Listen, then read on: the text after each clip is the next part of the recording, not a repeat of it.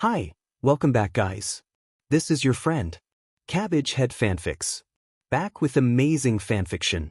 This is the series of What If Deku Became Overhaul's Heir? Now before starting, please give this video a like and subscribe to the channel if you want more videos like this. Now let's get into the fanfic. Kai was normally disgusted by a lot of things other people did, especially when it came to quirks and the whole heroes versus villains debacle that has been too overdone since the emergence of quirks and quirk usage laws. Too many horrible people could gain the title of hero and run the real meaning of the word through the dirt. However, what he had just witnessed was definitely something that was far more disgusting than anything he had ever seen before. A man, one of the heroes, beat his child and abandoned the boy, who looked no older than 5 or 6. Kai was too frozen in disgust at first to actually stop the man but snapped out of it only moments after the man had left to check on the boy. Thankfully the boy wasn't too badly hurt, which didn't really matter considering Kai's quirk could reassemble people and heal any injuries like they never happened. Studying the boy, he was disgusted to see the burn mark on the back of his neck most of all among the injuries. The boy was awake but not looking at Kai, he was instead crying and looking at the ground. "What is your name?" Kai took off one of his gloves, something that was a rare occurrence for him. The boy continued to cry and flinched hard when Kai put his fingers against the burnt back of his neck. "Please don't hurt me." The boy tried to move away. I'm not a villain like that, man." Kai really didn't know another word for someone who would hurt this kid like this so much. "I'm here to help." The boy calmed down a little. Izuku." He still flinched when the man out his hand back against his neck, even though it was placed gently.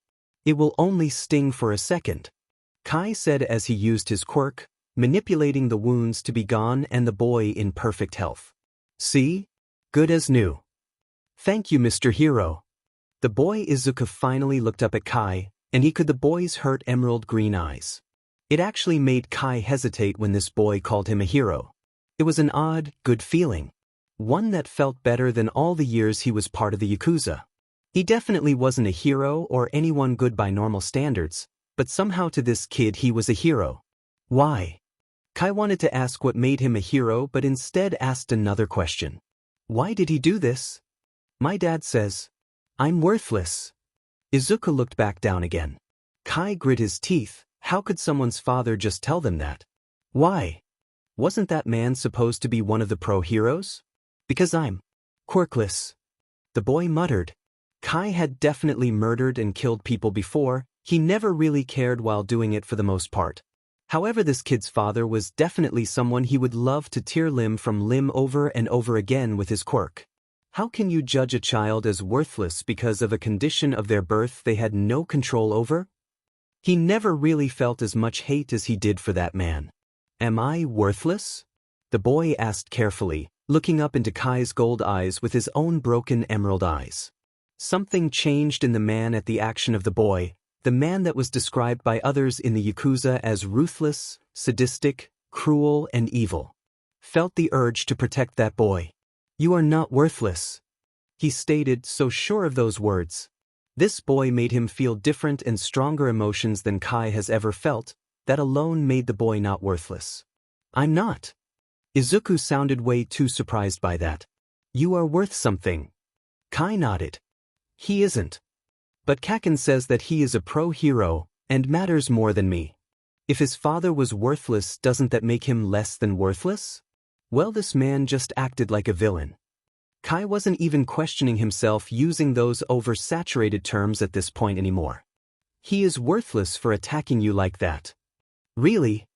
Really?" Kai nodded. "I see a spark." He really did. He didn't know what the spark was, but this boy definitely had it. "What does it do?" The boy was confused about this spark he apparently had. "I don't know. Do you have anywhere that is a good place to stay?" The man really didn't want to leave the kid until he knew wherever the boy was out it was a place he would be safe. The boy shook his head. "I only had my dad." "No mother?" Kai asked. "I never met my mom. Dad said she was a disgrace." This father was sounding more and more of a pathetic human to Kai. He wondered if the father had anything to do with the mother not being there. He also couldn't just leave the boy here. "You're coming with me." "What?" The boy looked up again in confusion. You're coming with me. You have nowhere good to go, so I am going to find you a place where you are safe. Kai took a few steps back the way he came through the alley, but stopped when he noticed the boy hadn't followed yet. Come on, let's go.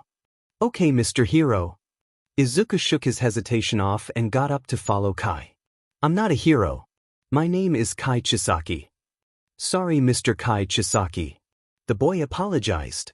That day was definitely a day the Yakuza weren't prepared for. Kai had shown up through the door many times in different ways, covered with blood, dragging bodies with his quirk and the such, but none of them were expecting him to open the door and guide a 5-year-old boy into their main building. Kai ignored the looks of slight confusion the others gave him and walked through the building to his boss's office, the young boy following him like a duckling, looking at every person he saw with wide eyes. Kai walked into the open door of his adoptive father's office. Hello, father. Kai, how are you doing today? The aged but still powerful man asked. He noticed the kid who was hiding partially behind Kai. Who is the little one? He is Izuku. I'm going to keep him with me. Did you take this Izuku? It wouldn't be out of the question for Kai to do something like that, even if he hasn't before. No. He has nowhere and no one. Rival group. It also wouldn't have been out of the question if Kai murdered a rival group and found a kid of those he murdered and just take them. He hasn't done it before, but Kai was very sadistic and a sociopath, so it wasn't entirely impossible. No. He is actually the son of a pro hero. The golden-eyed man didn't hide his disgust saying that term. The real father abandoned him, saying he was worthless, but I believe he isn't. The boss of the Yakuza nodded, while also noting how this was similar to how he had met Kai himself, finding the lad as a young boy who was abandoned. Well, welcome to the Yakuza, Izuku. What is the Yakuza? Izuku spoke for the first time in the office. Something felt off to Kai about this situation, making him think hard. The boss decided to answer the question. We are a group of dash. I'm sorry for my rudeness, but I don't think Izuku belongs here. Kai motioned to the shady business going on just outside the door in the main area. In this? The boss raised an eyebrow. Surely he will grow into it. Hell, Kai definitely grew into it, becoming the main reason their group was as feared as it was at that point. I'm sorry, father, but something in me. It's telling me that something like this. It's not him. I can be it. Izuku didn't want to lose the one person who believed in him, actually tugging on Kai's pants leg to get his attention. Kai looked down and saw those emerald eyes again, and felt that same odd feeling if the urge to protect this kid. The boy had kindness in his eyes, even if it was buried under the sadness they also held. The Yakuza was not a place for the boy. Every action Kai has ever done for the name of this group flashed through his mind, making him realize for the first time how twisted he really was. This boy couldn't be like that. I'm sorry, but that's not what your spark is. I can make it that. Izuku argued. Kai. The boss if the Yakuza knew exactly what was going through his adoptive son's head. It was something he almost felt when he first took Kai in. Perhaps he should give him time to come to terms with it. Why not let him see if he does fit here? Kai mulled it over for a second. I suppose. I can do it. Izuku declared, earning a soft smile from the Yakuza boss. Is it possible for me to forge the documents to adopt him so that it won't be questioned at all? Kai asked. As well as run a medical test on him to make sure he is healthy? Of course. That will only take a second to get going. Kai learned a lot from the checks on Izuku. He had surprisingly perfect health, despite early signs of malnourishment that were present, save for the injuries, had type O blood, and found the actual file on him. His last name was Midoriya. He was the son of Hisashi Midoriya, also known as the pro hero Spitfire, and Inko Midoriya. It turns out that Inko Midoriya had passed away shortly after giving birth to Izuku due to heart complications. Hisashi never made it public he had a son at first, which was something Kai found odd. The whole relationship between Izuku's parents was odd to Kai because after he did more digging it looks like there were signs of abuse and such, all with Hisashi being the guilty party. Kai only had his hate for this man grow. This man was a so-called hero? Even if Kai found the whole heroes and villains debacle that had been created in the past few decades pointless and idiotic, it sickened him that this man was getting labeled a hero by the public just because he had the title of pro-hero. No one bothered to look under the curtain at this man who was not anywhere close to an actual hero, let alone whatever people believe them to be nowadays. The boy was rather compliant with Kai, not questioning anything at all, which made the man frown because he didn't like how much the boy was just so trusting of him. Kai was definitely not someone a boy like Izuku should trust, but yet the boy did.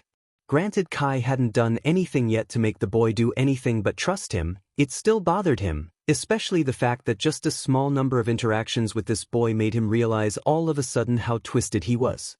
It was confusing how this boy made him re-evaluate his life like this. "You're in mostly good health," Kai said to the boy as he gave the boy a bandage to out over the point on his arm where they drew blood. "However, you really need to eat." "I haven't eaten in 2 days," the boy replied. Kai wanted to find this Hisashi and slam him against a wall a few couple hundred times. "Which is why you need food. You should have 3 meals a day." "I only had 1. "Well, that's changing," Kai stated. "Things are going to be different from how that man raised you." Raise was definitely not the proper word, but it was what Kai used. "How?" The boy looked confused. "Well, for one, you don't have to worry for your safety. You'll have a good home. This is where you will staying, Izuku," Kai said as he opened the door to a modest house near the edge of the city. The house had 2 floors for bedrooms and was kept completely clean. "It's nice," the 5-year-old responded. "Your room is the first one on the right side up the stairs." Kai pointed to the stairs. "Come back down after you get situated. I will prepare a meal." He then kind of realized he doesn't know that many meals to make. He would have to actually look up a good diet for the 5-year-old in his care, and he realized this house didn't actually have food. Perhaps he could go get some from a store. Kai would never say it out loud, but he felt like an idiot right there in the store, looking at frozen food, realizing he really didn't know what was good food for a 5-year-old, the said 5-year-old standing silently next to him. He genuinely didn't know what he should be getting at all. It was something he felt was obvious, given maybe the fact that humans probably ate the same type of healthy diet their entire lives, but he also wanted to be sure on this. He found it annoying how he was a feared Yakuza but was clueless on something that he would consider trivial the day before. "Do you need help?" a soft, feminine voice asked, gaining the attention of Kai and Izuku. They both looked to see a woman with chin-length blonde hair, which was swept back with a headband, a long fringe over the right side of her face, covering her right eye. She had thin, yellow, inward-tilting eyes with slit pupils and notably sharp teeth, giving her some reptilian-like features. She had on a basic pair of pants and a red sweater. She looked to only be a year or 2 younger than Kai. Kai would have normally told anyone talking to him to go away coldly or glare at them, but he did really need help when it came to this. He really didn't want to screw up Izuku. "Yes, I actually do." The woman gave a small smile. "What are you looking for?" "I want to make sure Izuku gets a proper diet," he answered, wondering why this woman looked just the slightest bit familiar. "Hi, Izuku." The woman took that chance to give a nice smile to the child, who was hiding behind Kai at first but stopped when the woman was being nice and not mean. "Hello," Izuku said weakly. "What do you like?"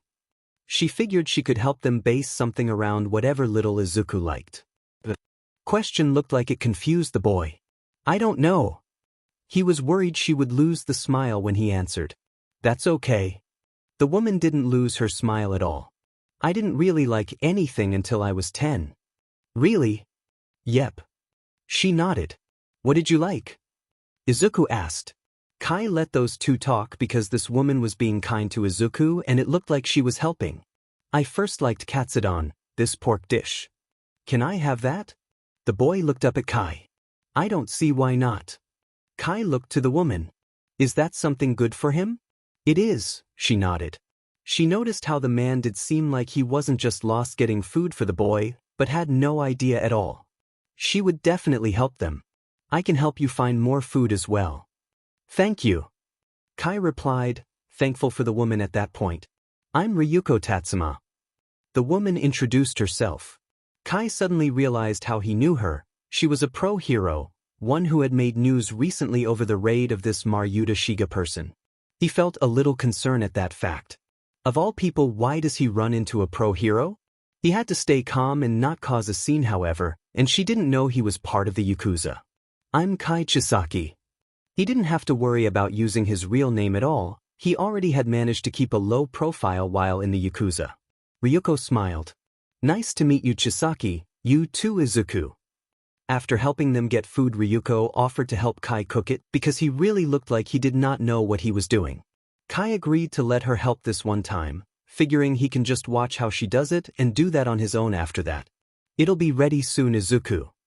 The woman said to let the boy know. You should go wash your hands. The boy nodded before he left to use the sink. Thank you for this help, Kai said as he turned to the blonde woman as they entered the kitchen. Ryuko smiled. Anytime. Izuku is a nice boy and you are a good father to him for trying. Kai would have done a double take at that part, but it did make sense that she would think he was the boy's father. It is definitely an experience. May I ask where his mother is? Ryuko was hoping she wasn't poking a wound asking that, she was just curious. She had some heart complications and passed away. He technically wasn't lying. I'm sorry for your loss. The woman turned on the oven. It's okay now, he replied. So what do we do first?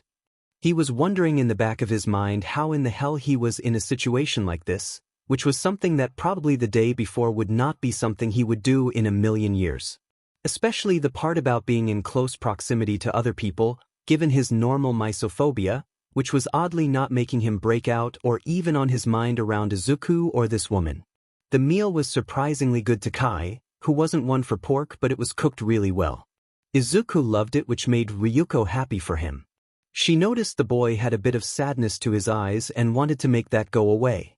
Kai was actually mentally questioning Ryuko. She was a pro hero and he figured they all were arrogant sheets, but she hasn't mentioned her title at all, or even hinted at it. He wanted to guess he had the wrong name and she wasn't a pro hero, but using a spare minute earlier he did find out she was a pro hero, and a surprisingly humble one. Once the food was done, Ryuko bid farewell and left. It was nice to meet you both, Ryuko said as she was leaving the front door. It was a pleasure. Kai was surprised he actually meant that a little bit. Why was he thinking different from before? Was meeting this little kid really making him behave so vastly different from what he was just the day before? Bye, Miss Tatsuma. Izuku waved happily. Bye, Izuku. Ryuko gave a warm smile before she left. Now it was just the two guys, Izuku looking up at the man who had taken the rope of his caretaker. What do we do now? Kai was not liking how much he didn't know about raising a child. Then again, he had an excuse when he was a 24-year-old sociopath who spent a majority of his time doing shady business and crimes for the Yakuza. What did he want to spend his time doing at 5? At 5 till 7 he was homeless, so not have to live in alleys was the answer he had. What do you want to do, Izuku? The man figured the 5-year-old would be a better expert on things he would like than Kai. The 5-year-old thought hard. Can we watch the news? Was the news something kids enjoyed? Kai didn't know, but he still turned the TV on to the news. A report of the weather was on at that moment. The boy actually watched it with interest, and Kai was finding it a little amusing when the news swapped to a news report of a contest in Hosu that had taken place that day. Sure, it was about pro heroes and he despised them, but the boy was more focused on the contest itself, not really caring about the heroes. Anytime it swapped from the events of the contest, which was a regular team event that barred quirk usage, to talking about participating pro heroes, Izuku would lose that look of interest. Do you not find the heroes interesting?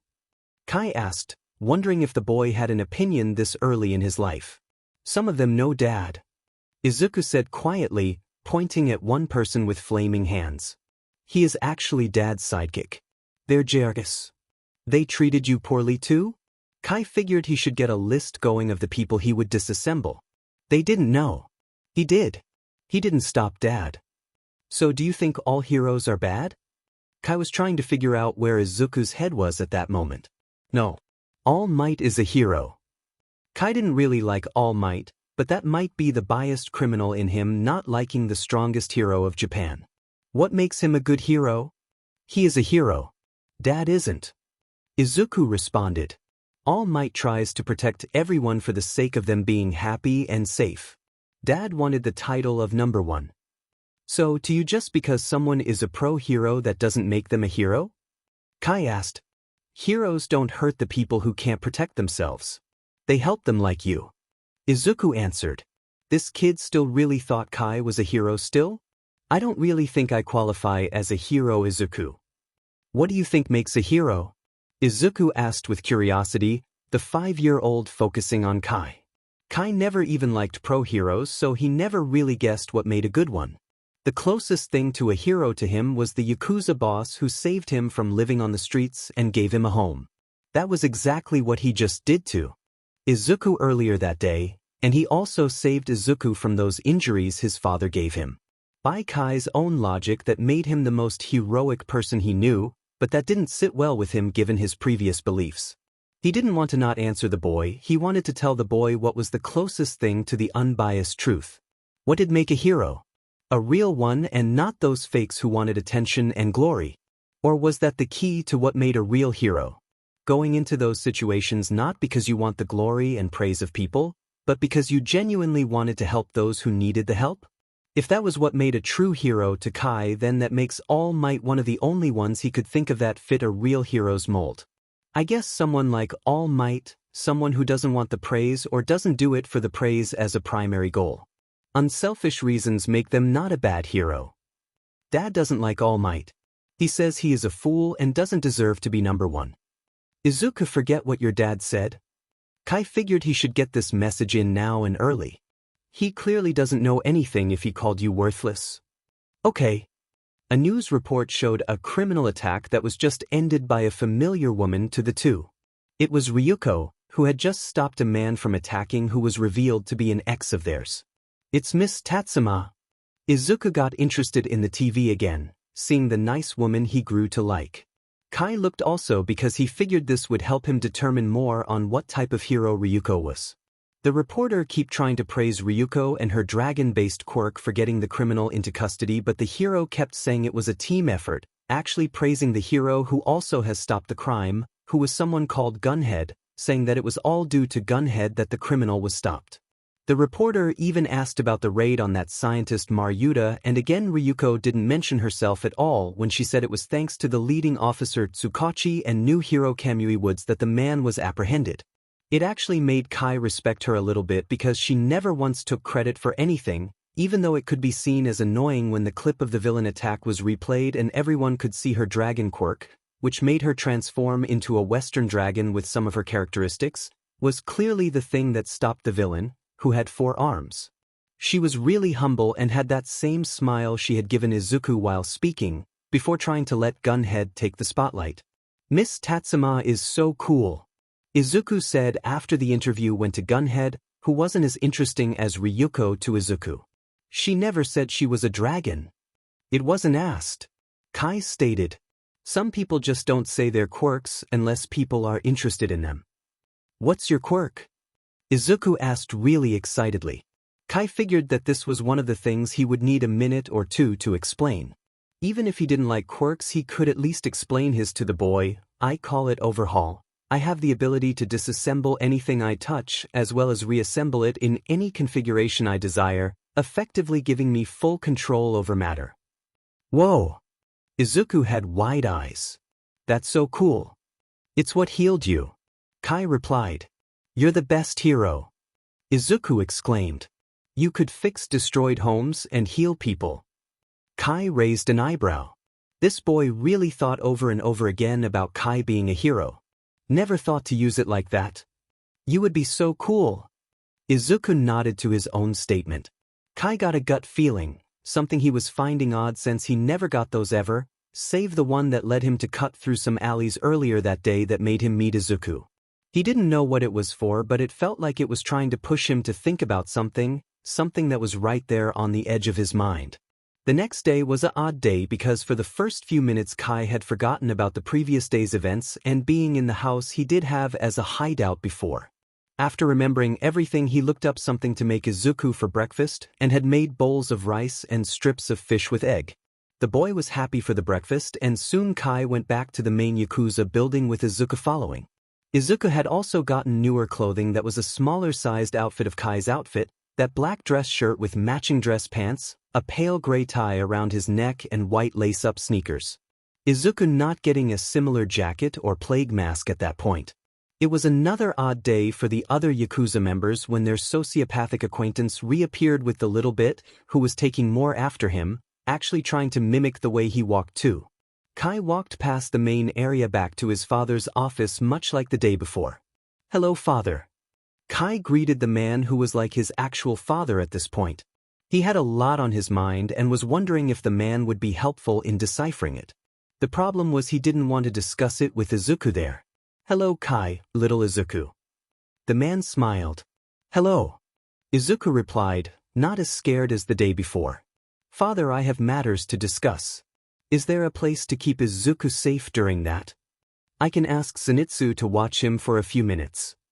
The man offered. "He is fine." Kai didn't mind the guy as much. "Zenitsu." The boss had pressed on an intercom. "Watch little Izuku for a minute." The man released the intercom and looked at Izuku. "He is the blonde outside. Don't worry, he is rather kind with children. He is actually my son-in-law." "What's a son-in-law?" Izuku didn't know what that meant, but it sounded like a son, so he guessed family. A blonde man walked into the open doorway. "This little Izuku?" "Yes." The boy nodded. "Follow me, little guy." Zenitsu waited to start walking until Izuku followed. "Now what is the matter, Kai?" the Yakuza boss asked. "I'm confused." Kai sat down across from his surrogate father. "On what?" the aged man asked, even though he had a good idea. "This boy, Izuku. I have lived a very particular way for so long that is all suddenly being shaken just by a 5-year-old and his words. It's confusing me why that is happening. I actually got a gut feeling yesterday, and those don't happen for me. I went through something similar when I found you," the man stated. "I re-evaluated myself because I was thinking deep down if I should let this innocent boy be tainted by what I did. But what we do isn't. That dash. While I don't want to be rude, I must point out that while we do have the code, it wasn't easily followed. I reinstated it when you joined the family. Is that why you always get on me about my more questionable actions?" Kai asked. "Truthfully, yes. I felt ashamed of myself that what I was trying to avoid was what you have been starting to become." The man was hoping this wouldn't anger his adoptive son. Kai thought for another minute. He didn't want Izuku to end up a violent sociopath like him, and doing the exact same thing as his own father will likely bring out the same results as with Kai. He would have to take an even bigger change of scenery and such to make sure the boy was not as twisted in the end like him. "I don't want him to be like this. He is special." Kai got that gut feeling again. It told him one thought. "I don't think I can be part of the Yakuza anymore." His adoptive father nodded, understanding the thoughts behind Kai's words without needing to hear them. "I understand. My door will always be open anytime you need to talk, Kai. Take good care of Izuku." "Thank you." Kai nodded. "I still owe you such a large debt though." Kai felt that he owed the world to this man for taking him in off of the streets. "I believe that taking care of Izuku, much like how I did for you, would be more than enough for that." "Are you sure?" "Positive. Remember, you always have help here if you need it." "Bye, Kai." The Yakuza boss had a smile. "Thank you for being my father." Kai said with a smile. "I will visit. I will be looking forward to it." The boss of the Yakuza replied, having no negative feelings about Kai's decision. The man wouldn't sell them out or join another group. His only priority now was Izuku, and he wouldn't jeopardize that. Kai left the office and found Zenitsu with Izuku near the entrance. Zenitsu reading a book while Izuku held the man's phone, having been given it as a distraction. Kai looked and saw that the boy had used the web browser to look up Ryuko, although with bad spelling. Kai nodded to Zenitsu as Izuku got up, making sure he handed the phone back to the blonde man, and began to follow Kai again. Just as oddly as Kai showed up to the building with the young boy he left, no longer a Yakuza. For the first day of no longer being a Yakuza, Kai sure didn't know what else to do with his time.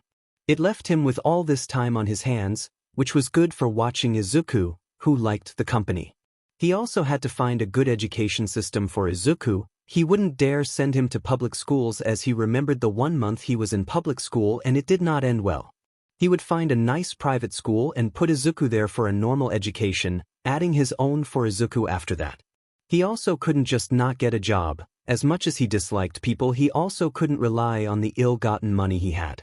Eventually that'll run out, so he should make more money to support Izuku before that. But what would he do? His quirk wasn't necessarily useful for most jobs he could take that requires staying out of the spotlight like he wanted. He could probably become a doctor.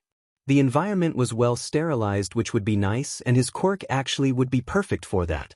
He would have to take a few classes and such in order to do that, however. He could become a rescue medic, helping during villain attacks and medical emergencies. His quirk would be helpful there and the money could help with Izuku. Maybe put his medical expertise into research of some kind? He didn't know what to go for, but he guessed he had a bit of time to think on it. Later, since Kai had thought about his own situation for a good while, he decided to see what the boy in his care felt about his own situation. Sure, Izuku was 5 and probably wouldn't know a good concrete thing to do, but the boy might have a general idea of something to go for. Izuku, do you know what you want to do in life? The 5-year-old looked up from the shoe he was trying to teach himself how to tie. He looked lost for a second before he answered. I want to prove my dad wrong. You do? Kai raised an eyebrow. He said I was worthless. You said I have a spark. I want to use that spark to show that I'm not worthless. Do you know how you would like to go about that? I guess no matter what I do, it will be not worthless. Izuku was thinking hard on what he really wanted to do, and Kai was patient, curious about where the boy would take his words. All might. All might? The man asked, trying to decipher what the boy meant. All might. The 5-year-old nodded. He tries to make sure people are safe. I wasn't. He stood up during that huge amount of villains and made bad guys scared. But some good guys are actually the bad guys in disguise, like Dad. I want to show people like Dad what a real hero is, and make all the bad guys pretending to be good get exposed. So you want to make people notice the errors of the hero system and fix it? Aha! The 5-year-old nodded. That's a big goal. Kai stated as he thought about how difficult it would be, especially with Izuku being quirkless. I will help you do that regardless. I believe you can do it. Those words made the 5-year-old smile widely. The next day Kai did something he never thought he would do, but then again a lot of what he was doing recently was things he wouldn't ever do if he had the same mindset he had not just a week ago. He called a pro hero, and not one of the fake heroes as Izuku called them. He was calling Ryuko, hoping she would help him in a situation he didn't know what exactly to do with at first. Izuku wanted to go for being a hero to make change from the inside, but Kai being a Yakuza for so many years made him not really know the process. He only got the number because she thankfully left it the other day as a gesture of kindness. Hello. Ryuko picked up the call. Hello, Miss Tatsuma. It's me, Kai Chisaki. Oh, hello, Chisaki. Her voice got happier. How is Izuku? He is actually the reason I called. He wants to be a pro hero, and I think you know more about it than I do by bounds.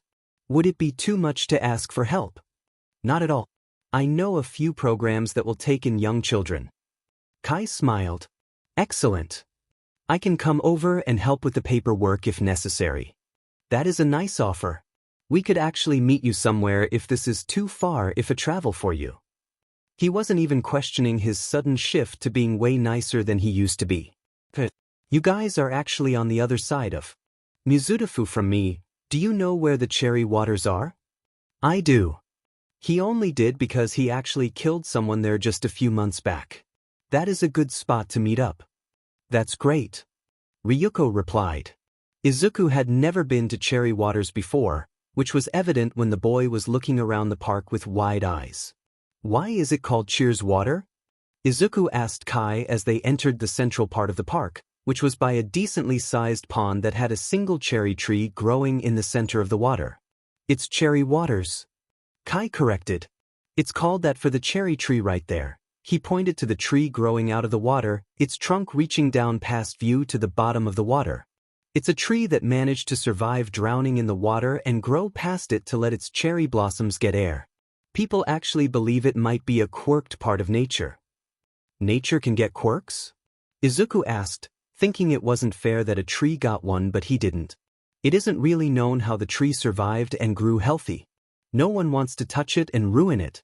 It's actually considered an offense to go past the edge of the water here. Kai motioned to the water on the other side of the railing that circled the body of water. He never really stopped to appreciate this spot. It was nice and quiet. Wow. Izuku replied while looking at the tree again. Hello, Mr. Chisaki. Ryuko let them know she had arrived. Hi, Izuku. Hi, Miss Tatsuma. Izuku got happy to see the lady. Hello, Tatsuma.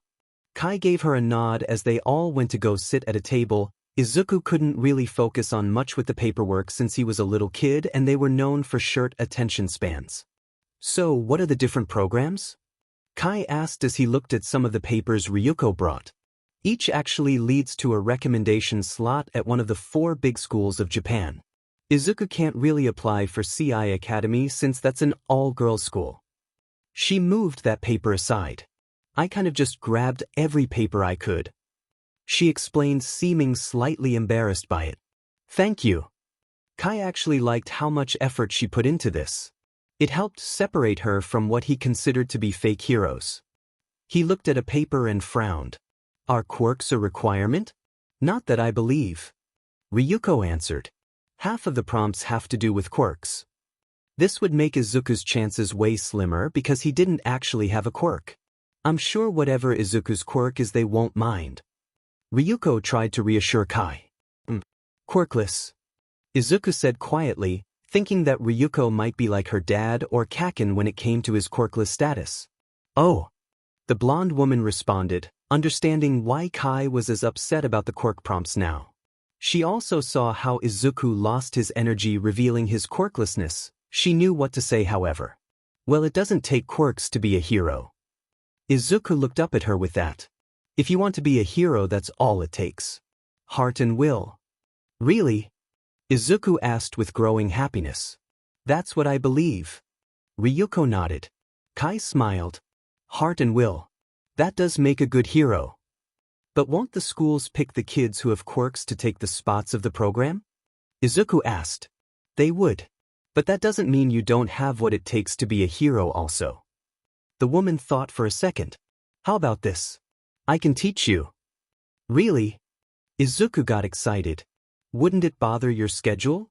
Kai didn't want Izuku to miss an opportunity like this, but at the same time she was a pro-hero and enforcer of the law, and Kai was a Yakuza member up until the day before and he had done a lot of things that would definitely out him in jail quicker than he could blink. Being around her might actually be dangerous for Kai, despite how much of a good thing it was for Izuku. It will actually be okay. The woman said happily. Plus he has heart and that is the defining trait of heroism. She noticed a slight bit of hesitation in Kai's eyes. Is it fine with you? I'm sorry if this offer is too much, we did just meet 2 days ago. Can I do it? Izuku looked at Kai with his big emerald green eyes, a look that worked in the boy's favor. It's fine. Kai was going to have to learn to look away from Izuku at times like this if that look was enough to make him agree. Yay! Izuku got happy, which made both adults smile. For years later, a lot has changed for both Kai and Izuku over the past 4 years. Kai had become even more domesticated, as he would call it.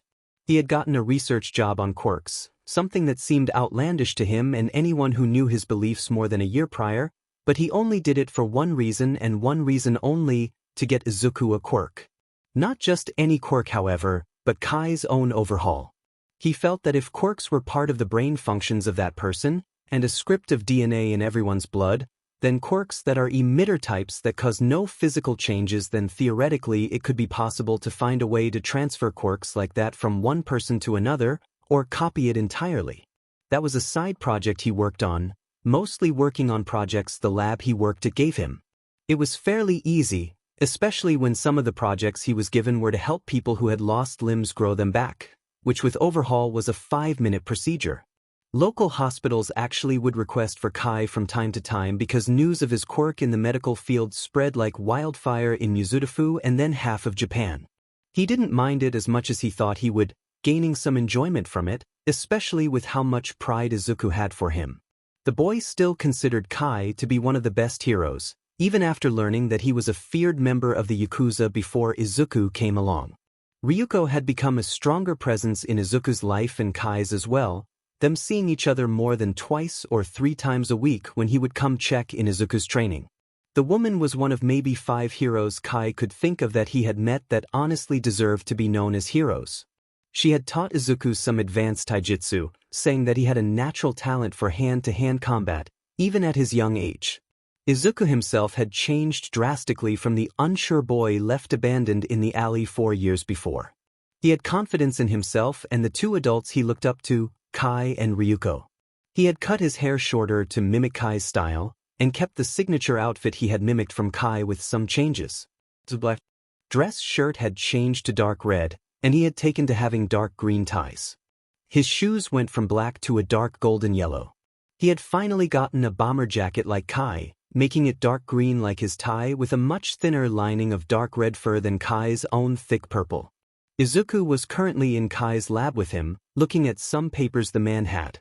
Izuku had shown a lot of growth in his intelligence as well, taking after Kai in that regard. Shogi was something that Izuku actually managed to after a while challenge Kai at. It was something they would do on the daily to improve Izuku's skill. What's this? Izuku looked at a binder labeled Project Overhaul. Oh, that. The golden-eyed man looked up to see what binder Izuku had. That's a side project of mine. The 9-year-old boy opened the binder and read a section. It's about Overhaul? Yes. It's also about passing it on to you. The man said. The boy looked up. Really? I believe you are deserving of a quirk, Izuku. More so than most people. You actually understand what it means to look at people for them and not the quirk. I was going to try and surprise you with this when I was finished it. It's still a nice surprise. The boy smiled. Can I help? I think I should earn this. Kai already believed the boy had more than earned Overhaul when Kai could find a way for the boy to have it. However, Izuku had gained a bit of Kai's stubbornness and he knew the boy might try to help either way. Of course. However, this shouldn't get in the way of your training with Ryuko. I promise. Or your schoolwork.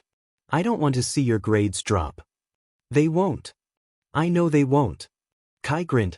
Izuku to him was truly a genius and a prodigy of his generation.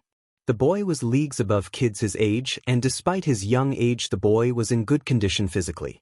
He wasn't overly strong but was fit enough it put him above people his own age. The boy had perfect grades across the board and should be a person that all the high schools and prestigious schools of heroes should be working hard to get to go to their places. However, they stopped with Izuku once they saw that he was quirkless. That fact made Kai mad. The boy was more than just better than some kids his generation that would get spots in these programs, but those kids got picked for promising quirks and nothing else. How far did you get into the research? The boy opened the binder to another page of notes. Not far. We can discuss it this weekend.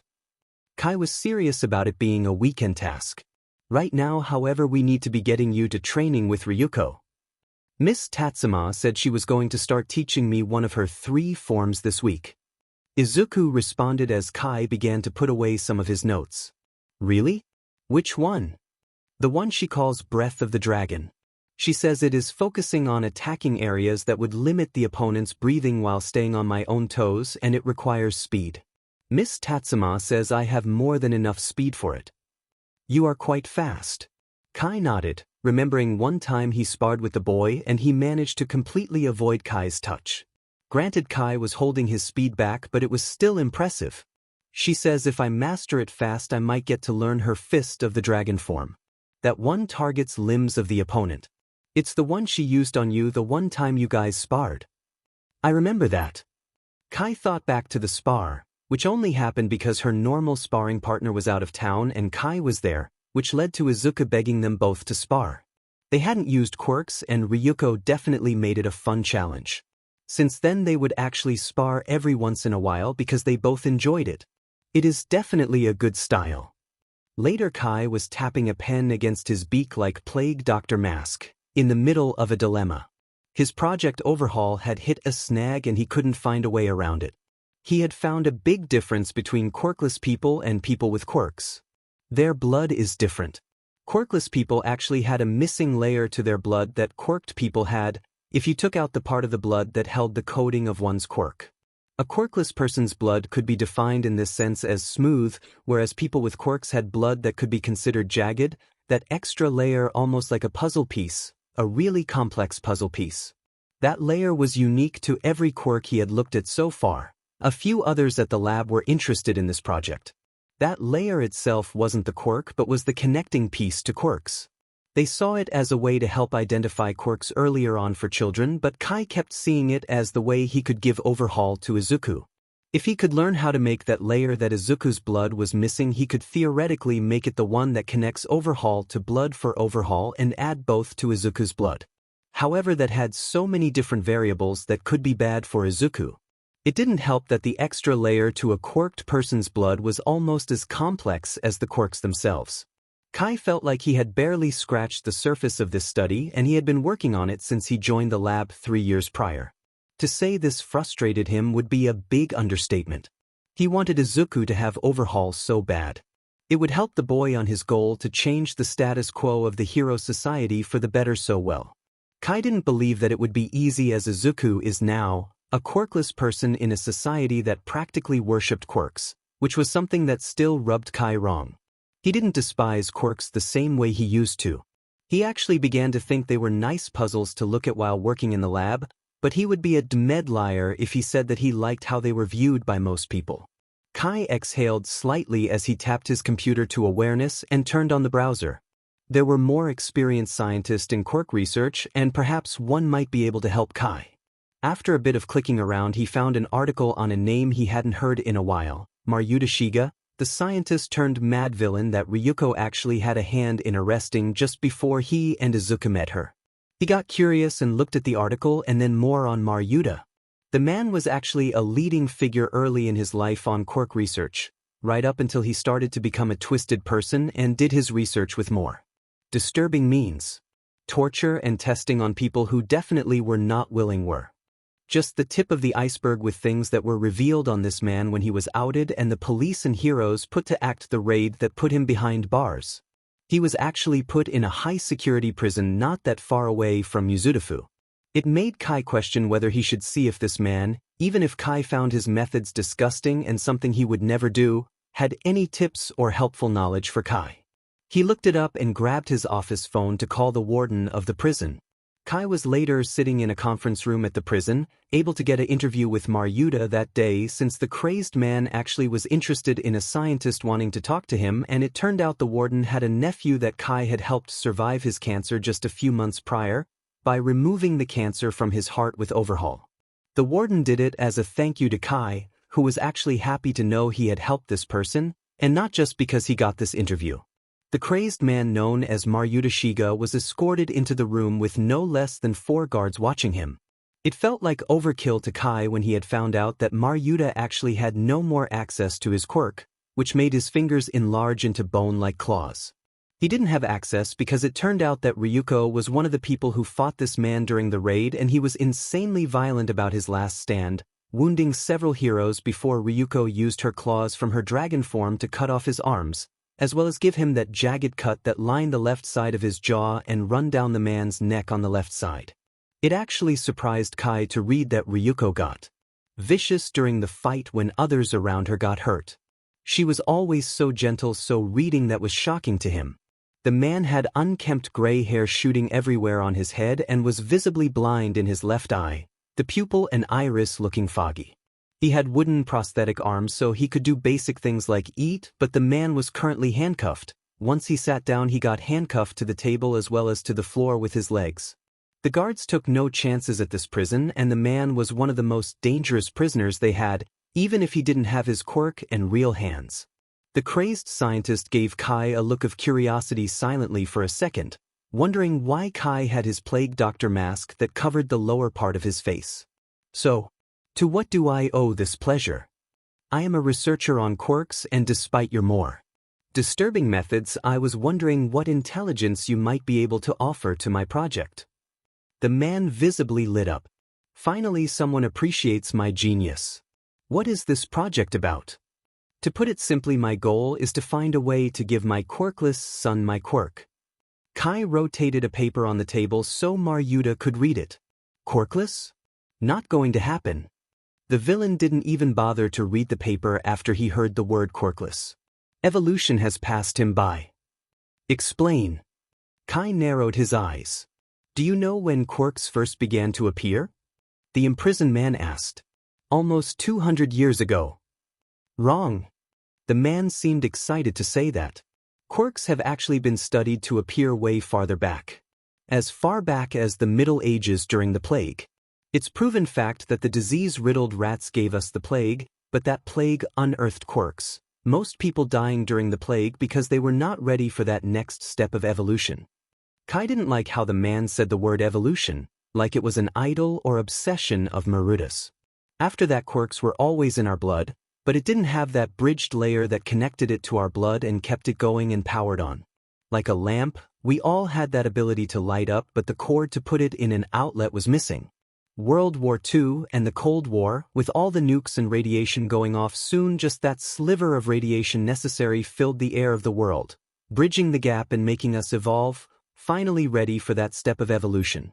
Quirkless people are just those who aren't worth of the next step of evolution.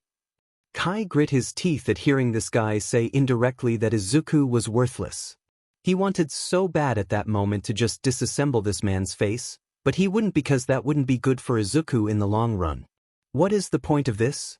Your son can't get a quirk. Maruta said with the slightest bit of condescension. Find something worthwhile to do with your quirk research. Kai frowned. Are you telling me that with all of the disgusting things you did there wasn't a single way to create that bridging layer in the blood? Do not call my work disgusting. The villain glared at Kai. Answer my question. No. No you won't, or no there isn't a way to make it? I spent 30 years perfecting my craft. There is not a way that a god like me could find, so some stuck-up scientist like you won't find a way to make that. Maruta spat. If there isn't a way, then I am done here with you. Kai stood up. You and your work were pointless. He said that just to be petty. He walked with the warden out of the room. When I get out of here, that Dragon Beach is first, and then I am coming for you. Maruta shouted darkly. He never forgot the face of that dragon hero who was the main reason he lost all of his work. This random but scientist trashing his work? He was definitely second on the list now. And he will get out and make sure everyone knows him as the reason humanity got to the next stage of evolution. Kai was lost in thought while driving back to the city. That trip was not helpful at all. He didn't learn anything that could further help him with his project Overhaul. Perhaps he should just try that idea he had at first a few years ago. The man he was thinking of was definitely the worst villain imaginable. Also a myth, but Kai was willing to go to myths for help on this. Even if it was a myth, apparently there were rumors that this guy apparently had gained respect for Kai during Kai's time in the Yakuza.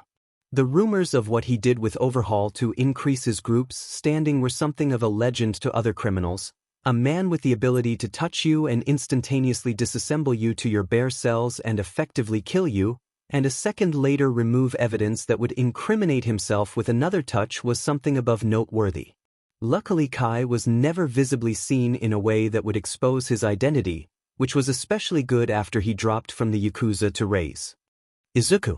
It was a very small chance he had to find this person, but he actually knew one name he could call in hopes of finding this person. Jiren, a handler of villainous and criminal peoples and gear. A man who would most likely have info for Kai on where the man he actually wanted to meet was at. Kai still had that man Jiren's number. They had crossed paths one time, when Kai was masked, due to Jiren selling the Yakuza a set of gear at one point. He dialed the number and it picked up after 2 rings. This is Okuta. The man answered his phone the way he would for anyone, cop, criminal or random call. Kai would have to actually make it clear he was calling for seedy business. It is Overhaul. Overhaul? That's weird since I heard he stepped out of the business. Jiren had disbelief that this was the Overhaul. No way would he believe that the real Overhaul would suddenly return just like that. You have a missing front tooth.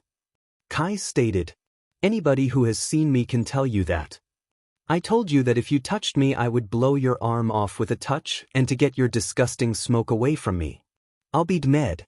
It's been quite some time since we met like that, but I wouldn't lie when it was definitely memorable.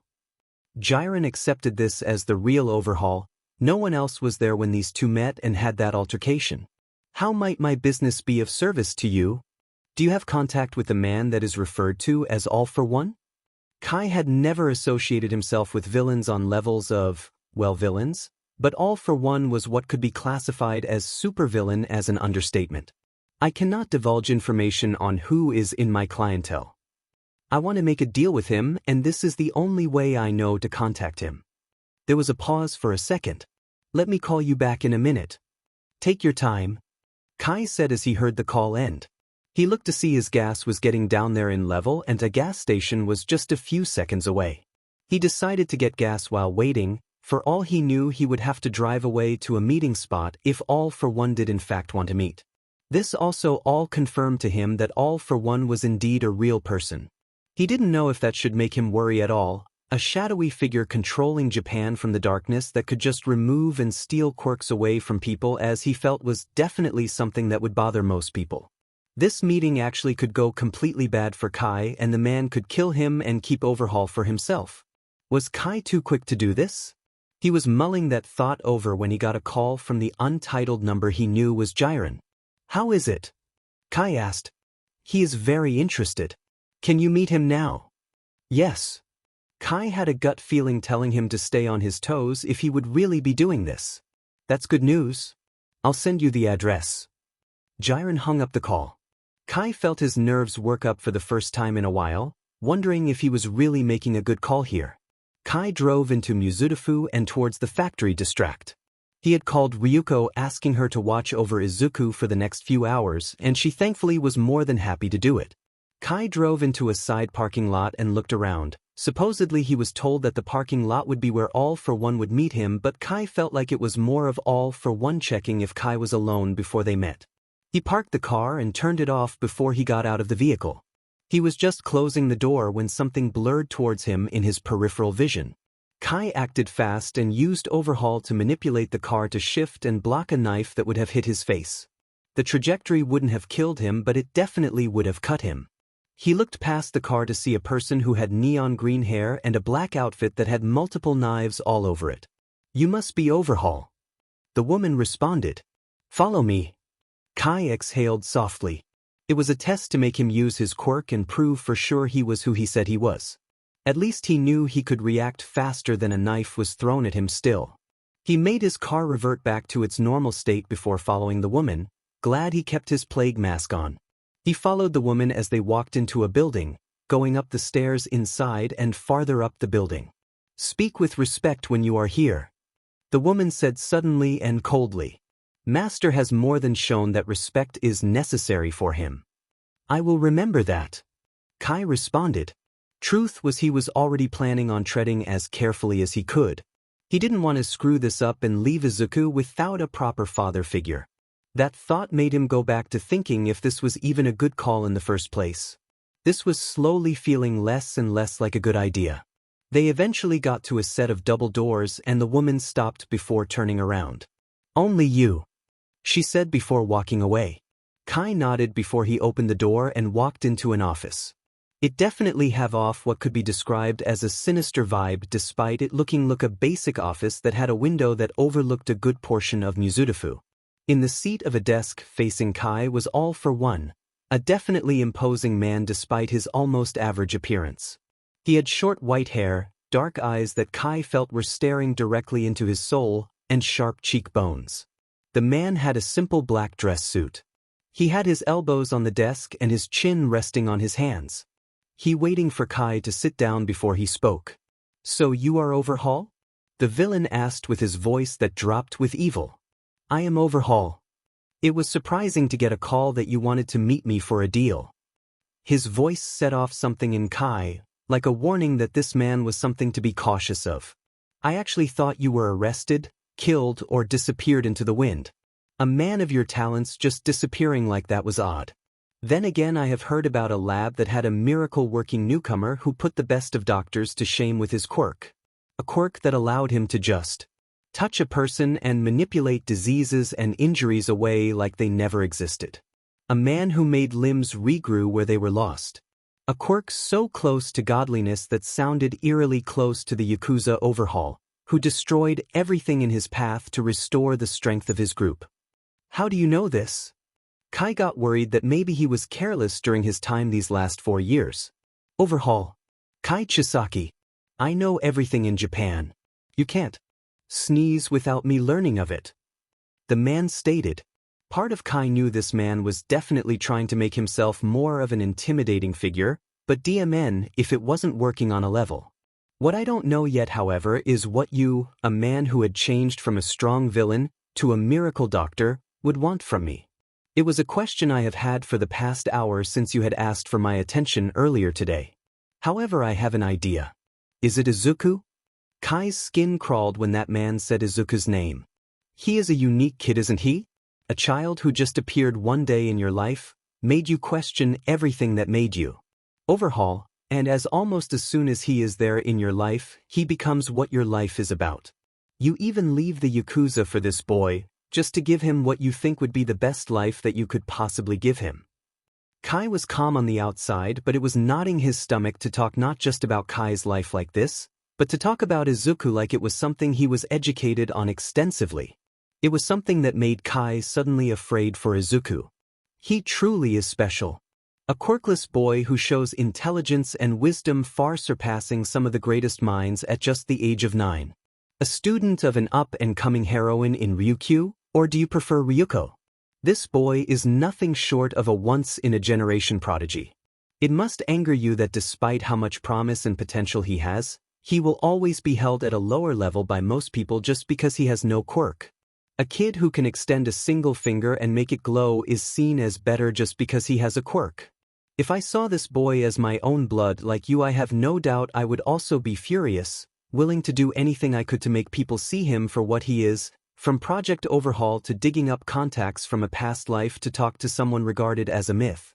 Me, a man who can take a quirk from one person and give it to another person. Willing to make a deal with someone regarded as the symbol of evil, hoping he would give the boy with so much potential can get a quirk. And prove to his real father he isn't worthless, and to fix the hero system he believes is corrupt. But not just any quirk. Overhaul, the quirk that makes the world putty in your hands. The man paused for a second. Am I correct? Yes. I want you to give Izuku my quirk. Kai said, this is something that is an interesting situation to me. The man admitted, a man I learned hated hero society and quirks, a real sociopath that could have put me to shame with time, went soft and raised a child to be a hero, and wants the boy to have a quirk? This is definitely something that is a sight to see. I will give it to the boy on a few conditions. He wants to change hero society and fix the corruption, so does my own prodigy. Your son will join and work under my prodigy as he goes about his path to fixing society. If he does not fulfill that condition, I will take Overhaul for myself. Why would I say yes to that? Kai asked. He wouldn't agree to this. The man knew so much that he had to know Izuku wouldn't cross into full villainy like this. He must have been trying to throw Kai off and make him agree to a deal that would inevitably give all for one full reign of Overhaul. Which was a little ridiculous when it can be remembered that all for one can take quirks. They both have similar goals, do they not? Both being treated poorly at first because of their quirk status and cast aside to the trash, but a man finds them and helps them, seeing them as a child of pure potential with a true cause. Surely he would agree to that. Izuku is not like that. Yes. You only choose to see the hope in him, oblivious of his true resentment of society. Sure, you know he doesn't like how things go, but you don't acknowledge that growing hatred in him. The jealousy and hate of other kids his age getting attention by the world around them because of quirks, despite his immense intelligence and such that should make him the one everyone notices. It is there in the boy, and it will only grow worse until he gets to unleash it. Wouldn't it be wise to let him use that resentment with my prodigy to reshape society for the better? This isn't what he believes to be better. Kai wouldn't let this man shake his belief in Izuku. The man was clearly trying to make himself appear all-knowing to make his seem absolute. The man sighed. Fathers really do sometimes ignore the negatives of their children. He stood up and Kai's instincts were screaming at him to move away.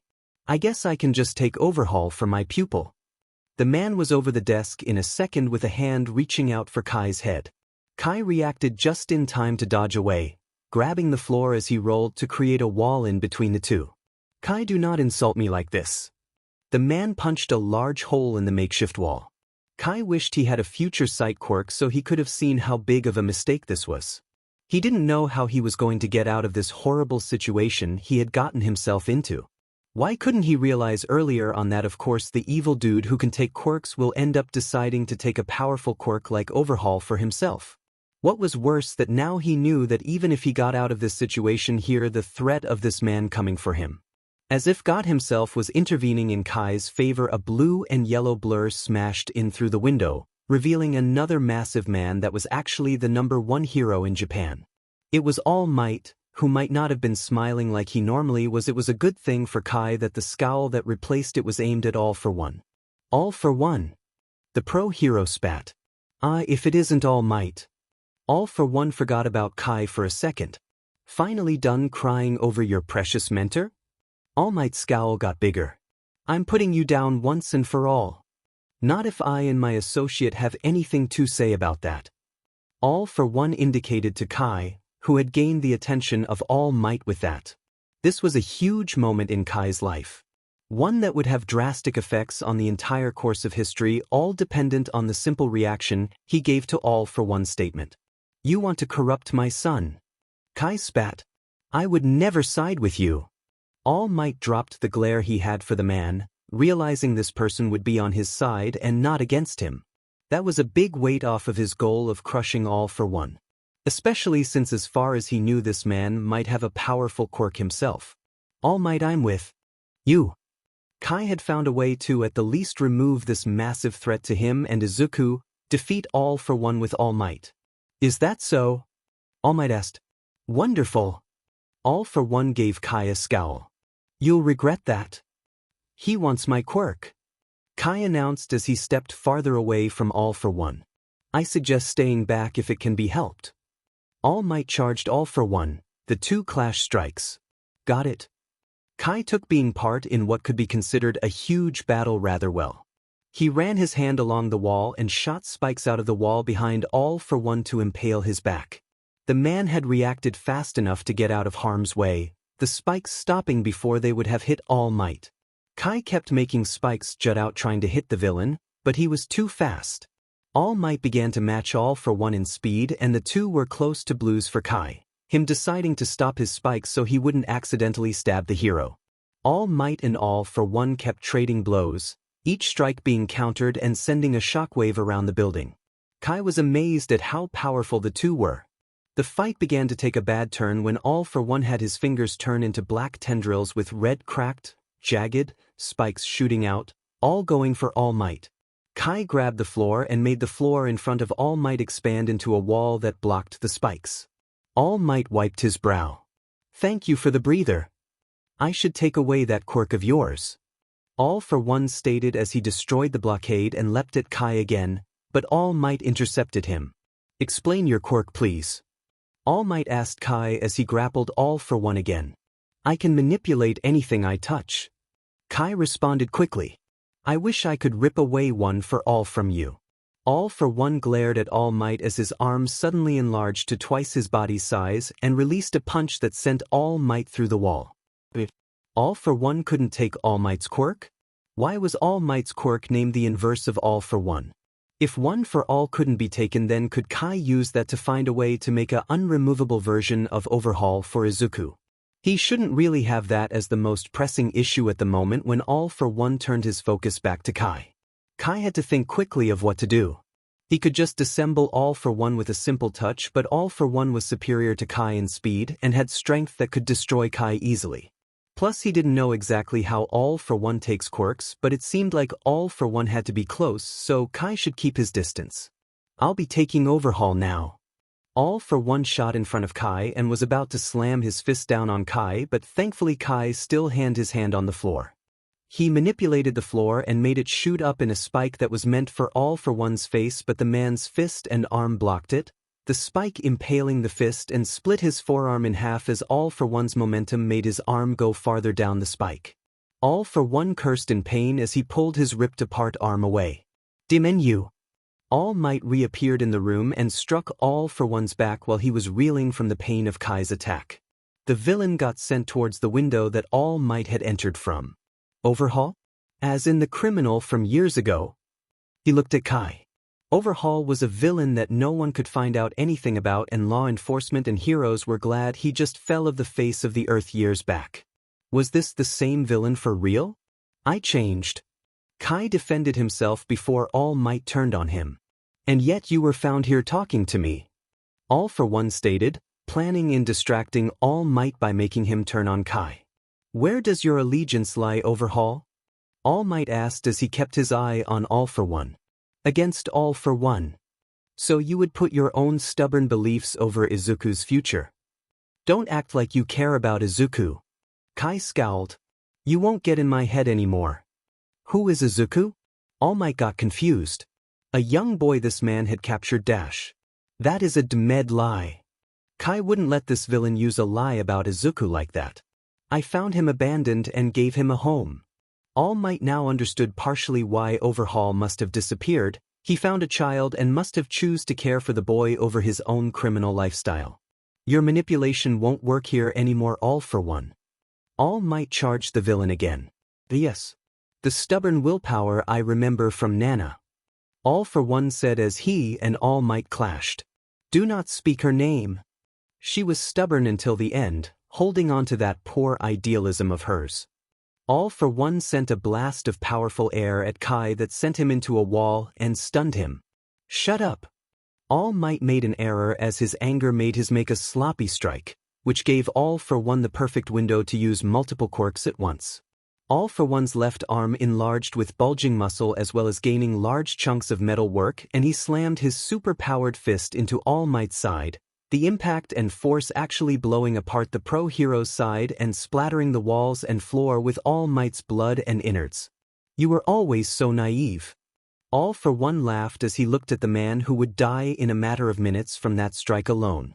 He took his time catching his breath to rub his sure victory in All Might's face. Suddenly a spike came out of the floor and pierced All For One in the abdomen.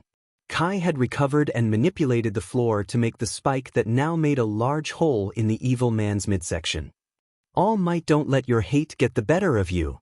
All Might snapped out of his anger, the blow that tore his side wide open, and the words of Kai made him realize how he had almost failed his goal completely because he let All For One get in his head. He summoned his will and stood up, putting as much strength as he can into one more punch that he sent right to All For One's face, the blow shaking the building and sending All For One through the wall and into the parking lot below. All Might fell to his knees, the pain from his wound sapping his strength. Kai rushed over to All Might, ignoring the blood flowing from his own head. All Might, don't worry. My side is gone. The man coughed. I think worrying is the right thing to do. My quirk lets me manipulate people down to their cells too. Kai stated as he out his hand on All Might, manipulating the man completely to replace the wounded side. After not even 2 seconds, it looked like All Might hadn't even gotten hit there save for the missing part of his suit. All Might looked from his side to the ex-villain in awe. Such a quirk was indeed powerful, and it was good that Kai had decided to side with him and not All For One. Thank you, Overhaul. It's Kai Chisaki. The Overhaul user's gut was telling him he didn't have to worry about All Might turning on him. What about All For One? He then actually used Overhaul on himself to patch up the wound on his head. If the man had somehow survived that blow, he shouldn't be up for more fighting. All Might stood up and went to the broken wall overlooking the parking lot. His followers? Kai got his answer before All Might spoke when he realized he could actually hear the sounds of police sirens. A raid had happened just moments after Kai came here. What were the chances of that? Kai had to consider himself lucky for this outcome, however, as he got away from All For One before the man could steal Overhaul from him and leave him to be arrested by the police. They should all be getting arrested at this very moment. All Might frowned when he couldn't spot All For One in the parking lot. He could see a crater covered with blood, but he couldn't see the evil man anywhere. He must have been dragged away by one of his subordinates that wasn't arrested. The man had to be dead. A blow of that strength would kill anyone, right? He shook that negative thought and turned to Kai. He wondered about the man who was revealed to be a massive underground criminal years prior. Was this man truly turned around? He had to be if he would willingly heal a hero who could arrest him and work against a villain who had something he wanted. Stay with me when the other heroes sweep the building. That way they don't go after you. So I am not getting arrested? Kai asked. You had a part in putting down the biggest evil to ever corrupt Japan, and saved me from a wound that surely would have been my end. You know I am Overhaul. Overhaul hasn't done anything in a long time. He disappeared. All Might patted Kai's shoulder. He is gone and in his place is Kai Chisaki. I actually have heard of you being an excellent doctor as of late. I don't know what for sure caused your change to good, but you are clearly working on redemption and I can't just ignore that. However, I want an explanation of why you are here. It's my son. Kai began to explain, telling the truth. Once Kai finished explaining why he was meeting with All for One, there was silence for a moment. All Might didn't have children of his own, but he did understand how much Izuku meant to Kai and why he would even do this. He was glad that Kai had stated he was aware of how poor of a choice it was to even contact All for One. This boy of yours sounds like he is a good kid. He is. Kai agreed. The Overhaul user had to follow All Might when the man returned to another pro-hero who reported that the entire complex had been swept and every villain was in custody. You should become a real hero. All Might said. It would help redeem you more. I believe getting Izuku Overhaul will be the best way to redeem myself. Passing quirks on like this is an impossible thing. This is certainly a challenge. How come he said he couldn't steal one FO dash? All Might cut off the man in a low tone. I would much rather keep my quirk as much of a secret as possible. I can explain it to you as a returning favor of you saving me, but later. My lab. Kai offered. It's the research lab close to Cherry Waters. The pro-hero nodded. That is acceptable. I will be there as soon as this is all finished here. You are free to go now. A little while later, All Might had appeared at the lab. My quirk isn't something that is common knowledge. All Might figured to just outright explain it. Kai had saved his life and clearly sided with him against All for One. It had made him someone trustworthy in All Might's eyes. It is called One for All, and I can guess you see its similar name to All for One. It was made when that man tried to force his brother to take a power stockpiling quirk. The brother already had that. They were both unaware of a quirk with no other power than that it could be transferred to another person. The transference quirk and the power stockpiling quirk merged into the one quirk that actually can't be stolen by All for One. It can't be forcibly taken and can only be passed on if the holder of the quirk decides willingly to pass it on. Can I have a sample of your blood? Kai asked abruptly. What? All Might gave a look of confusion. I am not trying to trick you into passing it on to me. I just want to see the coding of this transference quirk. You believe you might be able to duplicate it? A transference quirk is something I haven't heard of. It's essentially the easiest coding I should be able to do out of all of my options, and if I find a way to duplicate it and make it fuse with Overhaul, I can pass Overhaul on to Izuku. All Might nodded. He noticed how much Kai cared for Izuku, and that was his deciding factor. I will give you a sample of my blood and extra funding for this project if you need it. Thank you. Kai replied happily. 3 weeks later. 3 weeks. 3 weeks of cracking down hard and so many hours of focus, and he had done it. He had perfectly copied the exact DNA coding that made the transference quirk. He had to make a few tweaks so it would mesh with his blood, and soon he had it. All he had to do was inject the pure serum that would add the synthetic quirk to his bloodstream and have Recovery Girl, who All Might had asked to join this project given her massive amount of medical knowledge, operate a machine to make sure that the two quirks do in fact fuse into one. Kai would use Overhaul once the transference quirk was in his system to manipulate it as best he could into his blood and make it connect to Overhaul and fuse. The procedure was definitely a risk to Kai's health, but he didn't really care about that as much. He checked the variables and success was the only outcome he saw. Are you ready, dearie? The aged woman that was Recovery Girl asked. I am. The man nodded. Okay, let's get going. The woman handed Kai the syringe with the synthetic quirk and turned to the monitor to watch Kai's vitals. Kai paused just a second before the injection. He thought about how much has changed in the last 4 years. His was about to inject a serum made from scratch of a secret quirk to fuse it with his own and pass his quirk to pass on to a, as of that day, 10-year-old. This was definitely an odd situation to the man. However, he accepted it and injected the serum into his arm. Soon the whole procedure was done. The transference quirk had been added, and as all of the tests showed, it was one with Overhaul. He was happy it was such a success. So it is a success? All Might asked from his spot at a table. It was. All tests show that I only have one quirk, not exactly Overhaul but Overhaul that I can pass on. Are you sure it can be passed on? The pro hero asked. One for all is a unique quirk.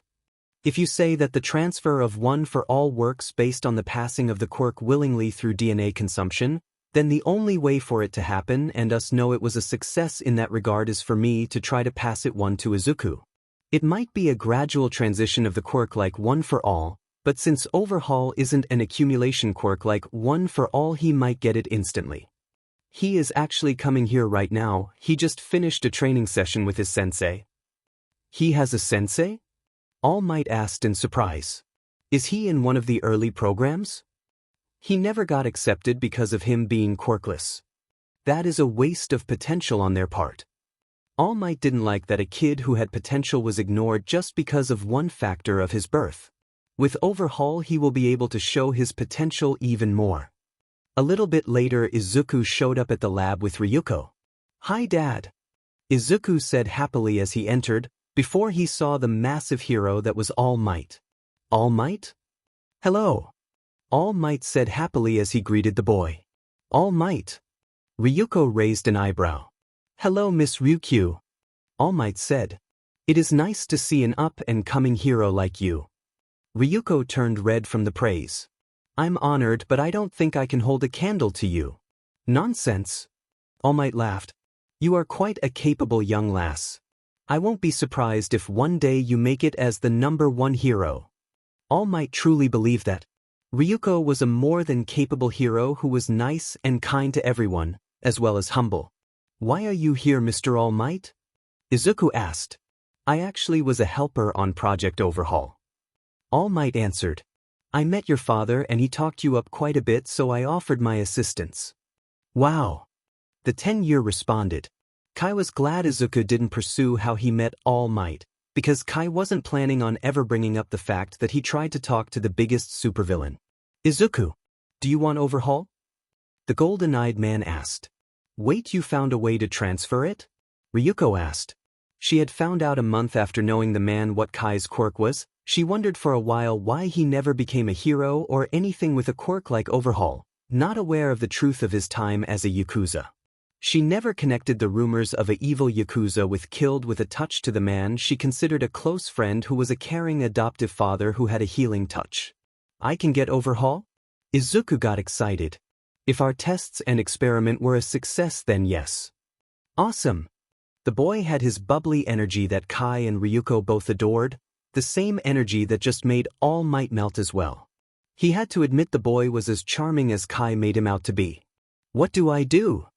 If we are correct, it is given through DNA. A drop of blood should be all it takes.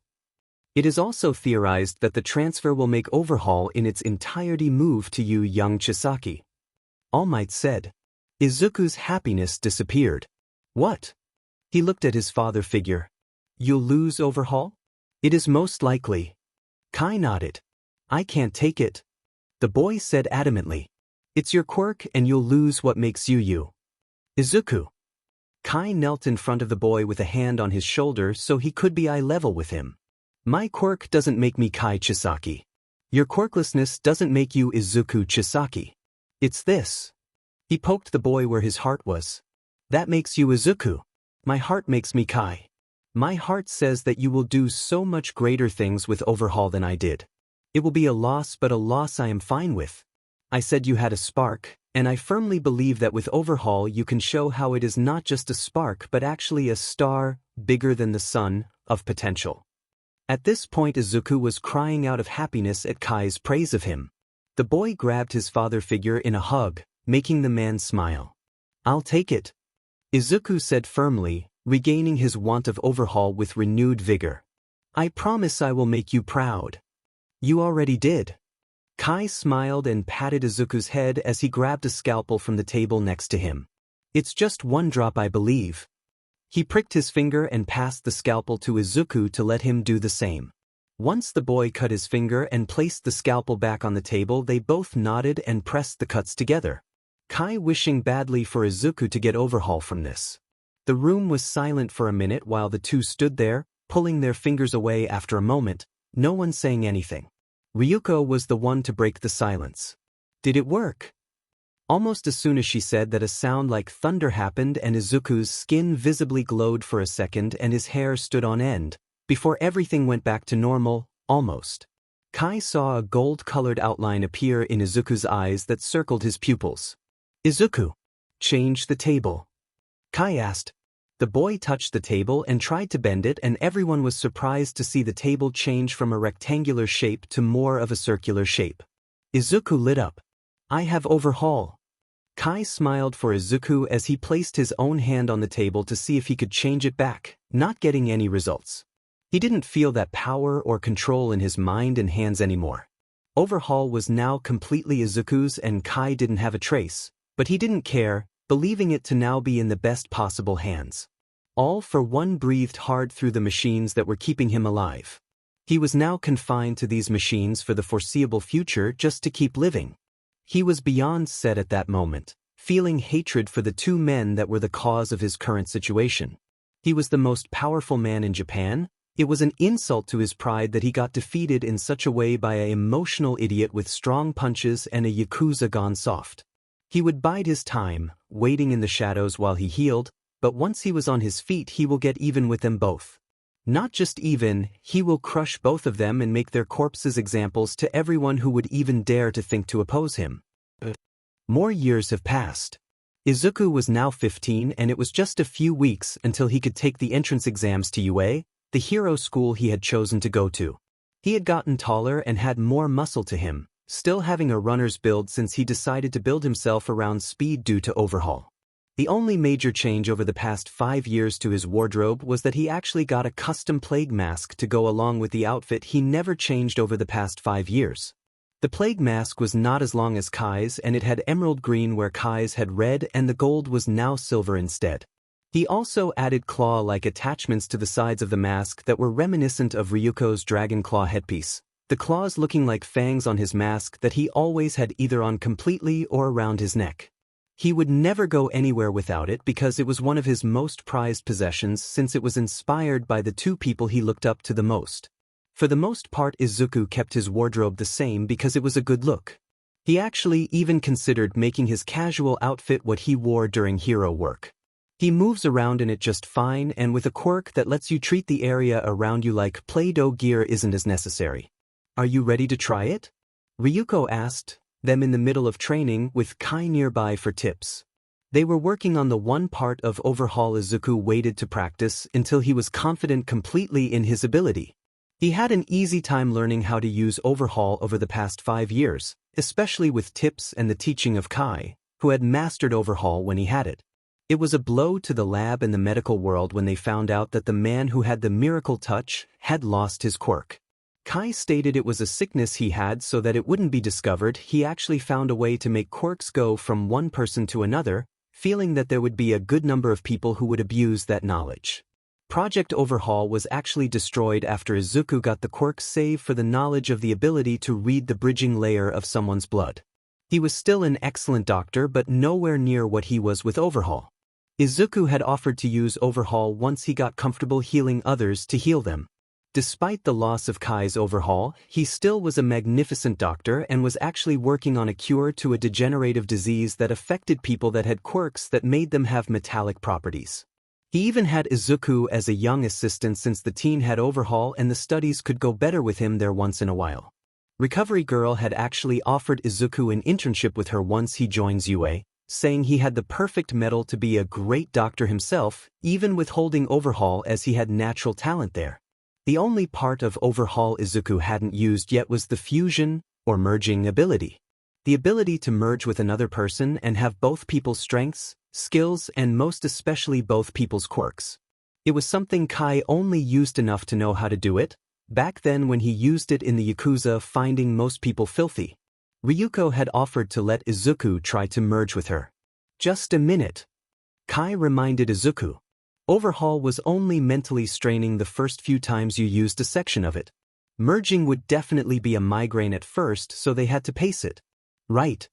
Izuku nodded as he put his hand over Ryuko's forearm. A sound of lightning was heard and smirk covered the two as the electric sound intensified. The smoke cleared and just one person was there. Izuku had done a perfect fusion. His hair had extended and gained blonde streaks like Ryuko, and his eyes looked more reptilian.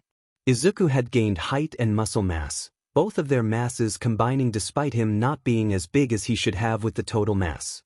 Whoa! Izuku said as he rotated his arms and saw how his muscles looked much denser and compact. This feels good. You have two systems of energy during fusions. Kai said, everything you both have is at your disposal. Try to use her quirk. Okay. Izuku did a pose like he was trying to transform. Wait, how do I do that? There should be a fire in your chest. Izuku suddenly heard Ryuko's voice in his head. Ah, what the heck? The boy spun around trying to look for his mentor. You heard her on the first fusion? His father figure asked. That's amazing. Took me 5 fusions. Granted, I didn't make a perfect fusion my first time. I can hear her. You did react. Picture it like you are the driver and she is a passenger. Kai explained. She sees everything you see, feels everything you feel. You can't read each other's minds, however. Person you fuse with can speak to you telepathically, but you do have to speak verbally for them to hear you. That's weird and cool. Izuku stated. So a fire in my chest? Yep, try to picture it intensifying, like you are adding fuel to the fire. Alright. Izuku felt the fire she was referring to and pictures the fire getting bigger. His body began to shift again, but into a Western-like dragon. Soon looking close to Ryuko's dragon form, but more like himself and slightly bigger. Well, this is cool. You should split soon. It can give a headache the first few times. Kai reminded them. Okay. The large dragon-like boy nodded before he reverted back to the normal fusion mode. After that, another sound of crackling electricity erupted and smoke appeared around him. Seconds later it ended at Izuku and Ryuko was standing side by side. That was certainly an experience. The woman stated. How does it feel being the second person? The Overhaul user was curious. Like I was floating there and also not. The woman explained. It was odd. Is there a way that I can work alongside whoever I fuse with? Izuku turned to his father figure. The man actually raised an eyebrow. He had never considered that when he did use that aspect of Overhaul. I never tried. That's what we should do. The boy declared, his bubbly energy kicking in. You should give your head a rest for a minute. Ryuko stated. All right. The boy nodded. Plus, I still have that paper to finish for the recommendation course. Make sure all of your assignments are done. Kai said, everything is due for your program at the end of the week. Kai was happy Izuku had gotten into a recommendation program, one actually sponsored by Ryuko. She had pushed for him to have one before he got Overhaul, and they finally actually processed his papers once he got Overhaul. Granted, it was under the name manipulation, a fact that Ryuko didn't understand, but that was because she still didn't know the truth of Kai's past as a criminal. Kai actually felt immense guilt not telling Ryuko the truth about his past. She was the closest person to him, but she didn't know how evil he used to be. Part of him worried about how she didn't know because she was a new hero at the time he was the villain Overhaul, but then again he was one of the more twisted villains that the pro-hero society tried to cover up as best they could, like All for One. Got it. The boy replied as he ran into the house. Where does he get that? Ryuko laughed. Not me. You are too antisocial for that. It's not antisocial. Kai, you talk to only me, Izuku, All Might, and the people at your lab. Only people worth talking to. What about my friend Emi? Ryuko asked. Didn't you guys have that date yesterday? Ryuko had recently decided to try and set Kai up with a friend of hers. The date was yesterday and he and Emi hadn't mentioned it yet. She didn't know what the feeling was, but a feeling in her made her feel like she needed to know how that date went. It was okay. The man responded as they both entered Kai's house. Okay? Is that Kai for amazing? It's Kai for okay. The man responded. She is humorous, but I don't feel that it would go anywhere. Did you at least let Emi down easily? Ryuko didn't know why part of her felt happiness at the date not being a complete success. She was the first to state no interest in pursuing a relationship. The man replied. Really? At the end she apologized and said that it was a plot to make someone jealous. She used you to make Aizawa jealous? Ryuko wasn't surprised the Emi was still on Shota Aizawa. Ever since those two met, that woman would not stop trying to get the man's attention to no success. It was better than me saying there was no spark. A spark isn't instant. Ryuko said. You wouldn't get one immediately sometimes. I got a spark of fatherhood when I met Izuku. Kai responded. While he had kept his time with the Yakuza a secret from the dragon hero who was his closest friend, he had told her that Izuku was indeed adopted, while leaving out that Izuku was first found beaten half to death in an alley. Izuku is special. Ryuko agreed. The boy had grown on her so much in the years she had known him. He had an infectious energy of happiness every time he was around those two adults. The two began to sit in silence while they enjoyed tea, something Kai was particularly good at making. I'm done. A few minutes later Izuku came down the stairs. That fast? Kai asked as the boy put his papers on the counter the two adults were at. It was easy. Izuku said. Izuku, you know this is college material? Kai was holding a paper and looking at it. Yes. Izuku responded. How much did you have left before this? Kai asked. Just the last two. This all looks correct. Kai nodded. It was a bit intimidating how intelligent Izuku was. The boy was just 15 and could be smarter than Kai himself if given a year or two. How long am I supposed to keep Miss Tatsuma's quirk? Izuku asked. What? Both adults looked at him confused. I still feel it. Izuku answered their confusion. How? Kai never had anyone's ability after he would separate from them.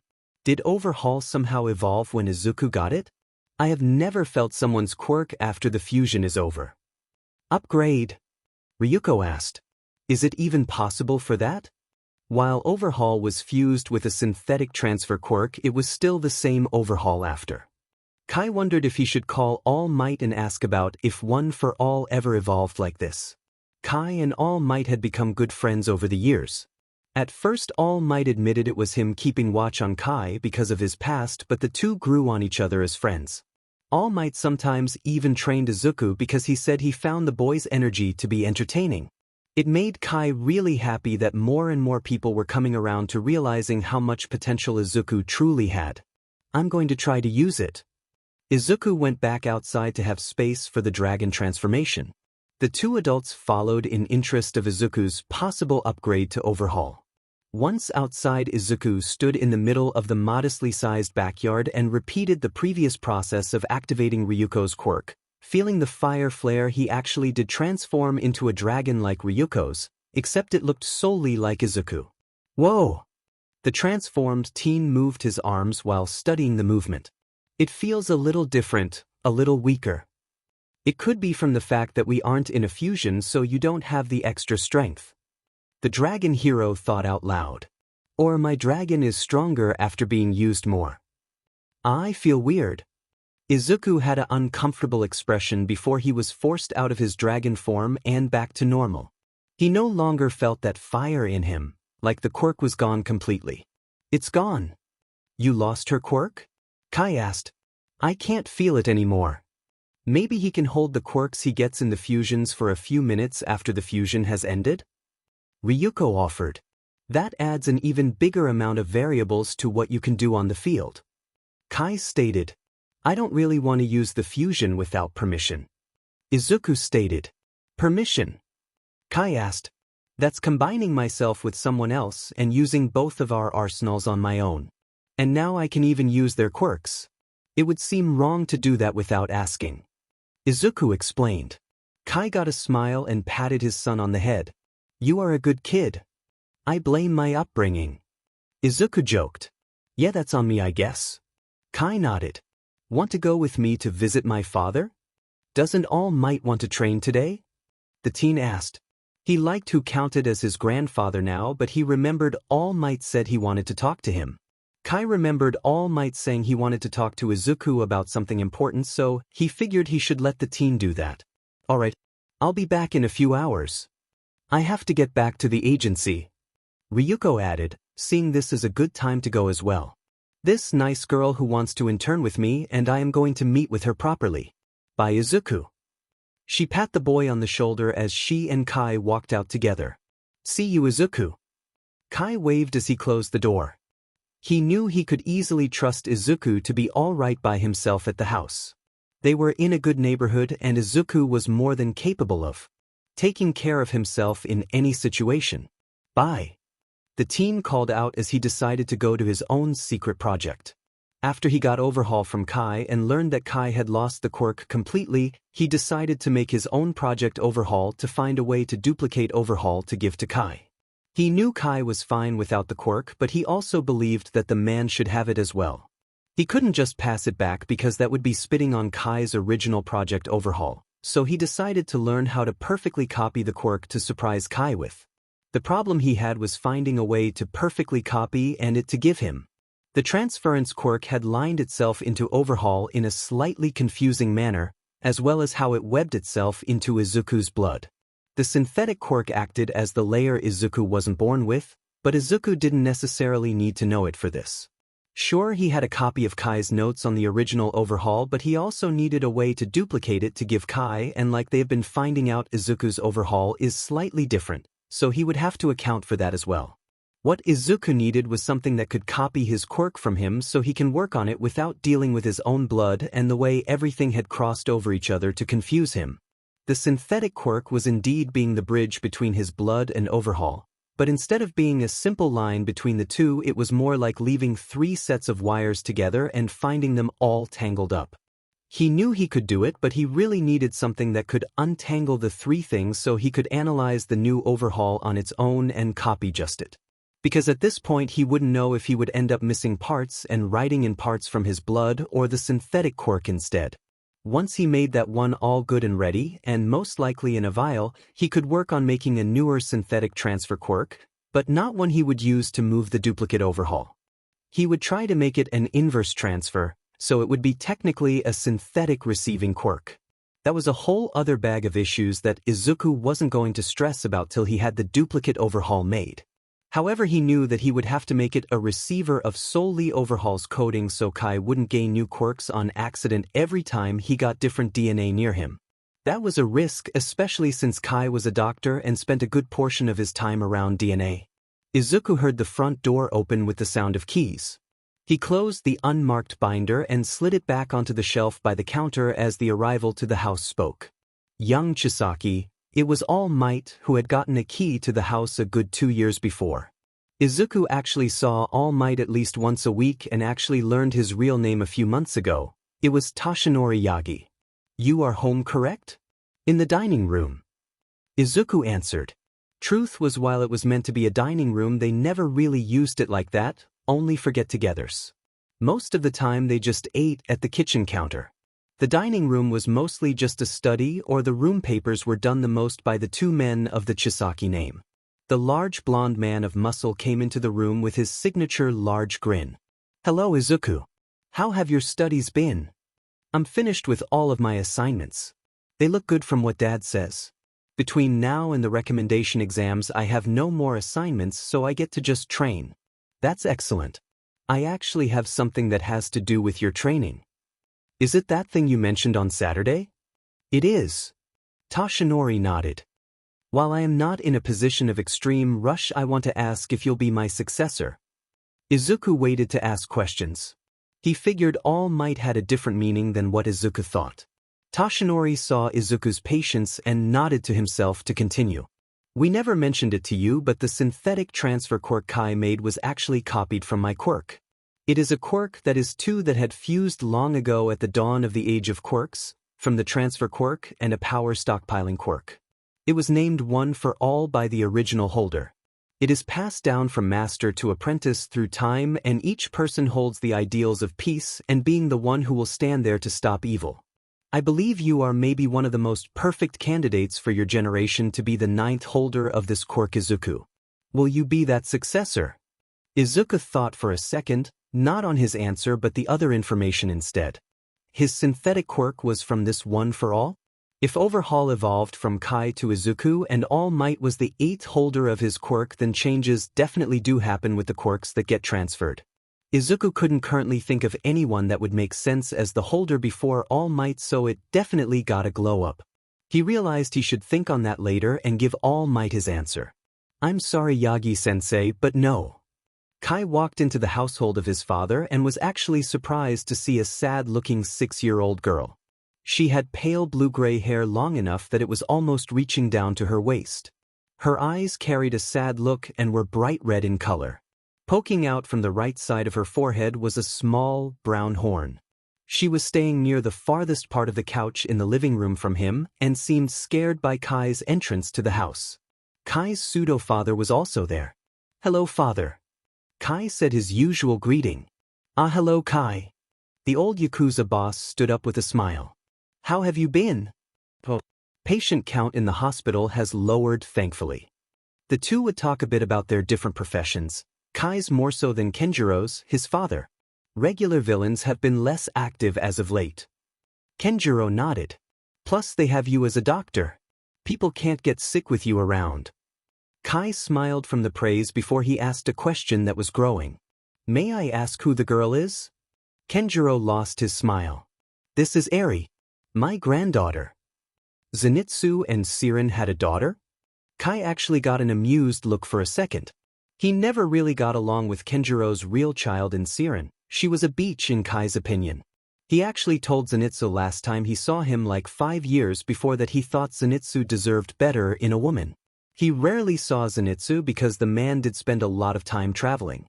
Zenitsu saying he wanted to soak in the world's many stories. They did, but Siren has disowned her. Kenjiro said the part that made him sad, he actually got into an argument with his daughter when she cast out Eri and he took he in. What? Kai looked back at the small child who had began to cry hearing about her mother disowning her. Why would that? He stopped himself before he cursed in front of a child. Why would Zenitsu allow this?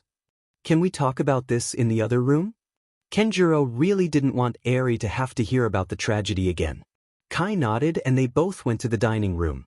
Father, what happened? Eri had an accident. Kenjiro started the story he had gotten from his daughter, but he would leave out the horrible things his daughter said. She gained her quirk, it made Zenitsu disappear completely. What? Kai was straining to think what the quirk could be. Siren heard a sound and a flash, and when she came to the room Zenitsu was gone and his clothes had dropped to the ground like he had never been there. There was no trace of him and authorities had put out a search for him to no success. He is just gone. Siren believed she vaporized her own father on purpose and called Eri a witch, and more things that hurt Eri. She hasn't properly opened up since she was left here. Siren just left her here on your doorstep? Kai asked. She more or less kicked Eri out of the apartment they live in, and I was thankfully coming over to visit yesterday when this happened. The Yakuza boss was grateful to the Lord that he had been there. Who knows what would have happened to the poor child if he wasn't there? Please tell me you confronted Siren about this? Kai properly would have committed assault if he were there. How could that stupid woman think Eri would do such a thing to her own father on purpose? We had it out and I disowned her. Kenjiro was upset he disowned his own blood, but what she said was unforgivable. You're a better person than me. Kai breathed out. I would have done something bad. You can't erase evidence anymore since you gave Izuku Overhaul. Kenjiro had been told what happened with the quirk, and he was actually proud of Kai for doing that with the thinking his son had. I would have found a way. Kai stated. He looked towards the other room where he could see Eri was still huddled in the corner of the couch crying. He couldn't believe Siren was this much of a beach. He had a low bar for the woman, but did she show it wasn't properly set low enough? The only person lower to him on a scale of shitty parents was Izuku's real father. Eri will be staying with you? I believe so. Kenjiro nodded. I might be too old to raise another kid, but I will gladly do it again. Kai had his gut tell him something again. It was the same guiding idea he had when meeting Izuku. I'll raise her. You will. Kenjiro raised an eyebrow. You did say yourself that you are up there in age. I am raising Izuku just fine, and I have that feeling again. Kenjiro smiled proudly. Kai was really a great person in his eyes. You plan on just adopting every child who needs a home in Mizurufu, aren't you? If they need a home, I have a home. Kai nodded. That house has 4 rooms and only 2 are in use with just me and Izuku there. You are a good person, Kai. Kenjiro put a hand on his son's shoulder. I have never been prouder as a father. Kai smiled. Thank you. I think I should introduce myself to Eri now. That will help. She hasn't opened up easily since the event yesterday. The 2 adults returned to the living room where Eri was. Hi, Eri. Kai crouched to eye level with the small girl. I'm Kai. Hello. The girl was worried he would be like her mother. Your horn looks nice. Kai decided to just go with small talk to show he meant no harm. I actually know a coworker who has 3 of them. 3? The girl asked. Yeah. They are curly and go right across his forehead. Kai traced where they were. They also cursed. I don't believe anyone is cursed. Kai said. Did her mother make Eri believe she was a curse?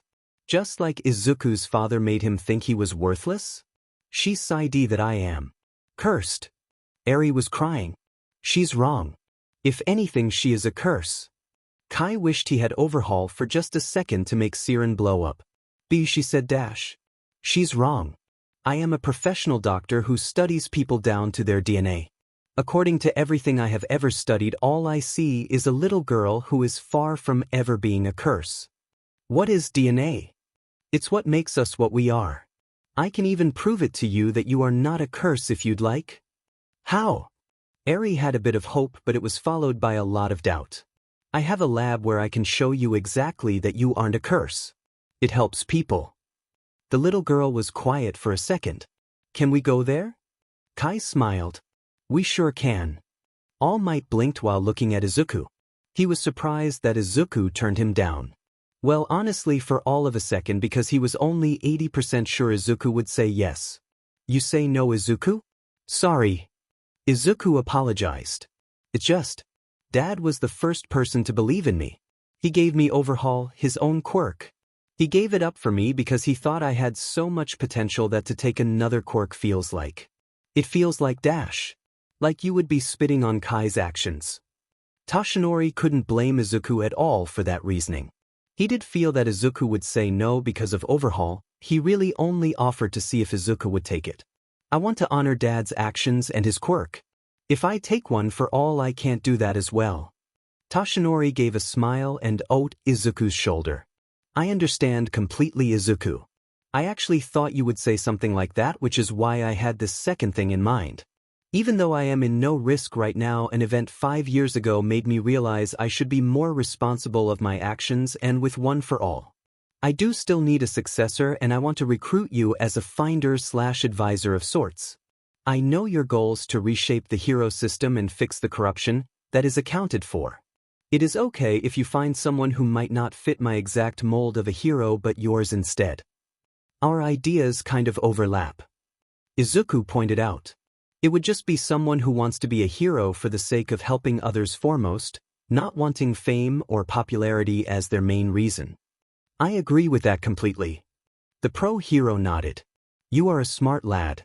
I know you will find someone worthy of one for all. He then remembered something he meant to say. Before I forget to mention it, I'm taking a job at UA this year. You are. Admittedly, it is mostly to find a new successor. Toshinori chuckled and rubbed the back of his head. I might still be at the top of my game, but I should have an apprentice to pass on my skills and one for all to regardless. Life does have many unexpected things at play, so I shouldn't be reckless. What will you be teaching? The Foundational Heroic Studies class. The previous teacher has decided to retire to stave off his growing health issues and age. This is honestly a good opportunity because I believe that the current generation's best should train all of the next generation because you should all surpass us. Izuku nodded. He understood the points but changed the subject to a question he had. Does one for all evolve with each holder? The man raised an eyebrow. Does it evolve? It would explain Overhaul's evolution. Overhaul has evolved? As far as I know, it is just the ability to keep quirks for a short time after I am in a fusion with them. That is an interesting evolution. The man was trying to think on any way one for all has evolved from what he knew. The power stockpiling does make one for all gain more power as it is passed from person to person.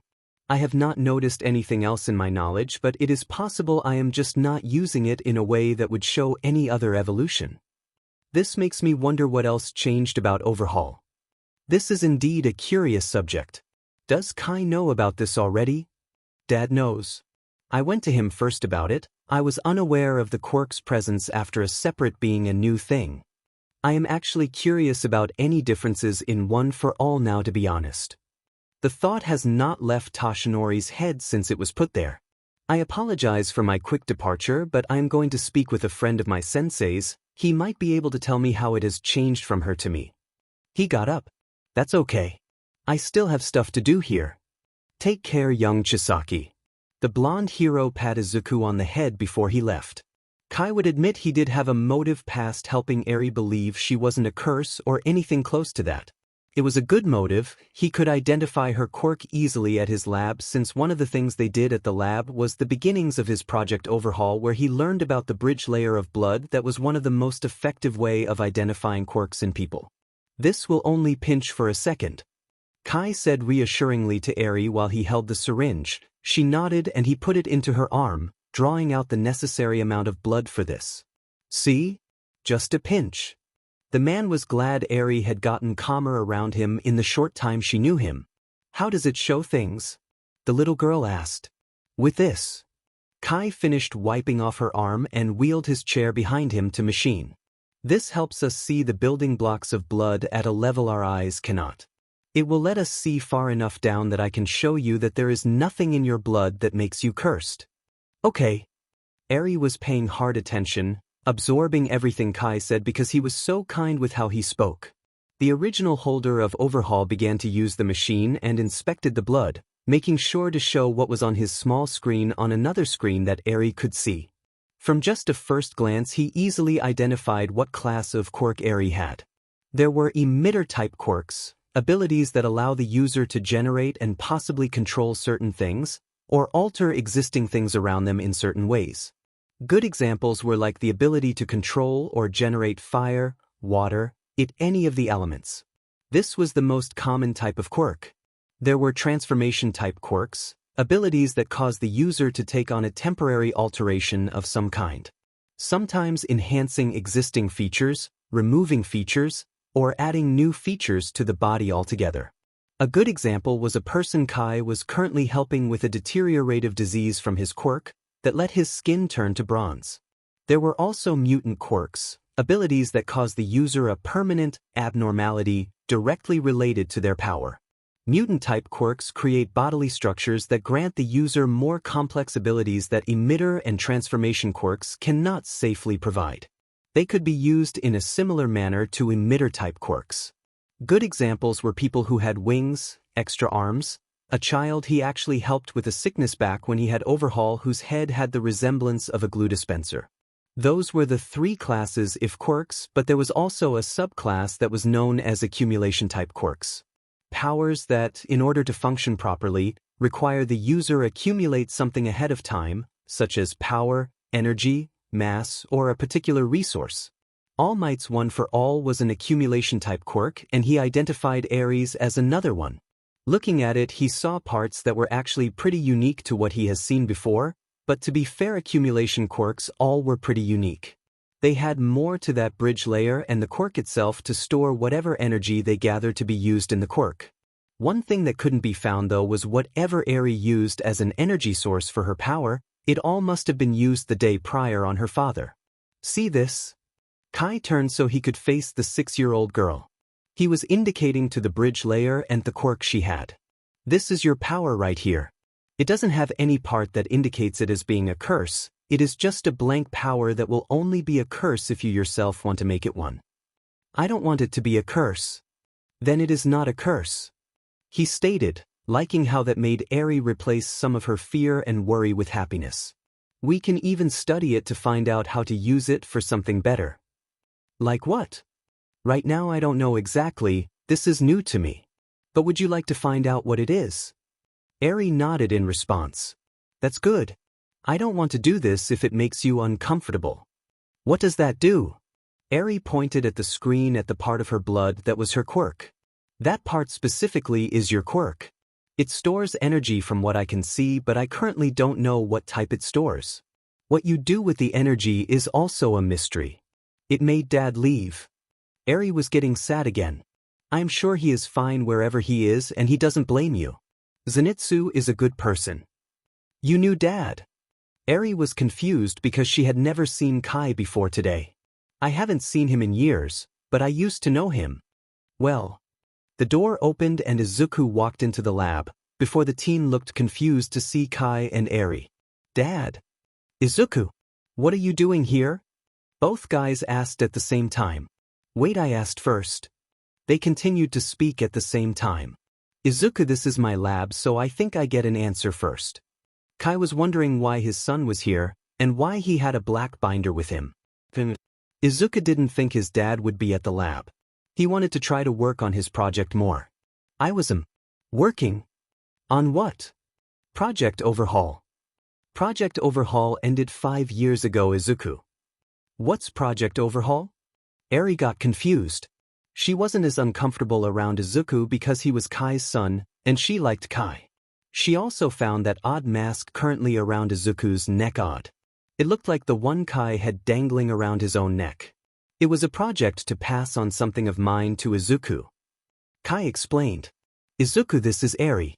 Eri, this is Izuku. You two are siblings now. Really? Izuku asked, not in a negative way at all, but one of surprise.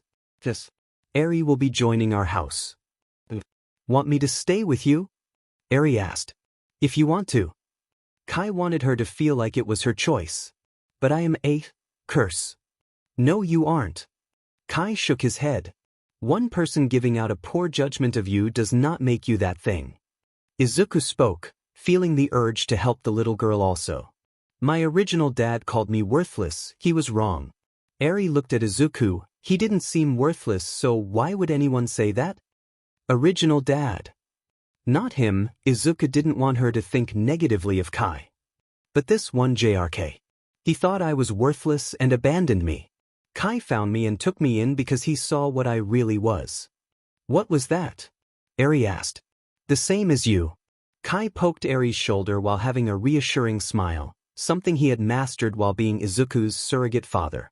Full of good potential. Eri gained a smile of her own. I have potential? Dad doesn't lie. Izuku stated. I try not to. He suddenly remembered the lie that was him not telling Ryuko of his past. Izuku was a child and knew but of it. Why couldn't he just tell her, an adult who over time he had gained a trusting friendship with? He shook that thought from his head and went back to the issue of Izuku's binder. Izuku, why are you working on Project Overhaul? Because I wanted to duplicate Overhaul so you can have at least a copy of it. Kai gained a grin. Of course Izuku would try to do something like that. How far have you gotten? I managed to get the script of my Overhaul down, but since I can't just give you the original, I have to find a way to make a copy in New Blood without just passing it on to someone. Kai was actually invested in this idea now. Not because he missed Overhaul, but mostly because he enjoyed seeing Izuku at work on a project. The kid was too smart and this was a good test for him. Have you tried seeing if a sample of the quirkless blood we have here can house it? I tried, but whatever happened when it got in my blood made it, and the transfer quirk not want to do that. It's like after it was transferred into me, the quirks don't want to be in anything else but my own blood. Kai nodded. That would make sense if it is like the original transfer quirk, which Toshinori states can't be taken unwillingly. You don't want to pass on Overhaul to this blood sample, so it could be assumed that no matter what you can't plant the coding from your own blood. I guess that is true. I think I just overlooked that part. If anything, I would have to write Overhaul from complete scratch on a reverse version of the transfer quirk. A retrieving quirk, Kai remarked. He had to admit that the plan sounded good, but he still wanted to check if Izuku checked his own work. What about if different blood with different quirks come into contact with this retrieving quirk? I can write it down in a way that the only compatible quirk it can take is Overhaul. The retrieval quirk can be the bridge layer again if you don't have yours anymore, and I can work both sides of it to only mix with your blood. The original owner of Overhaul had a grin of pride. His son had covered his bases. Well, now that I know about your project, that means we can continue it together. Izuku gained his own large smile. Great. I saw Mr. Yagi earlier. Why do you have bird beaks? Aries spoke for the first time in a little bit, wanting to know about Kai and Izuku's masks. I used to have it as a symbol of one goal I had, but after that it became a goal with a different meaning. Kai answered, cure the world, one of my goals as a doctor. Mine is kinda based on my two heroes. Izuku admitted. Oh.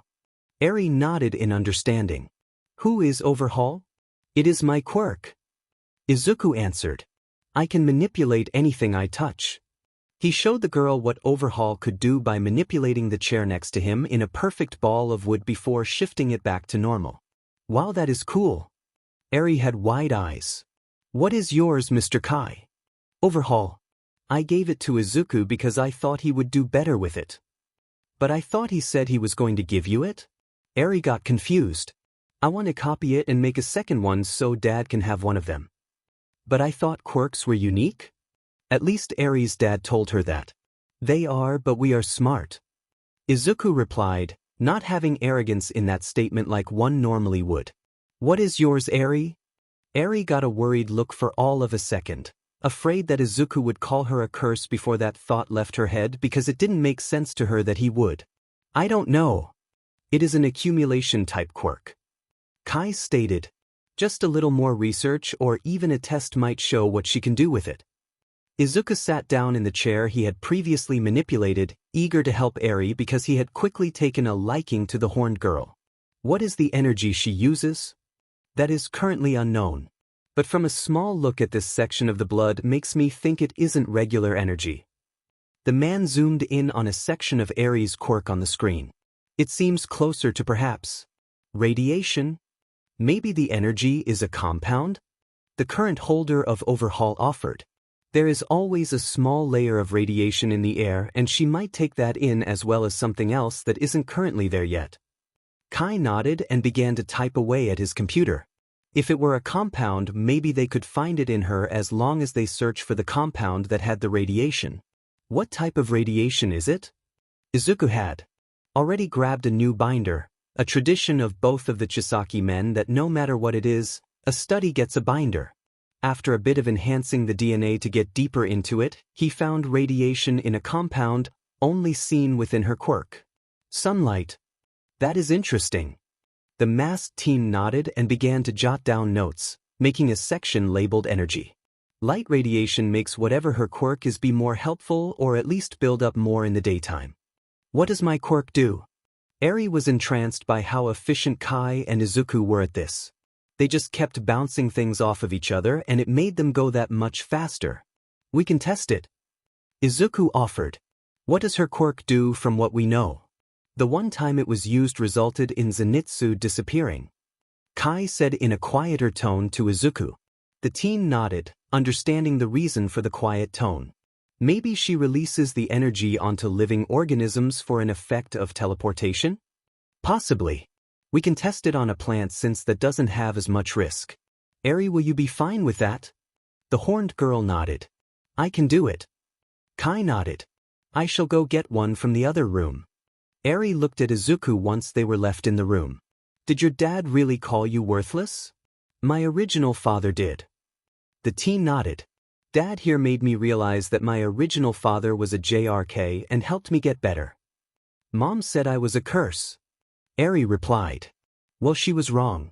I haven't seen you do anything curse-like since I got here. Based on evidence, you would be actually the opposite. Really? Yep. Izuku nodded. If Dad says so, then definitely. He hasn't been wrong about people since I met him. Kai came back with a plant, a pot with 4 blue and orange flowers in it. Eri, do you remember what it felt like when you released your energy the first time? Yes. She felt happy right before it happened. Try to make that feeling again, but touch just one of these flowers while doing it. Okay. Eri nodded and tried to make herself happy while touching the plant.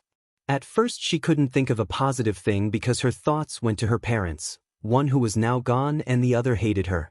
However, she got better memories when she just thought of the past but of time that day with Kai and Izuku, both of whom accepted her and were really nice. Her horn began to give off light and her hand glowed before the plant had the same pale yellow, white light and a flash encompassed it. When everyone could see again, Kai noticed first that the flower wasn't gone, it had shrank? No, it actually looked like it aged rapidly in reverse. He then noticed Eri's horn had gotten shorter. I think I know what it does, Izuku announced. I think I have an idea too. Kai nodded. State yours first, Izuku. The plant didn't teleport like I originally thought, it aged backwards at a really fast pace. Her horn seems to be where the energy is stored primarily too. If I had to say, I think that she doesn't make things age in reverse, but actually rewinds it. I had the same idea. Kai nodded. Eri, would you like to continue testing on the flowers? Aha. Eri nodded. She was amazed by what just happened. Any of the other flowers will work. One at a time, please. Okay. The girl put her hand on another flower and tried again. Her horn gave off a slightly smaller glow and the flower flashed again. When it came back into vision, it had indeed gone back a stage in the flower's life, losing its blue rim. However, it wasn't as far back in its life cycle as the other. Eri's horn had shortened again, now looking like a stub of a horn. Was that good? Eri asked. It was perfect. Kai nodded. The amount of energy changes how much it ages backwards. Her horn shows how much she has. If I had to assume, since the horn is now flat, she might have little to no energy left. Izuku stated. Eri, can you feel any energy in your horn? The girl tried to feel her horn, by actually touching it at first. I can't feel it. Try feeling it with your mind. Kai offered. She tried to think about the horn and then felt a light in her mind, a pale yellow, white light just like when she used the energy. I can feel it, she announced happily. Both guys had smiles. Excellent, how much do you have? Not that much. Eri stated. So the horn does grow with the energy you have. Kai nodded. I think we should call this quirk rewind, since that is what it does. Do you like that, Eri? I like it. She nodded. Later on, the three had returned to the Chisaki household and Eri was given a room right next to Izuku's. She loved the room and how it had a view of the decently sized backyard. Izuku and Kai were at the dining table while Eri was looking around the first floor of the house. So, if she rewinds things, does that mean that Mr. Zenitsu got rewinded so far back he got to a point where he never existed? Izuku asked. As sad as that seems, it is the best explanation. Kai nodded, making sure to watch Eri while she was looking at things in the kitchen. Accumulation quirks build up energy from the second a person is born, but they don't gain the ability to release that energy until around 4 or 5. When it released for the first time and she did it to Zenitsu, he got hit with all of it. I don't think there is any way short of time travel, which is a big impossibility at this point unless a quirk is gained that does that, to get Zenitsu back. Izuku frowned at that. He didn't like that Eri would have to go on with the knowledge that she accidentally killed her own father. Kai knew what his son was thinking. It was an accident and we have to make sure she knows that.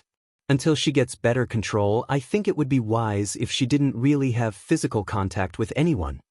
Izuku got an idea. Overhaul. She can train with me. How so?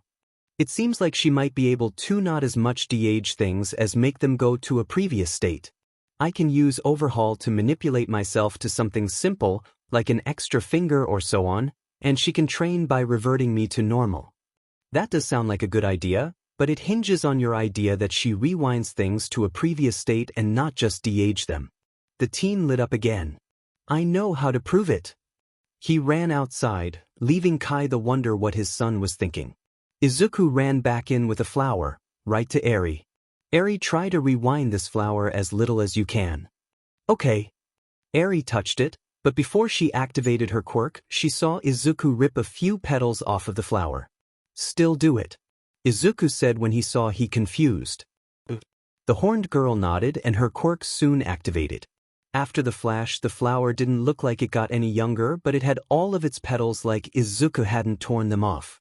Well, I guess it is not just de-aging, Kai stated. So she can train it with me? Izuku asked. If it has no negative consequences, then I'll allow it. Kai nodded. It was now late evening and Ryuko stopped by, something she did a lot since she really liked Kai's and Izuku's company. The dragon hero was surprised to see a new addition to the household in Eri but took a quick liking to the girl, just like she did with Izuku. Eri also took a liking to Ryuko and liked her dragon claws mask. A bit later, Izuku and Eri were having fun while training, meaning Izuku kept adding extra joints to the fingers on his one hand and Eri was laughing while tapping it back to normal because it was really a game of them clapping each other's and their own hands in a pattern. Ryuko and Kai were at their usual spot of the dining room table with cups of tea. So how many kids are you going to adopt? Ryuko asked. She had been told about how Eri was cast out by her real mother and that made the dragon woman instantly hate Eri's mother. Well, I do have one more room left. Kai had a grin. So you are going to adopt another kid? If I come across a third kid whose original parents didn't accept them, then I have the room for them. Kai said this not knowing that in a few short weeks that room would actually be occupied. You'd make a good biological father. Ryuko said. This is just as good. Kai sipped his tea. It does bother me that my oldest kid is almost as smart as me and isn't in high school yet. Give him a few months or a year at most. I don't doubt that. Kai then thought to return Ryuko's compliment. You'd be a good mother. The blonde got a sad look for a second and Kai felt like he effed up. I wish I could be a mother. You can't be one? I can't, not even through a donor or anything. She hadn't told anyone when she found out a few months prior because it was so upsetting to her. She loved kids and always thought she would be a good mother, but finding out she couldn't have her own kids just hurt. Kai frowned before he shook his head. Whether you can have a biological kid or not shouldn't matter. You're a good mother to Izuku at least. He thinks of me as a mother? Ryuko sounded shocked but also hopeful. Positive female role model in his life. Plus I heard him refer to you as mom one time. Kai said, hoping it would make the blonde across from him feel better. It did because she smiled as she looked into the other room where Izuku was still playing with Eri. Maybe she had been a mother for a while without realizing it. She was thankful for Kai and Izuku now more than ever. A few weeks later, Izuku was bouncing on his feet waiting by his front door. It was the day of his exams and he was excited as an understatement. The exams allowed for whichever hero sponsoring the test takers to accompany them, and Ryuko was on her own way to UA, but he was waiting for his dad and new little sister to get ready. They were his ride to the exams. Eri had done something close to Izuku and mimicked Ryuko and Kai's style a bit. She had a red dress shirt with a frilled collar and a plain green pinafore with two large, golden buttons on either side of her chest. Under this, she wears gray tights and a large set of tan boots.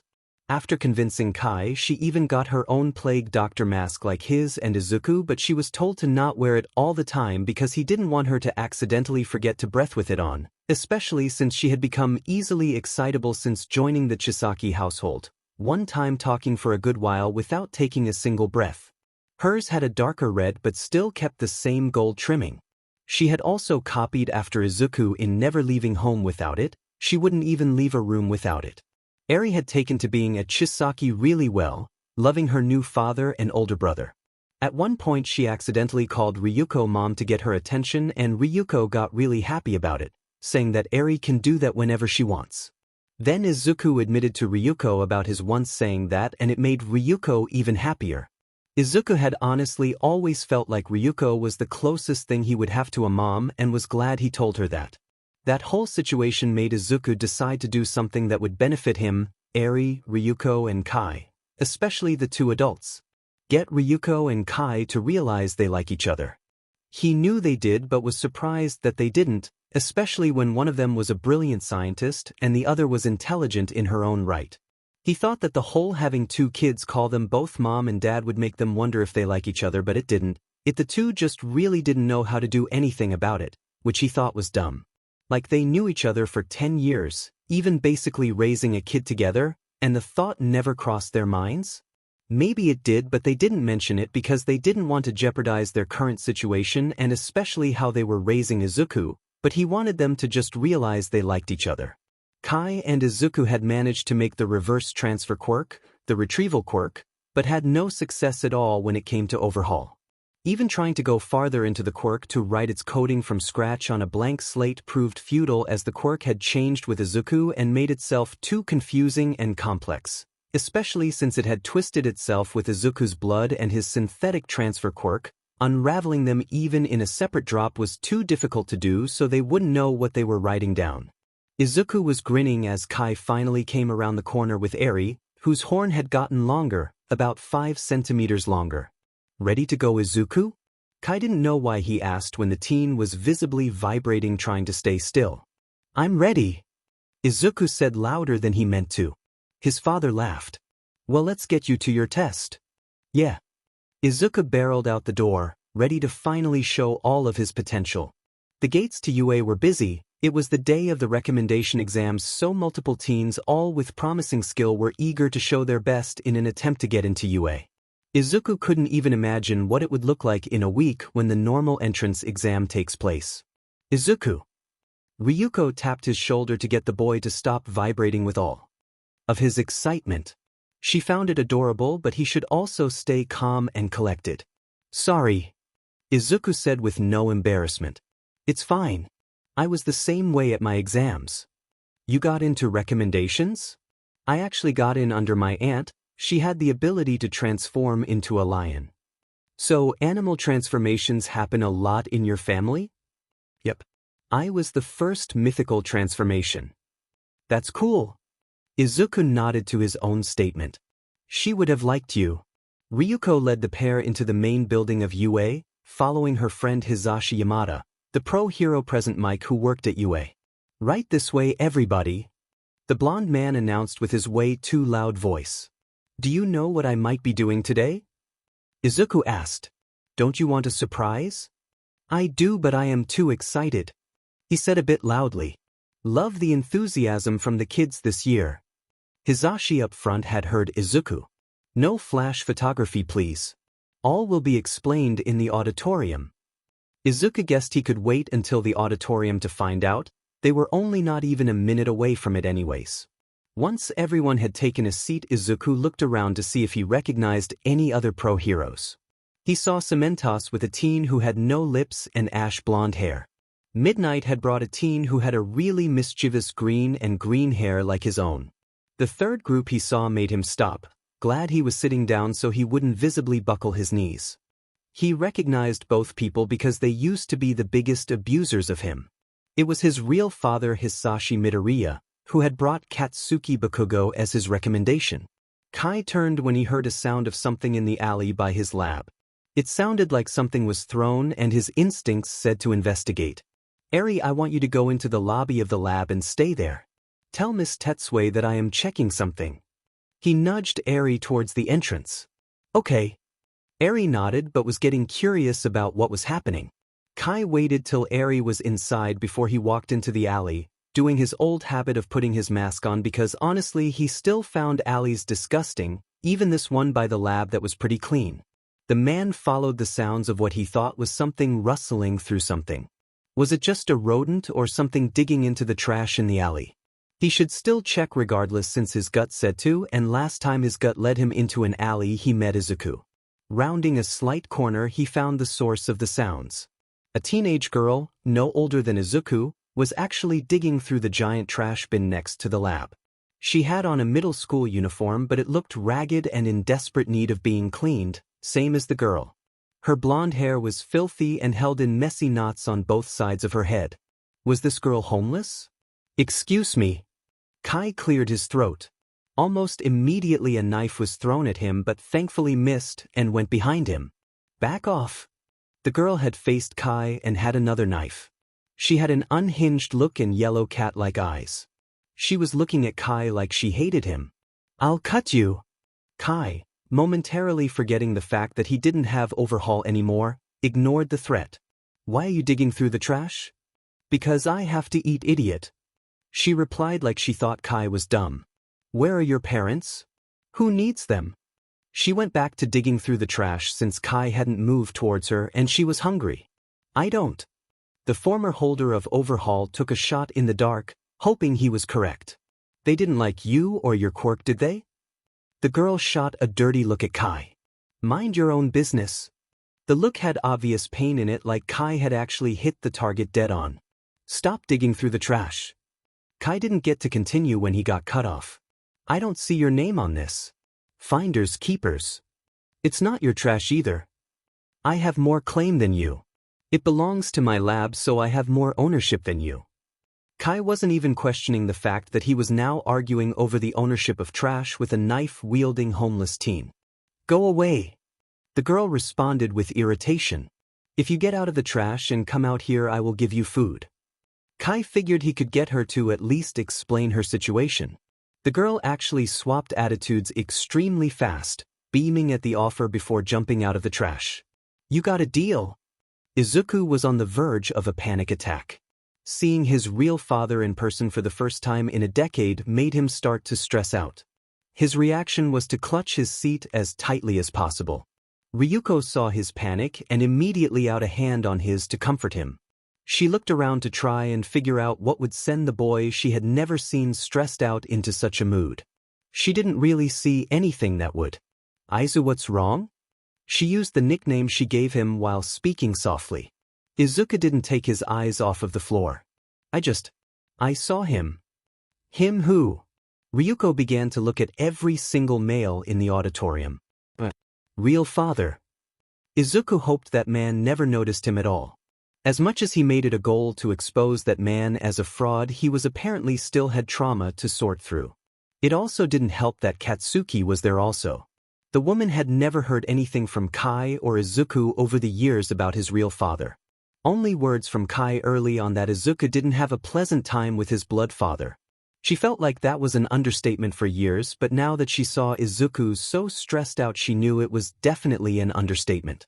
She then saw one hero who actually had a bit of resemblance to Izuku, Spitfire. They both had emerald green hair and their facial structure was similar. Izuku, however, had emerald eyes while Spitfire's were black. Was Spitfire really a father? She wasn't aware of him having a family life. He wasn't a kind person, she knew that much. Wait, did that mean that one of the top 10 heroes in Japan was an actual child abuser? Izuku's panic made it seem that way. He also had a negative viewpoint of his own person before Kai and Ryuko made him believe in himself. Was Spitfire really the cause of all of that? She couldn't instantly just hate him, but did have to find out if that was who Izuku meant. Izu, is it SPI dash? Yes, Izuku didn't even want the name to be said. Well, Ryuko had never felt hate for someone this fast. How could a man mistreat a child like that? Before anything else could happen, the principal of Yua, a mouse and bear hybrid-looking animal in a suit, named Nizu, spoke from the stage. Hello everybody, the mouse said happily.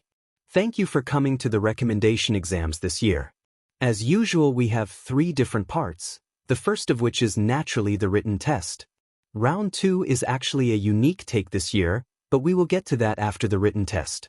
Each of you have a number on your seat that will say your test number, as well as a packet that we would like filled out before we get into the written test, which is taking place here after we have gathered all of the forms.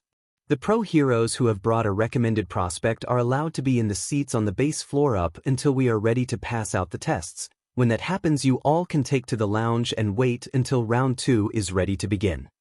Izuku pulled out his form, but his hand was still uneasy from knowing just a few rows away his father was there. Izu, forget him. Ryuko said softly. He isn't worth it right now. She didn't want Izuku to jeopardize his exam he had worked so hard for. However, she was definitely going to speak to Spitfire herself while Izuku took his test. Izuku shook his head, trying to shake off his worry. How could he let that man get to him so badly? What happened was bad, but Kai and Ryuko had more than made his life so vastly better than Hisashi had. It would be disrespectful of him to just let that man get to him just by unknowingly being in the same area as him. And so what if Katsuki was the teen Hisashi recommended? If the blonde was still the same as the last time Izuku saw him, the guy was nothing but an arrogant bully. Which makes sense for Hisashi to be the one recommending him then. Izuku got a way better recommendation from Ryuko, who was a way better hero. Izuku managed to regain his confidence and nodded. Right. Izuku said with his regained confidence. I can do this. Ryuko was glad Izuku bounced back from his panic. Let's get these forms filled out. Kai planned on sanitizing his entire lab the second he could. No offense to the teen he got out of the trash, who he had learned was named Himiko Toga, but she was filthy. She thankfully wasn't being violent once he gave her his food. He could always get another lunch at the deli down the street, but she was still a little defensive. He had used her name to look up anything and found a good bit of information. She really was Izuku's age for one. Her parents were actually alive and in a northern part of Hosu, but those were really the only positive parts. Her quirk was called Transform and required blood to work. She could ingest someone's blood and become a perfect copy of them. That part didn't bother Kai as much as the other part that resulted from her quirk. Some people gain an altered perception of reality because of their quirks, especially if those quirks require something not normal, such as Himiko's blood. There were reports of her having an identity crisis early on and how she had an obsessive level of wanting to become whoever she admires, but consuming as much of their blood as possible and not by any good means. She had been sent to quirk reformation by her parents in hope of shutting down her violent and off-putting tendencies she had, but Kai was guessing that obviously didn't work. It didn't because she eventually snapped and at her middle school graduation just a month prior had snapped and went after a boy her obsessive nature targeted. Kai understood why her school and parents were off by the girl's nature, because it was off-putting. He just didn't like how multiple times in the articles he kept running across parts where everyone, including her parents, kept referring to the girl as a creepy demon child.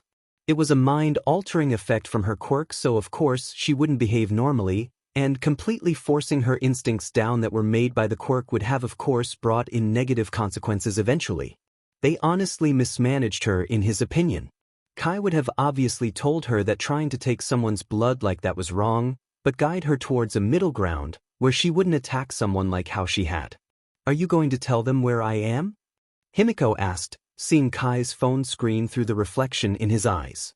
She knew it was probably only a matter of minutes before she had to end up in a quirk reformation training course again. Why would I? Because I am not normal. She said the word normal with spite. What even is normal? Kai asked. Waff. The blonde was not expecting that.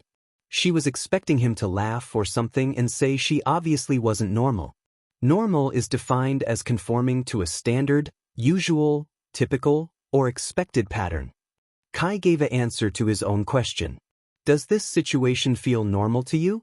No. It didn't because this guy actually offered her food and let her sit in what was a really high-tech looking lab. That all was even after she threatened him with knives while in a dumpster. It doesn't to me either. Does everything have to be normal? According to society, yes. According to society doesn't mean anything to me. Comment that. Society as it was set him off sometimes, especially when it came to how Izuku didn't matter as much in it until he got Overhaul. While you shouldn't be what could be described as a violent sociopath, you don't have to by any means be normal. Normal isn't interesting. So you aren't going to tell my parents or the police? No. Why? I think you can redeem yourself in a way you want to. Why should I redeem myself? She got angry. It's not my fault I am not normal. Kai was glad Eri was still with Tetsue. He didn't want her in here in case Himiko snaps, which she looked close to doing. It isn't your fault. However, there are ways to express your quirk and instincts without being homeless and violent towards every person you see. I think that if you wanted to, then you could make it down that path. Himiko was silent for a minute. She hasn't felt actually support, like genuine support and not fake support, in a while. What is this path? I don't know.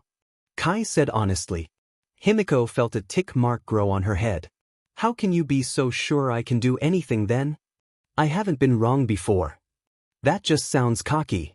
It happens when you are always right. How do you know you are right this time then? Eventually you'll be wrong. Do you want me to be wrong? Himiko looked confused. She guessed part of her wanted him to be wrong, but she also wanted him to be right. I don't know. You can stay here until you know. I have a research project to work on today. Kai did have something very important to work on. Ever since he found out 4 weeks prior that Ryuko couldn't have kids, he honestly spent a good portion of his time trying to make it a possibility for her. He can let Himiko reflect on her thoughts while he worked. Himiko slumped down against a wall and stayed silent, trying to clear her thoughts. Eri can come in now, Kai said into the intercom that connected most of the lab. He felt that Himiko wouldn't harm Eri and wanted to make sure Eri was okay. The 6-year-old was guided in by Tetsue, who gave a glance to Himiko before leaving. Hi Dad. Eri had ran up to Kai immediately, happy to see him. Miss Tetsue showed me a picture of her dog. She said it was a husky. Kai smiled. Glad you enjoyed yourself. Eri saw the red binder in Kai's hands, knowing that the binders were things that Kai and Izuku both used for anything, and it meant they were studying. What is this one? It's a surprise for Ryuko. He actually didn't want to tell her about it until he found a cure for her disease. Mom is getting a surprise? A big one. We have to keep it a secret though, okay? Eri nodded in complete understanding. Mom is going to be so surprised. She will be for sure. Did you bring your book? He was surprised at how much Eri loved to read. It wasn't really the reading part, but she was reading already at a high school level and he hadn't even found a good school for her yet. Honestly, he didn't know how every kid he basically adopted was way too smart. Yeah. Eri grabbed her Sherlock Holmes book. The girl loved mysteries a lot. Why don't you read that while I work on Ryuko's surprise? Yeah. Eri nodded eagerly. She immediately got to opening her book. Kai had a smile as he looked over to Himiko, who had her head in her knees as soon as he looked over. Himiko had watched how he reacted with Eri and got jealous. Her dad wasn't ever that genuine with her. Are you still thinking Himiko? Kai asked and got a groaning sound in return. Okay. He sent open the binder and got to work. Kai didn't want to press Ryuko when she revealed that she couldn't have kids, just admitting it was rough for her. So he used his old tricks of hacking that he got as a Yakuza and got her medical file. She had a quirk-related birth defect that makes her unable to even be able to make the process of making egg cells, or even have proper lining in her uterus. It wasn't hospitable at all in her to have a kid, and current medicine wasn't at a level to change that. However, Kai, and this was only partly his arrogance speaking, knew he was far ahead of current medicine and began to work on finding a way to make her be able to at least produce egg cells. He didn't have a normal way of testing, being actually having her there since this was a secret, so he had to use his computer and a program to run simulations to see what could work. The research actually made him learn a whole lot more about how the female body works. He didn't want her to know yet because he didn't want her to get her hopes up while waiting for this. She could easily stress herself over it. Kai at one point figured that Izuku could just use Overhaul to basically rewrite Ryuko without the birth defect. However, as much as Izuku was a talent at using Overhaul, he wasn't ready to rewrite a person like that, and Kai didn't want to bring this up in the last bit of time before Izuku took the exams for UA. That would throw Izuku off. If only Kai still had Overhaul. He had much more practice with the quirk. Wait, why didn't Kai think of Overhaul like that before? If Izuku could fuse with Kai, there was a possibility that Kai could take control and then have control of Overhaul for just a minute to rewrite Ryuko himself. Kai put his head against his desk. He was glad Eri didn't hear that because she was too innocent for that language, but Daemon was Kai really annoyed with himself. Why had he not considered that Izuku's better Overhaul be able of letting Kai control the fusion for a bit, as long as Izuku allowed it? Granted, this was a pure hypothetical situation hinging on if the second person in a fusion could control the fusion body, but how has he never even thought about it before? If this worked, then Ryuko would lose her birth defect later that day when Izuku and her returned from the exams. Kai closed the binder because honestly he felt like he wouldn't need it because his gut told him that this would work. Ryuko entered the lounge where some of the heroes were waiting while their students were taking their tests. Izuku was in a definite good mood when she left, and that part made her happy. However, she still wanted to trade words with Spitfire. There were 4 rooms the heroes could wait in, and she made sure she went to the one with Spitfire in it. The man didn't exactly give off a good energy. His facial expression made it seem like he was irritated by everything around him. There weren't that many other people in this lounge, but she still wanted privacy to talk. However, before she spoke to Spitfire, she should check with Kai on this whole subject. Calling him would not be wise, so she sent a text. She would start with a question she actually had growing. Ryuko, what did Izuku's father do to him? Not even a minute later Kai responded. Kai, I can list it off but you might not like it. Kai, why is this being asked exactly? Ryuko, he is at the exams right now. It is Spitfire, right? That BSTRD Spitfire was at the exams? Kai felt so many different types of panic. Did Spitfire recognize Izuku? Was he going to try to mess with Izuku? That BST better not lay a finger on Izuku or nothing in the known universe would stop Kai from making that man regret it. Kai, he is. Is Izuku okay? Ryuko, he panicked for a bit. What happened? Kai, promise me you won't do anything to Spitfire. Ryuko, from what it sounds like something bad happened. I don't know if I can make that promise. Kai, Ryuko, please make that promise. As much as I know you won't want to keep it, you have to make it.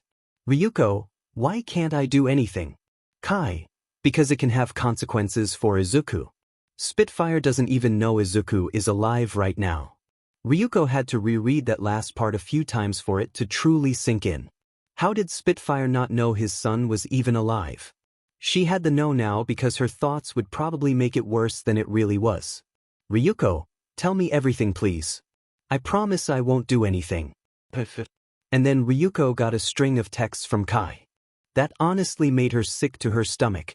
Kai told her everything about Izuku's past, from how he was mistreated by Spitfire for being born quirkless in ways like not even providing proper food to actual abuse. Kel even told her how Kai had actually met Izuku in an alley after Izuku was beaten half to death. She always thought Izuku got adopted the normal way, but this was just. She thanked the Lord that Kai was there to save Izuku. She now understood way more about why Kai was so defensive of Izuku's potential and his worth. She gained way more respect for Kai and so much hate for Spitfire. How could someone just consciously do any of that to a child? Especially a child who was younger than 5.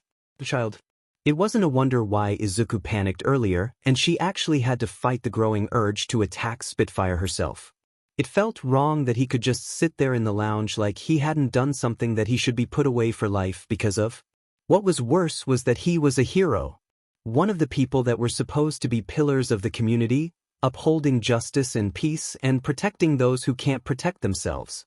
But yet he spat on all of that and did horrible things to Izuku for an effect of his birth that was out of the poor child's control. Ryuko lost some of her faith in the hero system right there. Spitfire was the number 5 hero in Japan, someone so high up there on a list of strong individuals that should Spitfire was the number 5 hero in Japan, someone so high up there on a list of strong individuals that should be protecting people, it made her worried thinking that there were others who were just like him that were also hiding their horrible actions behind their title of hero. She finally stopped to collect herself when she actually felt the table begin to crack under the pressure she was using.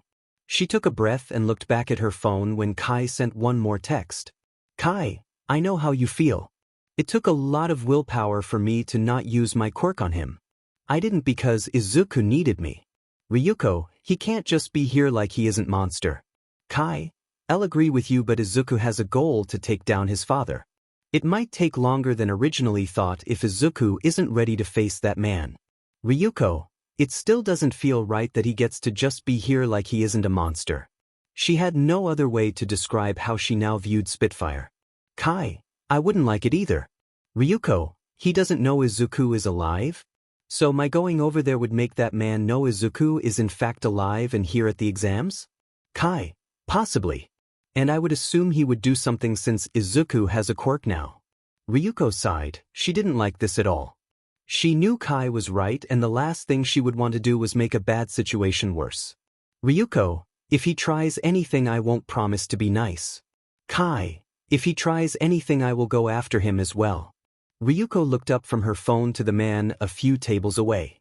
She couldn't talk to him now. She didn't want him to try anything with Izuku before Izuku could handle it. A voice, Principal Nizu's to be exact, came over the speakers. Hello everyone. The written test is now over and we will be meeting outside of door 4 before part 2. Ryuko got up and left the room at a decent pace, not wanting to be near Spitfire any longer than she had to. If she found Izuku, she knew she would calm down enough, so that was her goal at the moment. I think I am done thinking. Himiko spoke for the first time in a bit, still sitting against the farthest wall from Kai. Kai turned his chair to face her, closing his binder on the corrosive metal quirk disease. What do you think?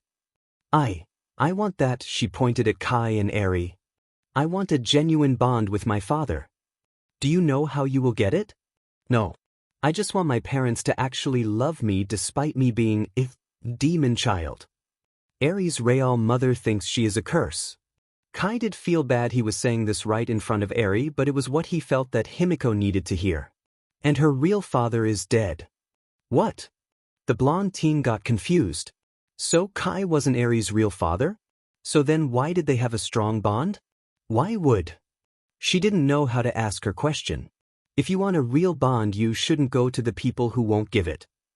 He doubted her actual parents would give her that bond she desired. Find someone who would genuinely want to give you that bond because they want to have that bond with you. If she was a curse, then why did you take her in?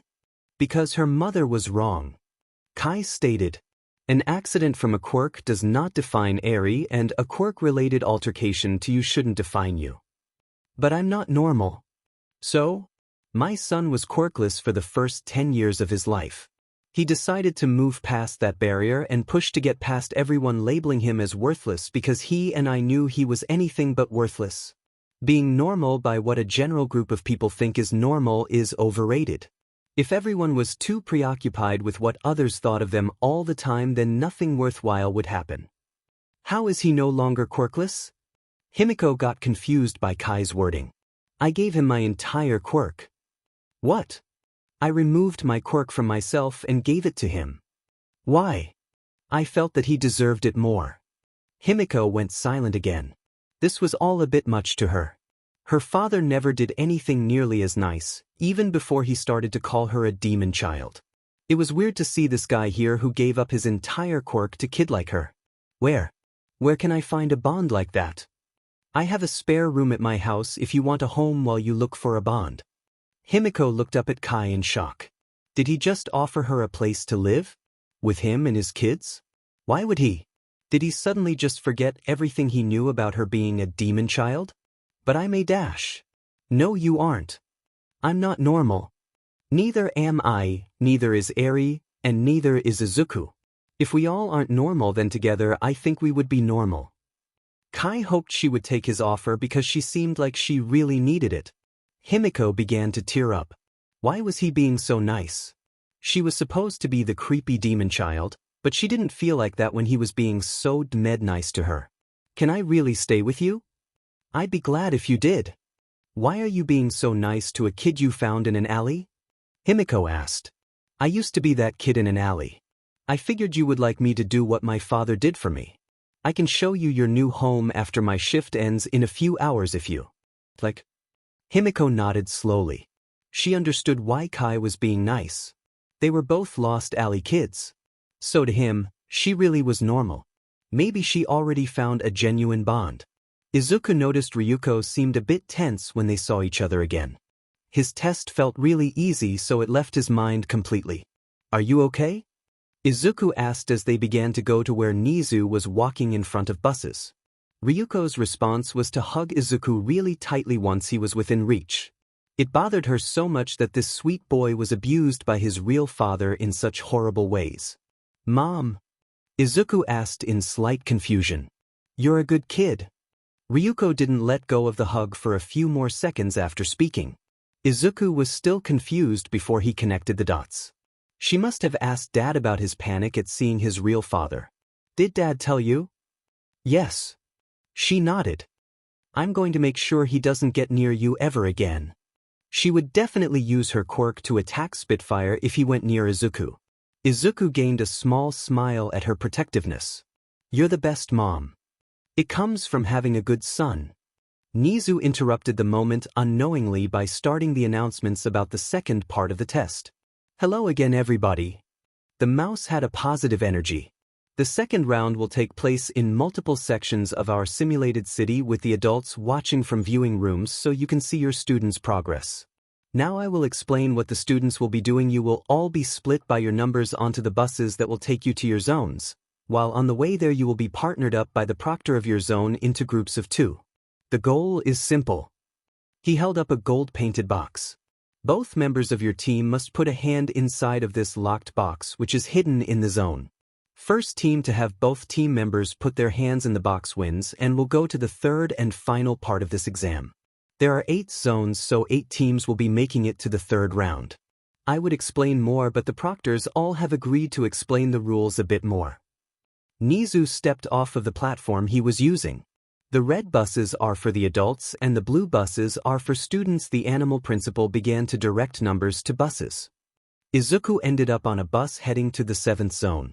His proctor was the teacher and pro-hero Ectoplasm, who had guided the kids to seat in the double-seated bus.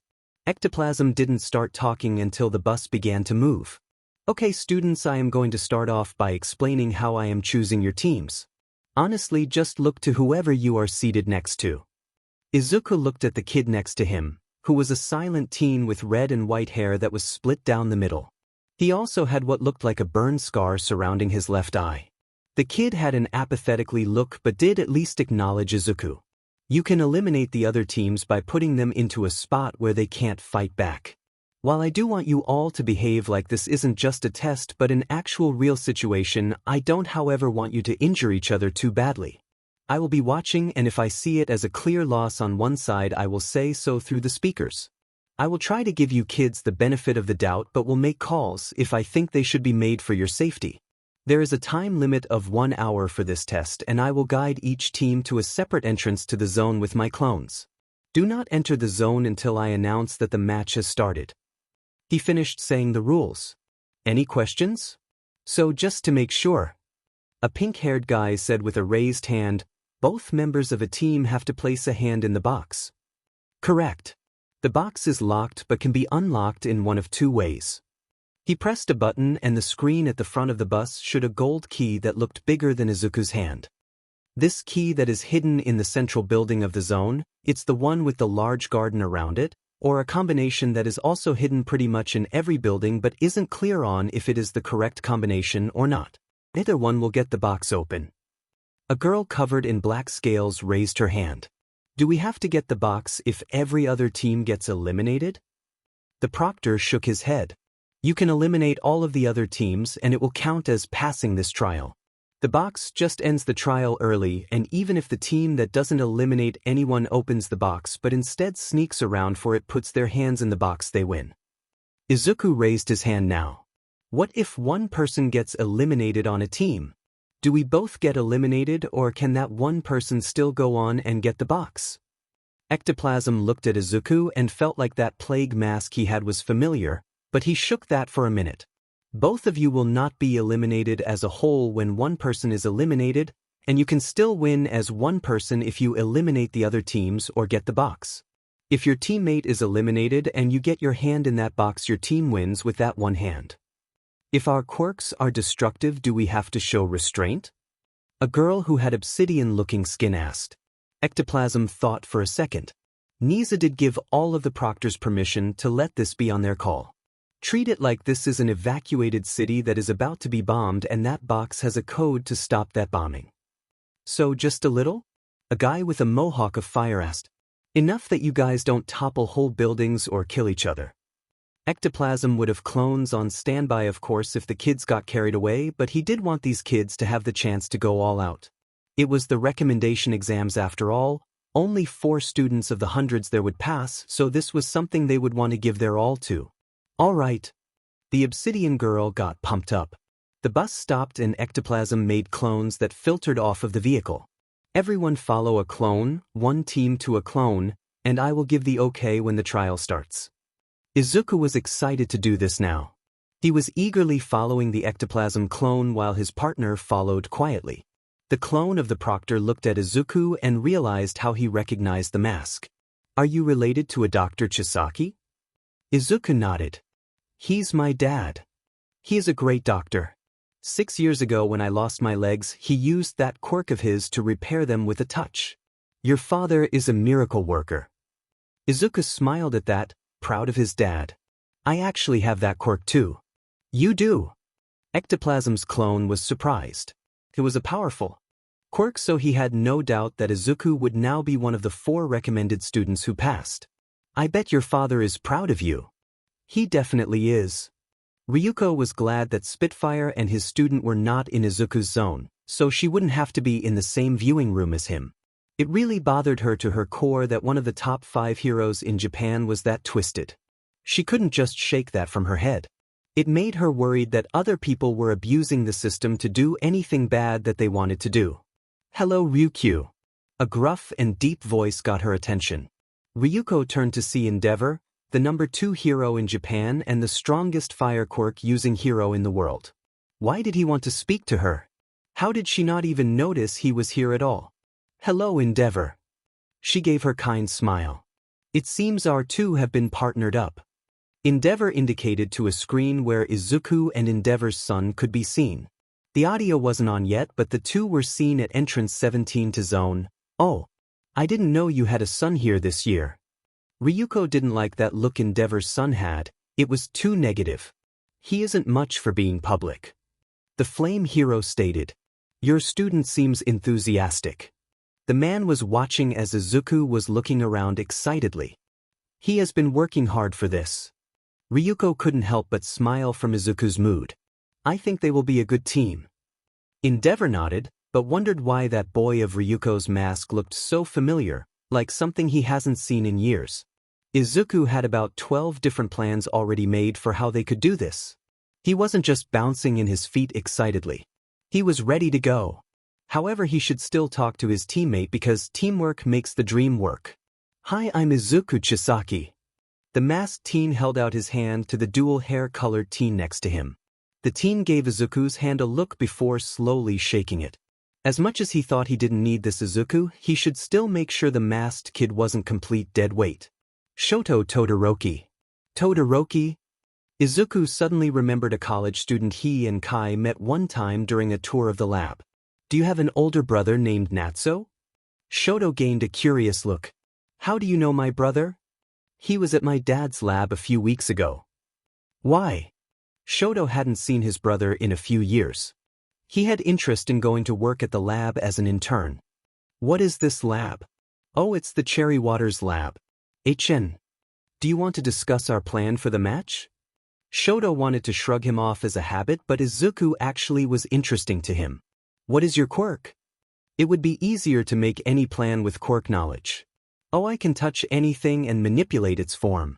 I can also touch people and heal them instantly. Diamen, that was a powerful quirk, Shoto had to admit. This guy wasn't even arrogant about such a power. He was proud, sure, but it wasn't an arrogant pride. What's yours, Todoroki? I can create ice from the right side of my body. Shoto did not plan on using his left side, so what was the point of mentioning it? Izuku looked at the teen. It would be weird if Shoto could only use just his right side in his quirk. Izuku looked at Shoto's hair and saw that it was split down the middle, and his eyes were different colors. He had white hair on his ice side, so was the red hair on his left for a different element? Like fire? Do you control fire with your left? Izuku asked. Shoto actually got surprised again. How was this guy that quick to figure out Shoto's quirk? I can, but I won't. Izuku was going to ask why, but Shoto had a look when he mentioned the fire that said enough. Something made Shoto not like his fire. Okay man, either way we got this. You don't care about my not using his side? His side. Izuku got confused. My father's. Shoto wasn't going to go farther into it than that. Izuku thought that Shoto maybe had a bad father too, so he was avoiding that side out of spite. He understood that but still said something about it. That's your thing, Todoroki. Dad's Kanasuke. But don't let his terribleness keep you down. I thought you liked your father? At least it sounded like Izuku liked his father. I'm adopted. Izuku explained, maybe he could help Shoto real fast with his own issues. My original dad was bad, but I think it is best if I move past it. Of course I won't forgive him, but I can't let him hold me back. Shoto looked at the ground. Why was he even talking about this with a kid he would only know for all of the next hour or two? Izuku had a point though, he supposed. Let's focus on this test for now though. Izuku stretched his hands. Then shoving it to our dads. Shoto actually gained a small smile. He kind of liked the plague mask wearing Izuku. The emerald-haired teen gave off a pleasant energy. Why not both at the same time? Even better. Izuku grinned under his mask. The trial begins now. Ectoplasm's voice came over the speakers. What should we do? Elimination or box? The emerald and gold-eyed teen turned to his teammate. Shoto though for a second. Box. You can manipulate anything you touch, correct? I can. Let's go get the key to the box. Shoto pointed to the central building. And you can manipulate it to be unusable on the box. Right. Izuku nodded. It doesn't even matter about the combination or key because I can open it by touching it. The two made their way to the central building. Endeavor was actually surprised. The audio started after Ectoplasm started the trial, so he only heard their plan. It was smart, and he was now curious about that boy who can manipulate anything he touches. It also surprised him that Shoto was being cooperative with someone. The boy was too rebellious against him and everything in existence, but apparently not that kid with the plague mask. Ryuko was grinning because she loved the plan and how talking to Izuku for all of 4 minutes actually made that Todoroki boy lose his scowl. Izuku did have that effect on some people. She actually had a thought that he had a quirk that wasn't a real quirk, where he just was a very positive influence on people. Izuku stuck his arm in front of Shoto to stop the teen. They both could hear the sounds of fighting around the corner. How do we feel about combat? How many? Izuku peeked around the corner. From what I see, 3 different people fighting, but none of them look to be teammates. So 6 at the least. I could manipulate the ground to put domes over each of them as a way to eliminate them. They might break out. Shoto said, after they both heard a blast from the fight. But I could make it dense enough that they can't do that. From this far. I have some practice. Go for it. Shoto actually wanted to see this quirk of Izuku's in action. Got it. Izuku turned the corner to be able to see everyone properly. He saw the pink-haired guy, the girl made of obsidian, and a guy with water all fighting. He needed them all to stop for a second, so he shouted, "Hey!" All 3 got confused looks and stopped to face the emerald-haired teen in confusion. Izuku immediately grabbed the ground, and everyone watched as the ground shook before it made domes over the 3 people. He kept his hands on the ground in case anyone else tried anything. Participants 73, 79, and 80 are eliminated. Ectoplasm spoke through the speakers. Release them please, 78. Izuku nodded and made the domes open. The 3 kids looked confused. What is your quirk? The pink-haired guy asked. Manipulation of anything I touch. Izuku answered. Dope. The guy with actual water for hair nodded. My teammate will kick your butt. The obsidian girl stated. Let's go. Shoto was impressed. Izuku didn't even need to get near people to fight them. Got it. Izuku walked with Shoto. You got the next one? I do. The dual-haired teen nodded. We should break the key as soon as possible. If it is in the central building, more than likely it isn't somewhere hard to find. I don't even think the box is hidden too well, just enough out of the way that it takes a second to find it. I actually expect it to be on a roof, last place to look if you go through a building. Izuku got an idea. What if it is? The buildings in our area are at least 10 floors as a minimum. Why do they expect us to search all of this in 1 hour? A roof would be a good place to leave it, since while you could see from one roof to another, that still makes it take a while to go up and down buildings. That gives flying quirks an advantage. But those flyers might be too busy flying to go get the key. Someone else could get the key or a combination. We have an extra advantage then. Shoto said. We can go to the rooftops now and not need to go up and down buildings. We also don't need the combinations or key. Can you use your ice to move through the air? I can. Let's go up this one first. Izuku smacked the side of the building and the bricks came apart to make a platform for Izuku to step on. Wanna join me on this? I would like to save my ice. Shoto nodded as he got on. This is pretty fun, but you might want to hold something. Izuku stated as he kept one hand on the side of the building and one on their platform. The platform began to move up the side of the building at a decently fast pace. They reached the rooftop not even 20 seconds later. That was something. Shoto said as Ha stepped onto the actual roof. Dad says it is a good way to travel. Does your adoptive father have the same quirk as you? Shoto got confused. He used to. He got a sickness so he doesn't have it, but I got it by complete chance. Izuku was told by Kai that they can't really broadcast how they developed a way to transfer quirks because that can easily be abused and make one massive supervillain. That's lucky. Shoto stated. The odds of two completely random people getting the same quirk had to be astronomically small. Sure was. Izuku looked around the buildings surrounding them. I don't see it. There. Shoto pointed to a building with large glass windows. Second floor from the top, corner room on the right. Izuku looked where he was pointing and saw the gold box gleaming from the sun. It was sitting on a table. Nice eye. Let's both use our quirks to get to it as fast as possible. Race you? Izuku offered. Shoto didn't know why, but he nodded. Let's go. Izuku started their race once they both got to the edge of the roof. Shoto moved in a wave of ice made from his right foot and Izuku manipulated the roof into a bridge to the building, pushing forward with him on the edge of his bridge. The two admittedly got into how nice it felt to move like that and both, despite being smart enough to get into the recommendation exams, forgot that glass was something that can hurt when you impact with it at a high speed. They were too busy racing to consider their point B drove them through windows. Both of them crashing through the glass and into the conference room with the gold box. Ah, that hurts. Izuku groaned because he landed on some glass. That was reckless. Shoto felt like an idiot. He couldn't even think of what his father was going to lecture him on first because of this. Ryuko knew she shouldn't have, but what just happened, bro, her pseudo-son was funny, so she actually snorted in laughter. She also knew he wasn't going to be hurt for long since he could easily tap himself with a finger to manipulate himself into perfect condition. Endeavor, however, didn't find it funny, wondering why his son was making a fool of himself. It's no issue. Izuku closed on of his hands, making his fingers touch his palms and activating Overhaul. The cuts disappearing from him and the glass falling off. Here. He did the same to Shoto. The ice user was not even surprised that Izuku could just do that.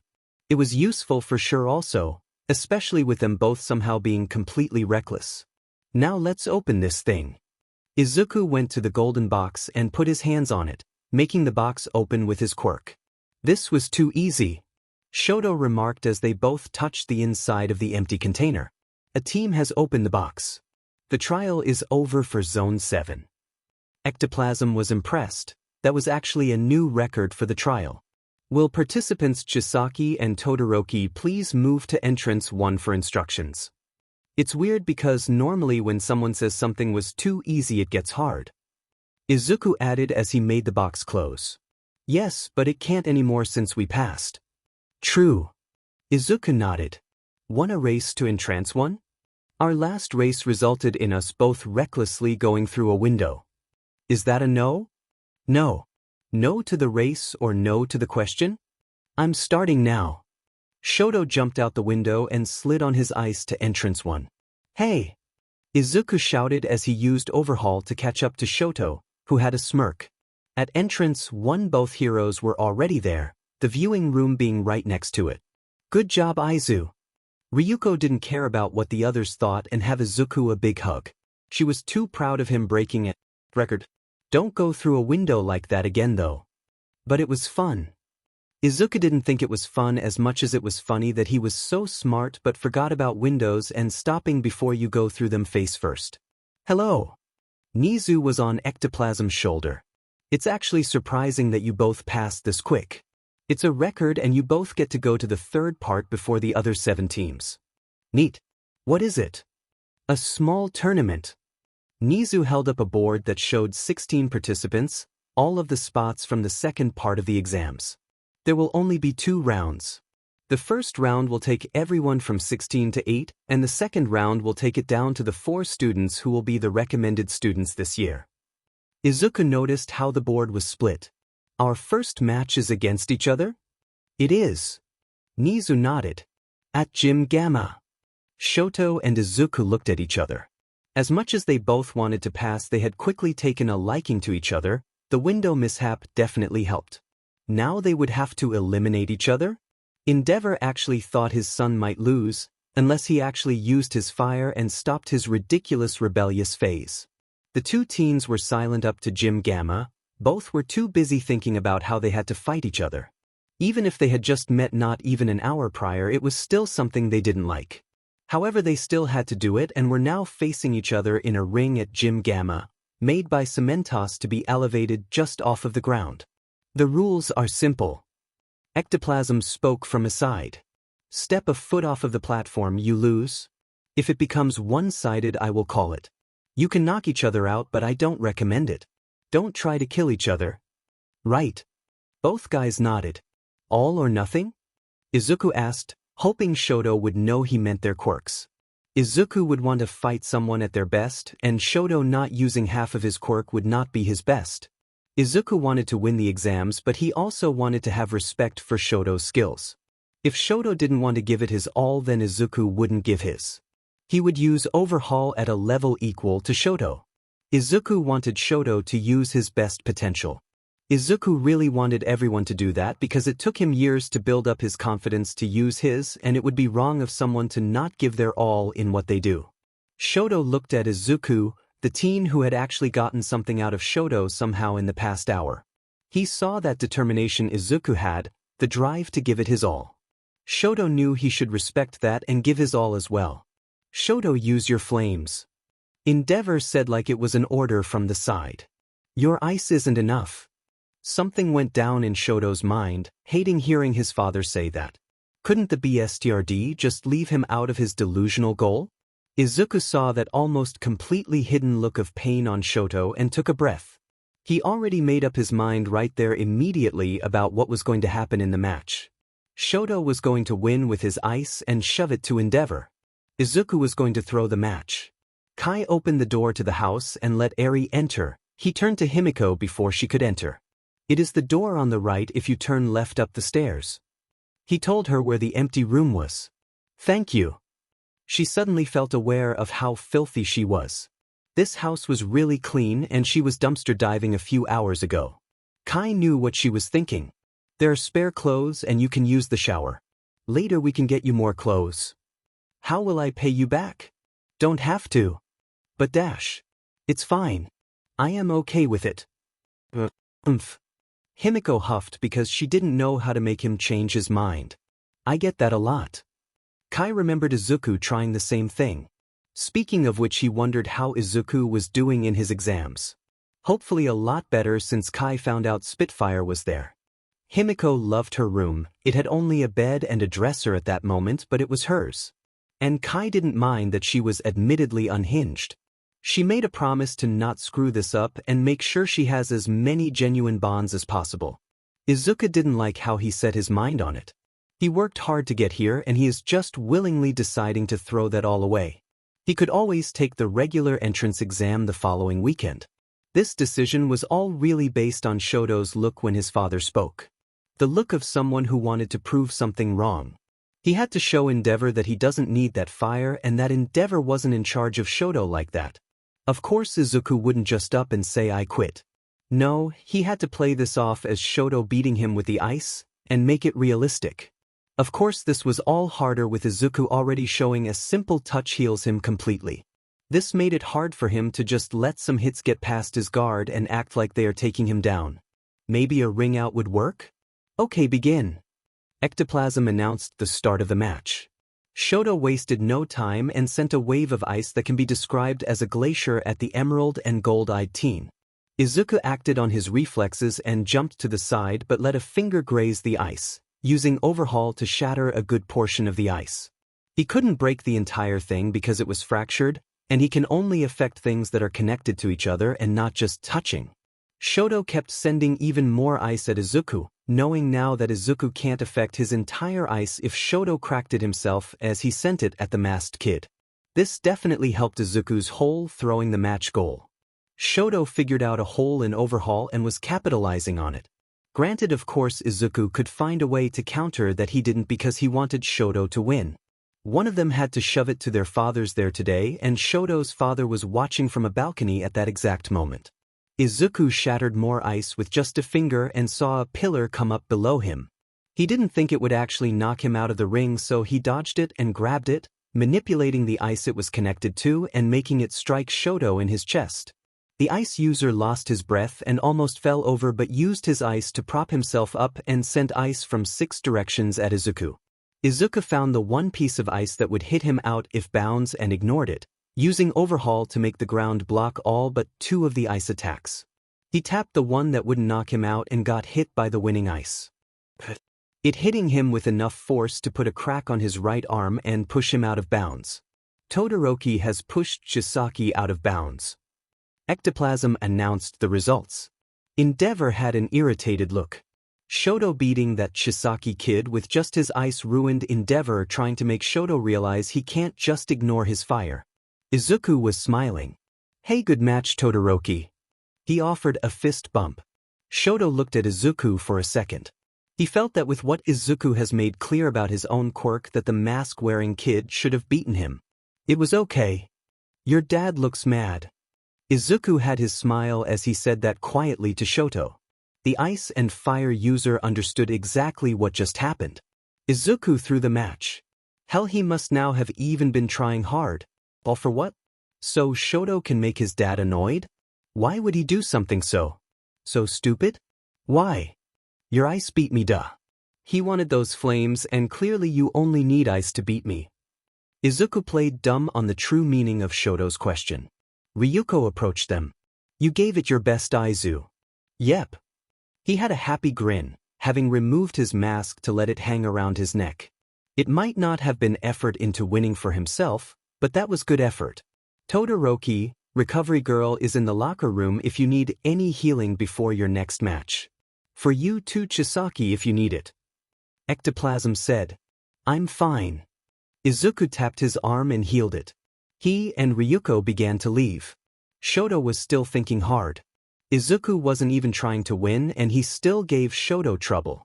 He was leagues above Shoto and just gave up a spot that out of the two of them he clearly deserved, for something that didn't involve him. It wasn't right to Shoto. He wouldn't just drop out because Izuku clearly made a conscious choice there, and it would be wasted with Shoto doing that. The ice-using team then made his own clear choice. "Chisaki." The ice and fire user said to get the other team's attention as he was leaving. Izuku turned to look at him. "What's up?" The ice and fire user wasn't after power anymore to prove his father wrong. He didn't care about that after seeing Izuku's actions. He now wanted what Izuku had. That will, that drive, to do what he believed was right. He found a rival in Izuku, and not an antagonistic rival but hopefully a friendly rival. One who understood his problems and was there to help. Izuku gave up something that he worked hard for, and Shoto was definitely not going to let that be the end of their relationship. "Next time it will be my all," Shoto stated. He was going to catch up to Izuku and have a proper rematch. Izuku gained a large grin. "I can't wait." With that, the friendship of 2 of the greatest heroes of the next generation was born. As Izuku and Ryuko were leaving Gym Gamma, they got stopped a second time, this time by Nizu. "Hello, Miss Tatsuma and Chisaki." The mouse was cheerful. "May I have a word?" Sure." Izuku wondered if the quirked animal was aware of his throwing the match.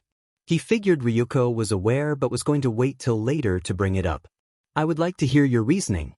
I believe you clearly made yourself lose there."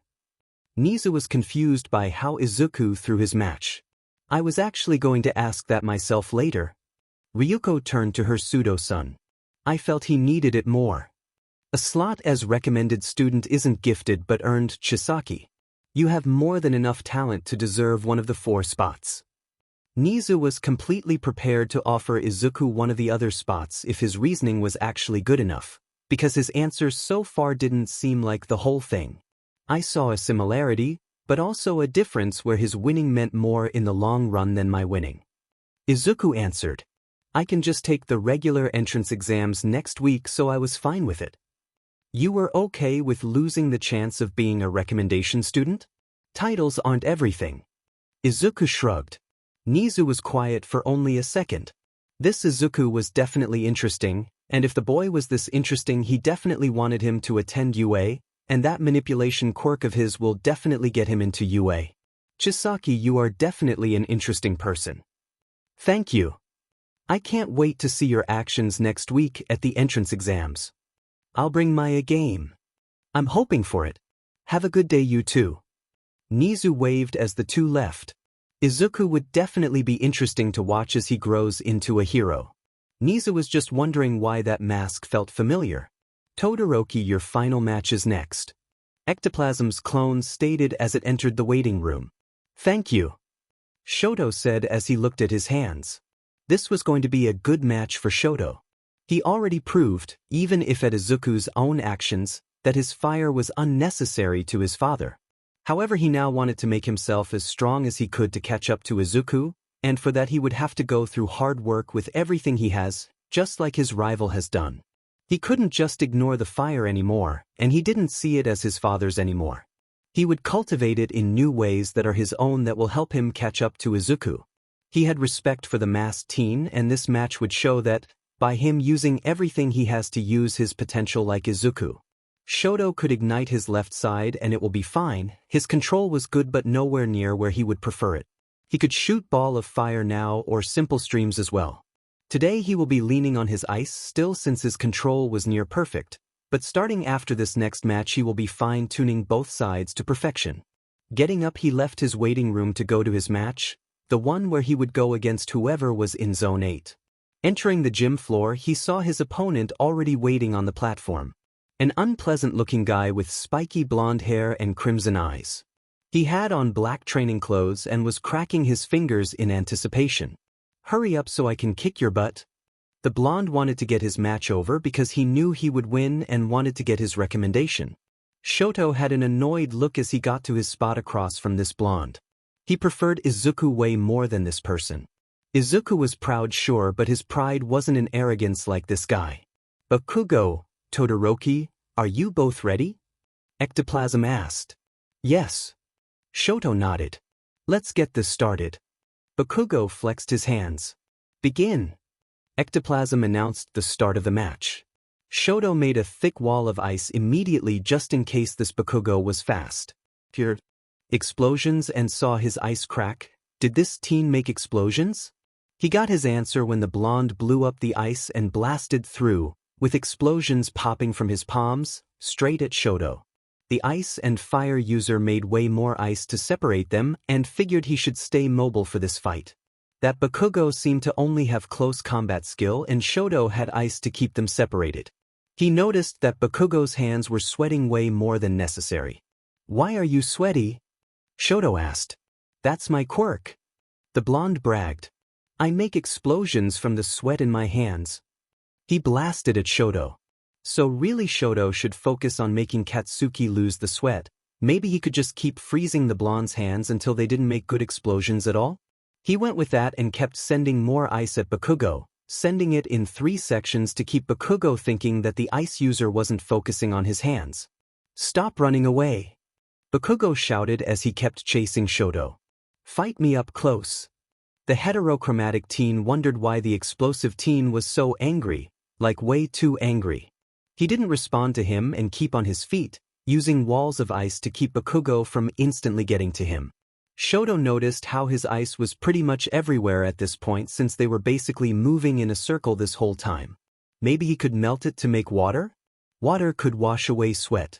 Shoto sent out a gigantic wave of ice, sending himself to the top of it while Bakugo was busy trying to blast his way out of it since he got caught in the ice that covered the entire platform. Can this count? The white and red-haired teen looked down at Ectoplasm. The clone-making hero had an amused look at the question and how bored it was asked. He seems to be able to get out of it. Sorry, Todoroki. That's okay. Shoto figured he could do Plan B, set himself on fire and burn his entire glacier, drenching Bakugo and removing his sweat.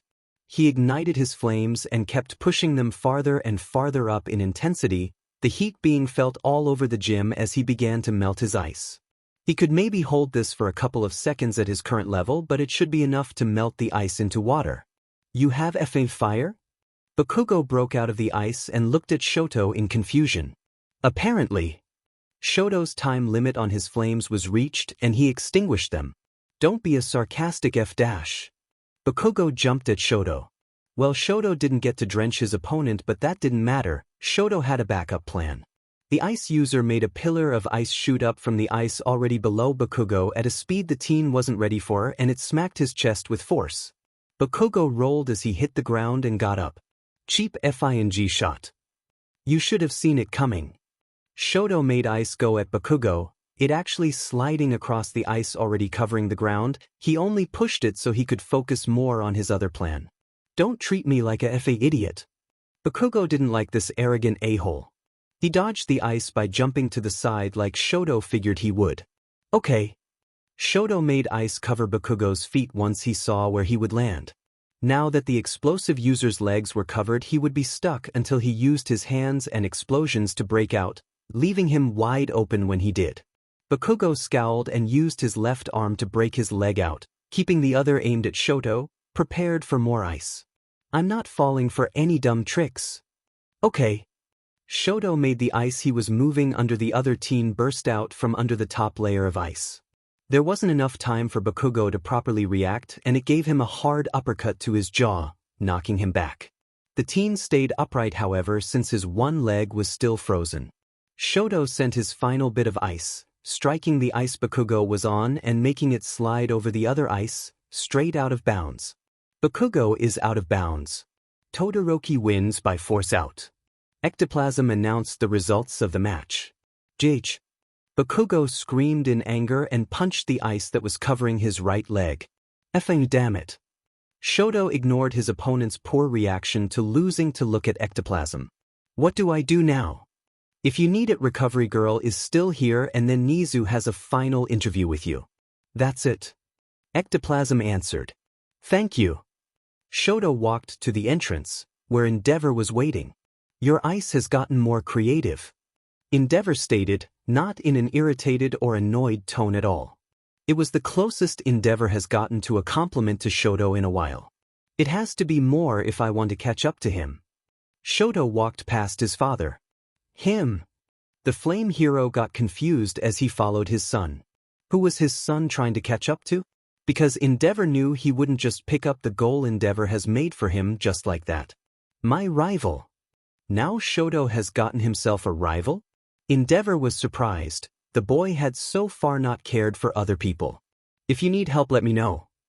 It was now Shoto's turn to be confused. Was his father offering help and not forcing it?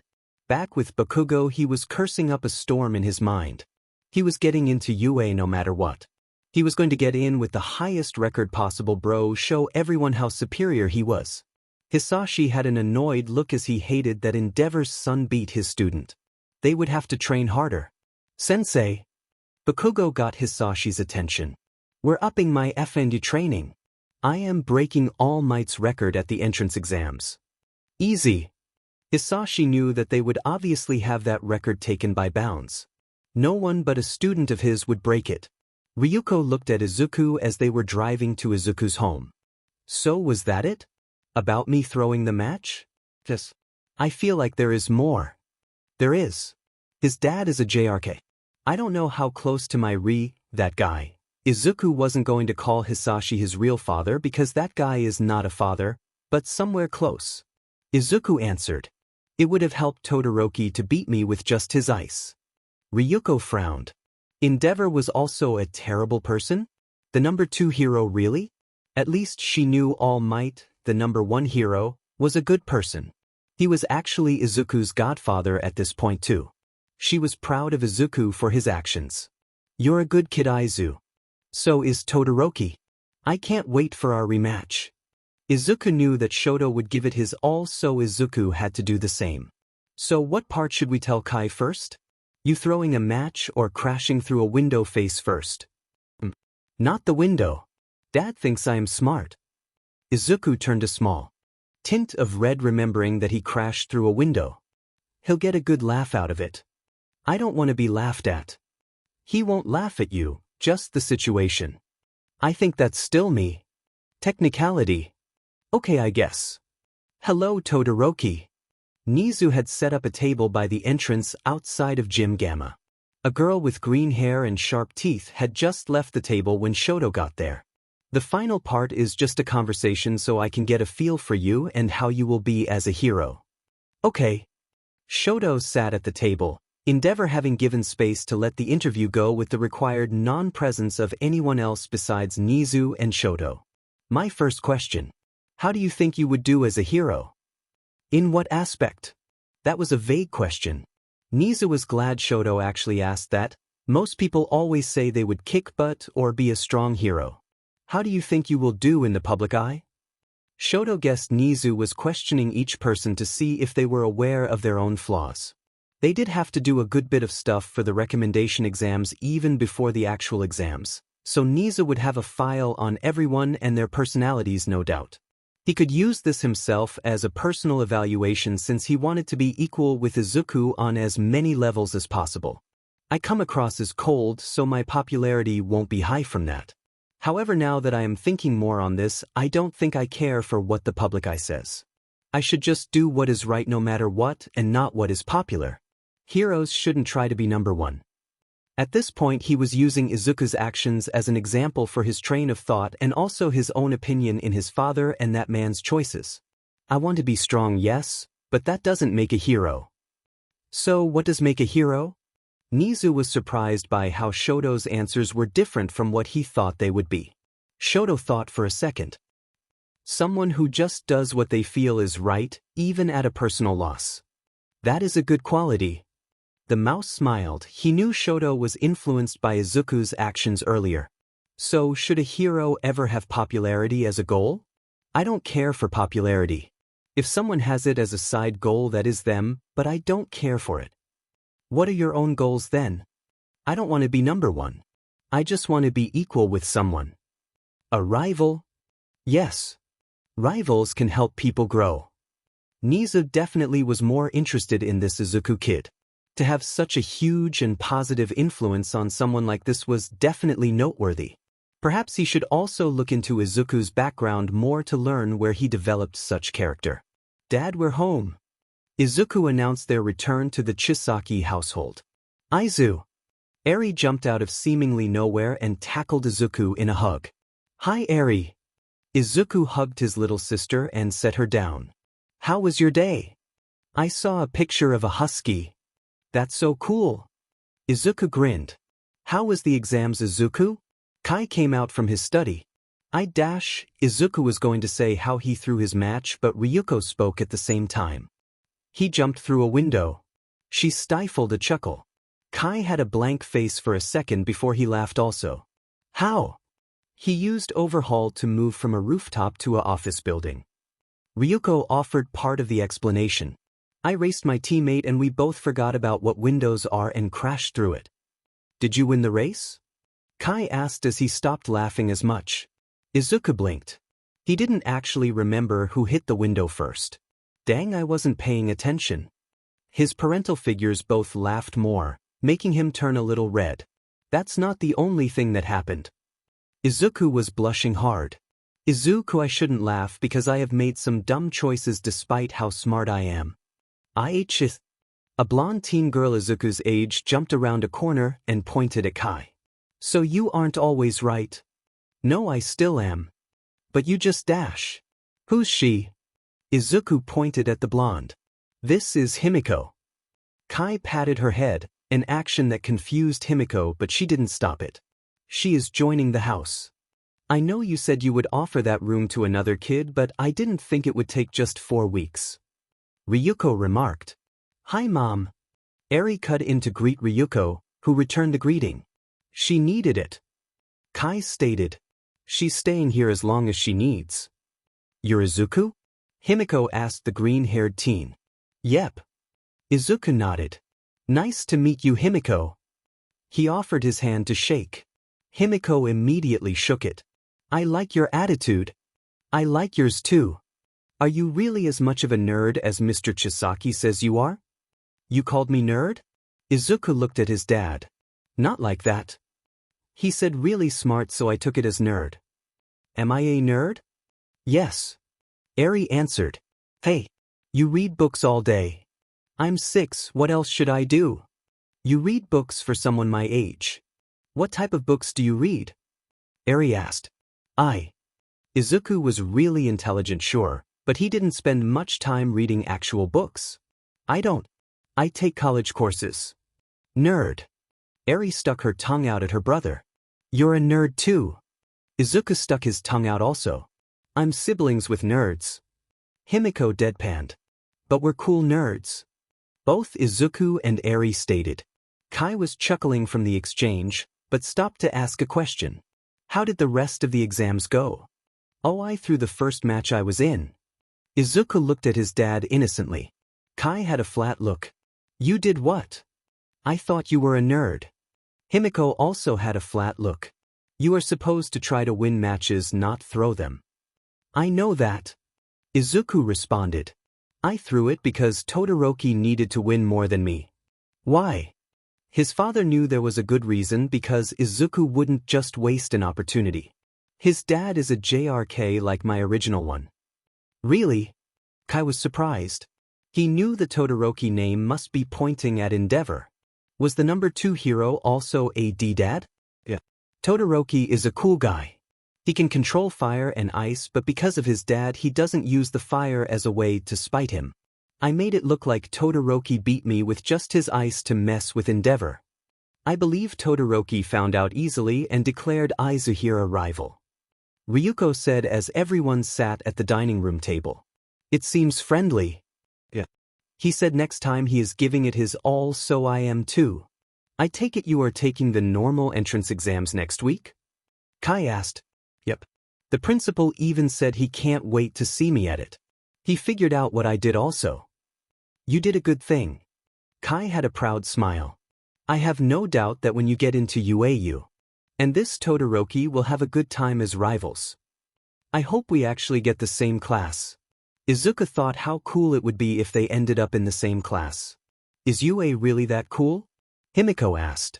Izuku gave her a hard nod. Good people can become actual heroes there and train to protect others. Himiko got an idea at that moment. I'm going to UA also then. Really? Kai asked. Yeah. Himiko nodded hard. I want to get strong and protect any bonds I make. That is a good goal. Ryuko liked Himiko already, maybe it was just her liking kids in general or something, but she felt that Himiko had a good heart. Well then the next week is pure work, so you are ready for it. Kai said, applications can be turned in tomorrow for it at the latest, so we should work on that today and then training. I'll help. Izuku got excited to help. I want to help too. Eri declared. Himiko had a large smile from all the help they were offering. She definitely wanted to have strong bonds with them. Later that day Nizu was sipping tea while he was waiting for All Might to come to his office.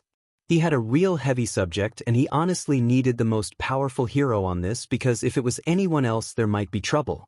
He had researched Izuku Chisaki for curiosity's sake and found him, the villain Overhaul who had been in hiding it seems for years. It chilled him to think that this powerful villain who was only known as that by the underworld and older heroes actually had a kid with the same quirk, and that kid was attempting to enter UA. What was Overhaul's plan? Was he coming out of his hiding as a villain? Why was he even hiding as a doctor at a lab? Was he holding a facade to get more NTMT knowledge on all of the heroes in Mizudafu? Either way, he had to wait for All Might so they can plan a way of taking down the powerful villain. A knock at the door interrupted the mouse thoughts. Come in. Nizu spoke up.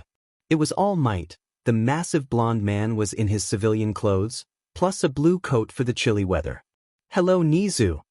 All Might had a happy grin before he lost it at Nizu's expression. Is something wrong? I happened to come across the whereabouts of a supervillain who has been in hiding for years. Nizu stated. All Might collapsed into the seat he was going to sit in. Was All for One still alive? How? After what he and Kai did, that man should definitely be dead. Where is he? All Might would definitely make sure All for One is defeated for good this time. He works at the Cherry Waters lab. It is Overhaul. Nizu expected at least a shocked expression from All Might, but was caught off by what he actually got as a response. The massive blonde hero blinked before he burst into laughter. Tashinori Yagi, this is no laughing manner. Nizu snapped. Did All Might really not understand the severity of this? Overhaul can kill people with a touch. Sorry. All Might wiped a tear. I already know that Kai works there. Kai. Why was All Might calling the supervillain by his first name? How do you know? Kai is not a supervillain anymore, Nizu. Far from it, he is actually reformed. He actually helped me in that fight against All for One 6 years ago. He what? It's actually a touching story in my opinion. He reformed himself after he found this little child close to death in an alley and took him in. You met the boy. Izuku. Nizu was almost never confused, but this definitely made him that. It made him actually the most confused he had ever been.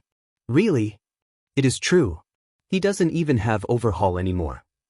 Explain. Nizu expected every detail. All Might gave every detail.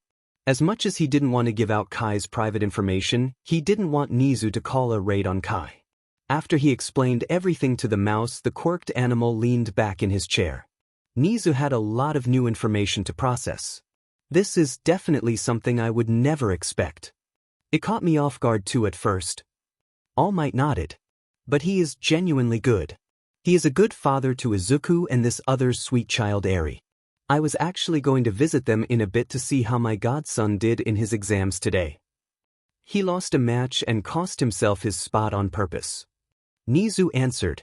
He did it because he thought it would help the other student with a personal problem of theirs. That Izuku is intriguing. He has a heart of gold. All Might agreed. I am going too. Nizu got off of his seat. I have never shared a cup of tea with a reformed supervillain before. Nizu wanted to see and speak with Kai himself, because this was all new to him. I will let him know a guest is coming. Anything you touch?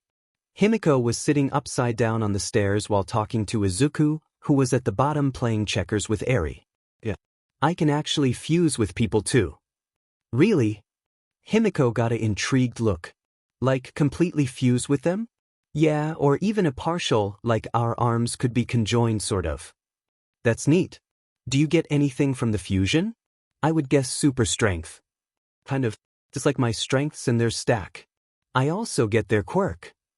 Like permanently? Just for a little bit. It's like a time limit. Can you get it from a partial? Izuku blinked. Never checked. Do it now. Himiko turned to sit up and put her arm in front of Izuku. Okay. He poked her arm and a small flash of smoke and the sound of electricity sounded. Once the small amount of smoke disappeared, they could all see that half of Izuku's hand was gone, inside of Himiko's forearm that looked slightly contorted from the fusion. Whoa, this is weird. Himiko moved her arm up and down, seeing Izuku's hand follow. I can feel your hand. I can feel your arm and pretty much everything, including your quirk slightly. Izuku said. He felt like he could access her quirk but at a very weak level compared to the real thing. It helps me when it comes to manipulating things. Wait, can you change how I work biologically? If I know what I am doing, yeah. I just have to know it to work it. What if you know someone's quirk? If I know someone's quirk? Yeah, could you change it? Theoretically, I probably could. But quirks are like really complicated. Each one is like a very complex and long sheet of coding that is completely unique. How much coding? If each digit of the coding was the size of a quarter, then it could cover more than half of the planets in our solar system. Some quirks would need every planet for space. That's a lot of quarters. How does that all fit in our blood? Really? Compress. Dad's lab is one of the best when it comes to researching them. Wait, so other people actually know how to pass on quirks too? No. That was just Dad. He alone is honestly better than the labs. Wait, so does anyone know that he actually made a way to pass you a quirk like that? Himiko was shocked. That was like the scientific discovery of the century. Dad said villains or terrible people might abuse it. He didn't want that, so it stayed a secret. We passed it off as I developed late, and he got a sickness that suppressed his quirk. Only people who know is us here, Dad, Mom, and Yagi-sensei. Who is Yagi? All Might. Himiko jumped up in surprise, yanking Izuku as a result since he never undid the partial fusion. You guys know All Might? Yeah. Izuku tried to regain his balance. He is big. Eri commented. He has to duck into the doorway. Izuku added. Why do you know All Might? Himiko was confused. Dad is friends with him. The emerald-haired teen answered. Really? Yeah. Yagi-sensei was actually going to visit today. He should be here soon. Cool. He said he would bring me caramel apples. Eri remembered what All Might promised her. He said caramel apple. Not plural. Izuku pointed out. I heard apples. Eri took 2 of Izuku's pieces. He probably is bringing at least 4 anyways. Izuku shrugged, the statement making Eri grin. I would like 4. Kai walked past the 3 as he went from his study to the dining room. Hello. Hi, Dad. Both Izuku and Eri got happy. Hello, Mr. Chisaki. Himiko replied. All Might said he was bringing a guest who wants to meet me. Kai told them as he grabbed a binder from work off of the dining room table and walked back to his study. Did he say who? Izuku asked. He didn't. He just said the person was interested in my work and meeting me. Will Mom be back for dinner? Eri asked. Ryuko had left an hour earlier because she got a call from her agency. It wasn't anything major, just a computer mess-up, and she was one of the people who had a key to restore the files from the backup. She should. A knock happened at the door. Izuku, being the closest, went to open it. When he did, he saw his godfather All Might. Hello, Izuku, my boy. Toshinori had his signature grin. He held up a bag that Izuku could see had at least 6 wrapped-up caramel apples. Where is little Eri? Hi, All Might. The girl blurred past Izuku to hug her godfather. Her short was compared to how tall All Might was made her just hug his calf. Hi, Eri. Toshinori's grin got bigger if possible. He loved those 2 kids and they made him happier just by being around. I have brought the apples. Yay. Eri took the bag happily. Thank you. I take it Toshinori is here? Kai's voice was heard from his study. He can practically hear his close friend's booming voice from the other side of Japan if he tried. I am here. Toshinori got a good laugh from saying his signature quote. He then noticed a new child he hasn't seen before, a blonde girl who seemed nervous. Hello, youngster. I am Toshinori Yagi. I'm Himiko to Chisaki. She almost used her real name. Himiko was told by Kai that he was filing adoption papers and such for her, so she would legally be a Chisaki. It made her happy that he was taking her in, it just felt weird how sudden it was. It is nice to meet you, young Himiko. Do you call everyone young? When you are a less than half my age, you are a youngster. Can I call you oldster? Himiko asked innocently. The man burst into laughter. That is new. I would enjoy that very much. Okay, oldster Yagi. Himiko smiled. Hello, Tosh. Kai walked around the corner again, holding a different binder. Hi, Kai. This is my guest. The muscular blonde moved to reveal Principal Nizu. Principal Nizu? Izuku got confused. A midget bear? Himiko asked. I am not a bear. Nizu wasn't even offended at all by Himiko's statement. He found it amusing as that was the first time someone called him that. Hello, I am Nizu. It is nice to meet you for the first time, Overhaul. He was looking at Kai. The original holder of Overhaul dropped his binder at being called that, feeling like he was her for Kai to make him pay for his crimes from over a decade ago. You could have said it in a less stress-inducing way, Toshinori commented. Don't worry, Kai. He knows about your past, but I made it clear you are a different man. Kai felt relieved. At least now he knew he wouldn't have the entire police force of Mizudafu knocking down every way into his house. He made it very clear. The quirked animal nodded. I got interested in seeing a reformed supervillain, if I am to be honest. Reformed supervillain? Himiko looked at Kai. Was he really an ex-villain?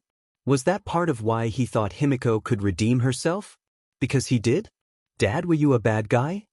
Eri looked up at her father. This was a day Kai didn't really want. He was okay with Izuku knowing what he used to be, because Izuku was there from the second Kai began to change and was the reason he changed. But he didn't want Eri to know that he used to be an evil person. Before I found Izuku, I used to be an unpleasant person. Dad changed though, Eri. Izuku defended his father. Eri nodded. Dad couldn't stay bad too long. He's too nice. She accepted it rather easily. He's a doctor now, and if he tries to be bad, Mom would kick his butt. I wouldn't want that. Fighting Ryuko in a serious fight would be the last thing Kai would want. Miss Tatsuma would certainly not let him go back to villainy. Toshinori nodded. Sorry if I caused any stress or unwanted situations with my being here. Nizu apologized. It is fine. Kai only accepted it as fine since Eri didn't lose any faith or trust in him. What sort of conversation do you want? Kai wasn't going to be rude to the principal. The school Izuku wanted to get into. Really, I just want to know more about you and how you reformed. I haven't heard of a person on your level changing so vastly. I suppose I can provide that. We were about to have dinner. If you would like to, you can join us. I would like that. I can break tea for our conversation too. Kai offered. I would like that even more. The mouse loved his tea. Ryuko had just finished rebooting the computers at her agency. She didn't leave immediately because she needed to make sure all of the files were actually restored. She was going to open a recent one she knew well about since she was the one who had filed it, but noticed a few files that were marked as unresolved, and they were from over a decade ago. She opened the first one, an unsolved murder that was actually at Cherry Waters. The case had no evidence of foul play, but the victim had none of his organs in the correct spot, as if some outside force magically shifted them. There was only one word listed under where it said possible suspects, a word that made Ryuko do a double take. Overhaul. Endeavor heard something outside and went to check what it was. What he saw was actually surprising. It was Shoto, covered in sweat but still physically working out in the garden with full effort. His son never seemed to bother with as much physical training before, so this was bizarre. What was more off-putting to Endeavor was the cloak of fire and ice Shoto had the entire time he was training. Shoto had a new flame in him that was guiding him, and Endeavor was surprised at how driven his son looked. Shoto collapsed after a few more minutes. His exhaustion had finally gotten to him. Shoto! Endeavor moved to his son's side, and was surprised as the boy pushed himself up. Boy, don't push too much. The ice and fire using teen looked at his father with an annoyed expression. Funny that you say that. Now that felt like a smack to Endeavor. Sheet. Now that it was just Shoto pushing himself, Endeavor was now realizing how badly he had been pushing the boy.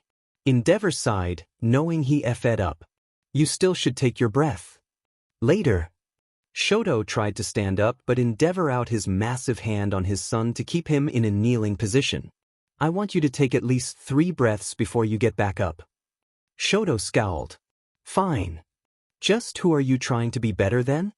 Not better. Equal. The teen corrected his father. Equal. Endeavor raised a flaming eyebrow. I want to be equal with Chisaki. That boy. Endeavor got only mildly surprised. It made sense. He supposed that it was Chisaki. Although Shoto beat him, did he not? I think you already beat him. No, I didn't. Shoto shook his head. That wasn't at our best. I want us to be able to go all out. Endeavor guessed it was possible that Chisaki boy was holding back. However, Shoto didn't seem antagonistic about his declaration of a rivalry with the boy. Maybe Endeavor should let this play out on its own. While Kai and Nizu talked, All Might had gone to speak with Izuku, Himiko, and Eri. Izuku, my boy, I take it that now you will be joining the regular entrance exams? Yep. Izuku nodded. My application from the recommendation exams still counts for it too, so I don't need to fill out more forms. I'm going to UA too. Himiko added. You want to be a hero too? Toshinori asked. No. The blonde teen shook her head. I just know that people get tough at that place and I want to be strong enough to protect my bonds. That is still admirable. Perhaps you could become a hero and protect others and their bonds as well. The pro hero offered. Himiko gained a thinking pose. That works, I guess. Will you be going to UA when it is your turn, Eri? No. Eri was coloring a picture while they were talking. I want to be a doctor like Dad. You are already on a good path for that. Dad says I'm too smart for my own good sometimes. I think he says that about all of us. Izuku laughed. You crashed through a window. Don't come at me. Izuku playfully tapped his sister on the horn. You can't even color inside the lines. I'm 6. I can get away with it. She said it again to mess with Izuku. When you are that smart you can't use your age as an excuse. I'm 6. Eri repeated herself. I can get away with it. You better be glad you are adorable. She is adorable. Himiko nodded and Eri beamed. Himiko. Toshinori cut in. Do you already have your forms filled out for the entrance exams? I do for the most part, but I have to say what middle school I am from and I don't want to do that. Something bad? Izuku asked. I kinda have issues. That's fine. Why not just say homeschooled? I guess. Don't you care that I said I have issues? I technically have daddy issues, so Daddy issues? Himiko thought Izuku and Kai got along. I'm adopted, that guy I am related to by blood is a JRK. My mom is a JRK. Not Dragon Mom, she is the best. Eri added. Chisaki, I want to be completely honest. Nizu sipped some of his tea. He had to admit Kai knew how to make some DMN good tea. He was thinking about this for half of their discussion. Kai definitely had an interesting story, especially after finding Izuku in that alley a decade prior. The road he took from that point was definitely one of redemption. He became a man of science and had actually pushed science by years, maybe decades, by making the synthetic quirk that helped him give Izuku Overhaul. It was definitely a discovery of a lifetime. And Kai didn't even reveal it knowing how it could be abused. He took in 3 separate kids who had troubling past and all 3 are from what Nizu can tell extremely gifted in their own ways. He had to have Kai at UA. I want to offer you a job at UA being a teacher. A teacher? Yes. For the hero course, in fact. You have a unique set of wisdom that could only do good for the next generation of heroes. Aren't there only 2 classes? Of 20 each? You already have teachers and I am a quirk researcher and doctor. You are familiar with our setup? Izuku really wants to get in, we did research. He will no doubt get into the hero course. I can adjust the hero course so that there will be 3 teachers. For teachers for the hero course. For teachers. Miss Ryukyu also had part in your son's development, no doubt. I would like to think that the influence from her would be good for the next generation as well. You want to offer us jobs? Kai was still trying to get that to sink in. Not even an hour ago I believed that you thought of me as the old Overhaul. I think All Might and your family are proof enough that you have indeed changed. I can't accept the job. I like my job at the Cherry Waters lab. What if we let you do your research on campus? With more funding? Does UA even have that much extra funding? You have no idea. How would this even work? Kai was actually considering it. You would be the homeroom teacher of one of 4 hero course classes. With this, I believe the classes will be split into 10 students per class. You will direct their hero training outside of the actual hero class that I have no doubt you already know Toshinori will be teaching, and you will also rotate with the other teachers, teaching it. Subject to each class for an hour. I believe with your profession it would be science-related. What will be my hours at Cherry Waters? When your class is at their block for the hero class from Toshinori if you like, plus any other free time. You can even involve our own recovery girl if you want. I know Miss Shizenji. She actually helped with Project Overhaul. Oh. Nizu did not know that. So will you be taking the job at UA? Can I think on it? Kai asked. This is a big decision. Of course. Is there a chance that Miss Ryukyu is coming here tonight? It would make it easier to contact her. She should be. Kai nodded. 20 minutes later Ryuko did show up, but she had an expression of hard thought and discomfort. She was also holding some folders. It was Izuku who opened the door and saw this expression. Hi Mom. Are you okay? For the most part. She patted Izuku on the head, not knowing how his parental situation was going to be in a few minutes. Is Chisaki here? Izuku felt like something was off. Ryuko hasn't called his dad by Chisaki in years. Yes, he is in the dining room. Thank you, Izu. At least she still called Izuku by his nickname. Ryuko entered the dining room and was surprised to see Principal Nizu there as well. However, that was not the most pressing thing to her. She also couldn't say anything at that exact moment since All Might, Himiko and Eri were also at the table. Hi Mom. Eri waved. Hi Eri. Ryuko looked at Kai. Can we talk privately for a moment? Kai felt like something was off. The dragon hero looked unhappy. Sure. He got up to follow her, where she led them to his study and closed the door so they can have privacy. Ryuko, are you okay? What is this?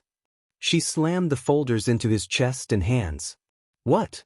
Kai got confused and opened a file, seeing an unsolved murder marked for 12 years ago. Kai realized this was someone he killed while a Yakuza. Chisaki, this is you, isn't it? She was trying to hope it wasn't Kai and just someone with a similar quirk, but the name Overhaul that floated around was the exact same name Kai had for his quirk. Please tell me that none of this is you. Kai looked at the stack of reports in his hands. He knew he couldn't even dare say this wasn't even all of it, however he also couldn't lie at all. Ryuko. This is all me. But it was a dash. You were a villain? She felt something in her die. How? Why? Ryuko, please let me explain. Why? How do I know that it won't be another effing lie? That was the first time Ryuko ever cursed. She was beginning to tear up. After doubting half of everything all day, it was crushing that the one person she trusted more than anything was living behind a large dark lie. Because I don't want to lie anymore. Kai answered. Toshinori can dash. All Might too? Ryuko, listen. Kai was trying to explain, but the tearful woman wouldn't listen. Chisaki, how could you be a dash? Kai put his hand over Ryuko's mouth to stop her. Toshinori is not a villain, neither am I. Yes, I used to be part of the Yakuza. I had no home, and as a young child my father Kenjiro saved me from living in alleys. I grew up in the Yakuza and tried to honor him for saving my life. Yes, I was by any definition an evil and twisted man, but that changed because of Izuku. Everything about Izuku and everything since I found him in that alley is true. He changed me, and I swear I am not that man anymore. Ryuko still had tears in her eyes. Why should I believe you? She trusted him the most in her life, and their whole friendship was built next to the biggest lie and secret imaginable. You are the last person I want to keep secrets from. I was afraid. You are a hero and I used to be a villain. You think I was okay with it at all over the past 10 years? Look at me in my eyes and just see I am telling the truth. He was holding her by her shoulders. She looked at his eyes for a solid moment. He didn't have any deception at all. If anything, he had stress and worry. She knew he was telling the truth then. Part of her trust was restored. Does Izuku know? He's always known. You haven't done anything criminal since you found Izuku? If he hadn't, she would be more relieved. Only thing I did was try to talk to another villain years ago to help me get Izuku Overhaul. That was when All Might showed up. The villain turned on me when I rejected his deal, and I helped All Might put him down. I have done nothing criminal since, I swear. Really? Helping All Might put down a villain negated the bad part of it for Ryuko, especially since Kai rejected the deal. He realized he technically did something not even a few weeks ago when he hacked and stole Ryuko's medical files to find a cure for her NFRTLTY. He wasn't hiding anything anymore, so he came clean. I actually hacked a hospital for some files 4 weeks ago. What? The dragon was losing her trust again. For what? Kai grabbed the red binder on his desk. You told me how you were unable to have kids, and I decided that you deserved that chance, so I stole these to work on a cure or find a way for you to have kids. Ryuko looked at the binder, opening it to see so many notes and research. She looked up at Kai. His eyes had a scared look, like he was afraid of a negative reaction from her. That wasn't a villain. He risked talking a villain to give his power to a boy he found in an alley. Gave up his whole lifestyle and changed to support a child that he had no reason to care for. Became a doctor and worked every day to help everyone with every quirk-related disease and ailment he could. He was even trying to fix her birth defect even though it should be impossible. Kai wasn't a villain. He wasn't anything close to that. He was a good person. Ryuko dropped the binder and grabbed Kai in a really tight hug. All of her trust in him was restored. Yes, he had a dark past, but he wasn't that person at all anymore. We need to trust each other more, she whispered while she continued to cry. The day having destroyed her emotionally. I won't hide anything ever again. Kai felt like the world was removed from his shoulders and hugged her back. Later the two finally left the study and joined everyone at the table. Izuku didn't like how his parents had red eyes, but he wasn't going to just call them out on it, so he would change the subject unless they wanted to address it themselves.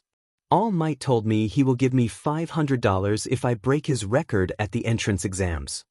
Kai appreciated that his son controlled where the conversation went. Shouldn't gamble. It's not gambling. It's a reward. Toshinori responded. I didn't get that offer. Himiko pouted. You called me bunny ears. Your hair looks like bunny ears. Uncle Bunny Ears. Eri nodded. The blonde man looked at Eri with a look of betrayal. Next time I am only bringing 3 caramel apples. It was Eri's turn to look betrayed. No. You wouldn't. Yeah, I won't. I'm too soft. Toshinori gave an embarrassed chuckle. Plus I know how to make caramel apples too. Izuku pointed out. You can? Eri stood on her seat with an intense look at her brother. Make me some. I spoke too soon. Izuku's sweat dropped. After a while the 3 kids all left for their own rooms and it was just the 4 adults. Miss Ryukyu, may I interest you in a teaching job? Niza got to the point. A teaching job? The blonde woman got confused. Me? Teaching? At UA? She didn't think she had what it took to be a good teacher. Why? I think you and Chisaki would be excellent teachers for the next generation. If you doubt that, then I would like to show Izuku Chisaki as an example of why you be wrong to doubt yourselves. He is truly an interesting person and has a good heart. He does. Toshinori nodded. I also believe you two would be wonderful teachers at UA, or any school for that matter. Both of us. Ryuko looked at Kai, wondering if Nizu would flip like she did if he learns about Kai's past. Indeed. Nizu nodded. A pure-hearted hero and a reformed villain will have good bits of wisdom to give. You know about Dash. I know about Overhaul. The quirked animal nodded. At this point his past and everything up until this point makes me really want him to be a teacher at UA. I will consider it. I just don't want to lose my ability to do quirk research. Kai stated. I understand completely. Let me know by the entrance exams, please. How about you, Miss Ryukyu? I don't think I would be the best teacher. If he thinks an ex-villain can be a good teacher to future heroes, then surely a current med good hero would be better. Kai stated his case, believing Ryuko would definitely be a great teacher. Ryuko blushed from the part where Kai called her a med good hero. I guess I will consider it also. I will be eagerly awaiting your responses. Niza said. May I ask what this is? Ryuko and Kai were now by themselves in the living room. Ryuko had picked back up the red binder and was looking at it. It says use Overhaul. How exactly does that fit in? Overhaul let me when I had it control people at any level I understood. I had a theory that Izuku can let others control the fusion. It would be possible for my better skill of Overhaul to reassemble you in a way where you don't have the birth defect. Would it actually work? I cured cancer with it. Can we try it right now? I'll get Izuku. Kai got up to go upstairs. Ryuko was nervous, thinking of all of the ways this could go wrong. That lasted only a second because it was Kai. He was too smart to make mistakes. A moment later Izuku and Kai came downstairs, Kai having told him the situation while getting Izuku. So I just do a fusion and let you get in control? If possible. If it isn't, I suppose you can just read up on anatomy to know the perfect version to replace hers with. I don't really want to think about that, so I want this to work. Izuku didn't know how to explain how weird it was if he would study the female reproductive organs to give his mom a functional set. That was just too uncomfortable, especially since she was his mom. He poked his father's arm and the fusion began, a puff of smoke clouding them and the sound of crackling electricity filled the house. Once it cleared, Izuku was standing there alone, with more height and denser muscles. "So how would I give control over?" he asked out loud. "This is all a guess. Maybe just try to relax and push wherever you hear my voice coming from to the front?" Kai's voice was heard in his head. "Sounds reasonable." Izuku closed his eyes, took a breath and mentally pushed himself back and felt that presence of Kai go in front. Once his eyes were reopened, they were just Kai's golden eyes. It worked. Kai said in a voice that was a combination of his and Izuku's, but more like his own. Kai moved the arms he could now control. He could feel Overhaul and it felt noticeably different from when he had it. It still operated the same, but there were new parts to it also. "Yippee!" Izuku's voice was in his head now. "I still feel like I could take control, which helps if I ever need it, I guess. Let's do this." Kai poked Ryuko. "The disassembling might be painful." "That's okay. I trust you," the dragon woman said. And it was painful, for all of 5 seconds before it wasn't. Kai only disassembled her for a whole second, before quickly repairing her back to normal, minus the birth defect he replaced with functional parts. That stung. The woman rubbed the spot where he had poked her, the only external spot that stung. "Sorry. It is taking you apart at the cellular level. I did ask for it. Can I have my body back? This feels weird." "Yes, Izuku." Kai dropped any control he had, their eyes swapping back to Izuku's emerald eyes with the gold rings. "That just gave me whiplash." Izuku rubbed his neck. "I'm separating us now. Go for it." His father's voice came in his head. Izuku undid the fusion, the now familiar smoke and electricity following. That was definitely a new experience with Overhaul. Kai rubbed his hands, the feeling from Overhaul gone. "I never thought I would ride shotgun in my own body." Izuku sat down on the couch. "It's technically a new body." Kai said, "Yeah, but my mind is predominantly in control, so my body." "Valid point." Kai looked at Ryuko. "Do you want to check now at my lab or save it for tomorrow?" "The suspense will kill me." Ryuko shook her head. "Can we check now?" "Let's go." Kai grabbed his coat. "Izuku, you're in charge until we're back." "Got it." Izuku nodded as the adults left. Once they were gone, he just turned the TV on to watch a talk show discuss a new hero's debut in America. At the lab, Kai tapped his screen. It did nothing to speed up the process really, but he still did it because he really wanted this thing to hurry up. After a minute of tapping, it finally showed exactly what he was wanting to see. Kai turned in his seat to face Ryuko, who was sitting next to him looking really nervous. "What does the red line mean?" Ryuko asked. "It means you get to have kids one day." Kai had a smile. It took all of a second for the dragon woman to let that sink in before she tackled Kai out of his seat in a hug. "Thank you." She was crying again, this time out of happiness. "I can't feel my arm." Kai wheezed through her tight grip. "Sorry." She let go of him in embarrassment, her face red. "It's fine." Kai didn't mind the hug besides the crushing feeling it gave. "Thank you, Kai. I owe you so much." "No, you don't." Kai shook his head as he picked his chair back up. "Kai, you just erased a defect I have had my entire life and gave me the chance to do something I have always wanted to do. I do owe you." "No, you don't. I would do it again if I could." "This is still huge." "Well, you deserve it. Greatest person I know." Kai turned in his seat to close the binder. When he turned back to Ryuko, he saw an expression that confused him. With Kai's words, Ryuko finally understood part of why she got so distraught with Kai when she learned about his past as Overhaul. She had feelings for him. She felt kind of stupid for not realizing this earlier. She decided to make up for lost time. "Ryuko?" Kai asked, confused about the look when the dragon hero crashed her lips into his. The next day, the Chisaki kids were in the backyard.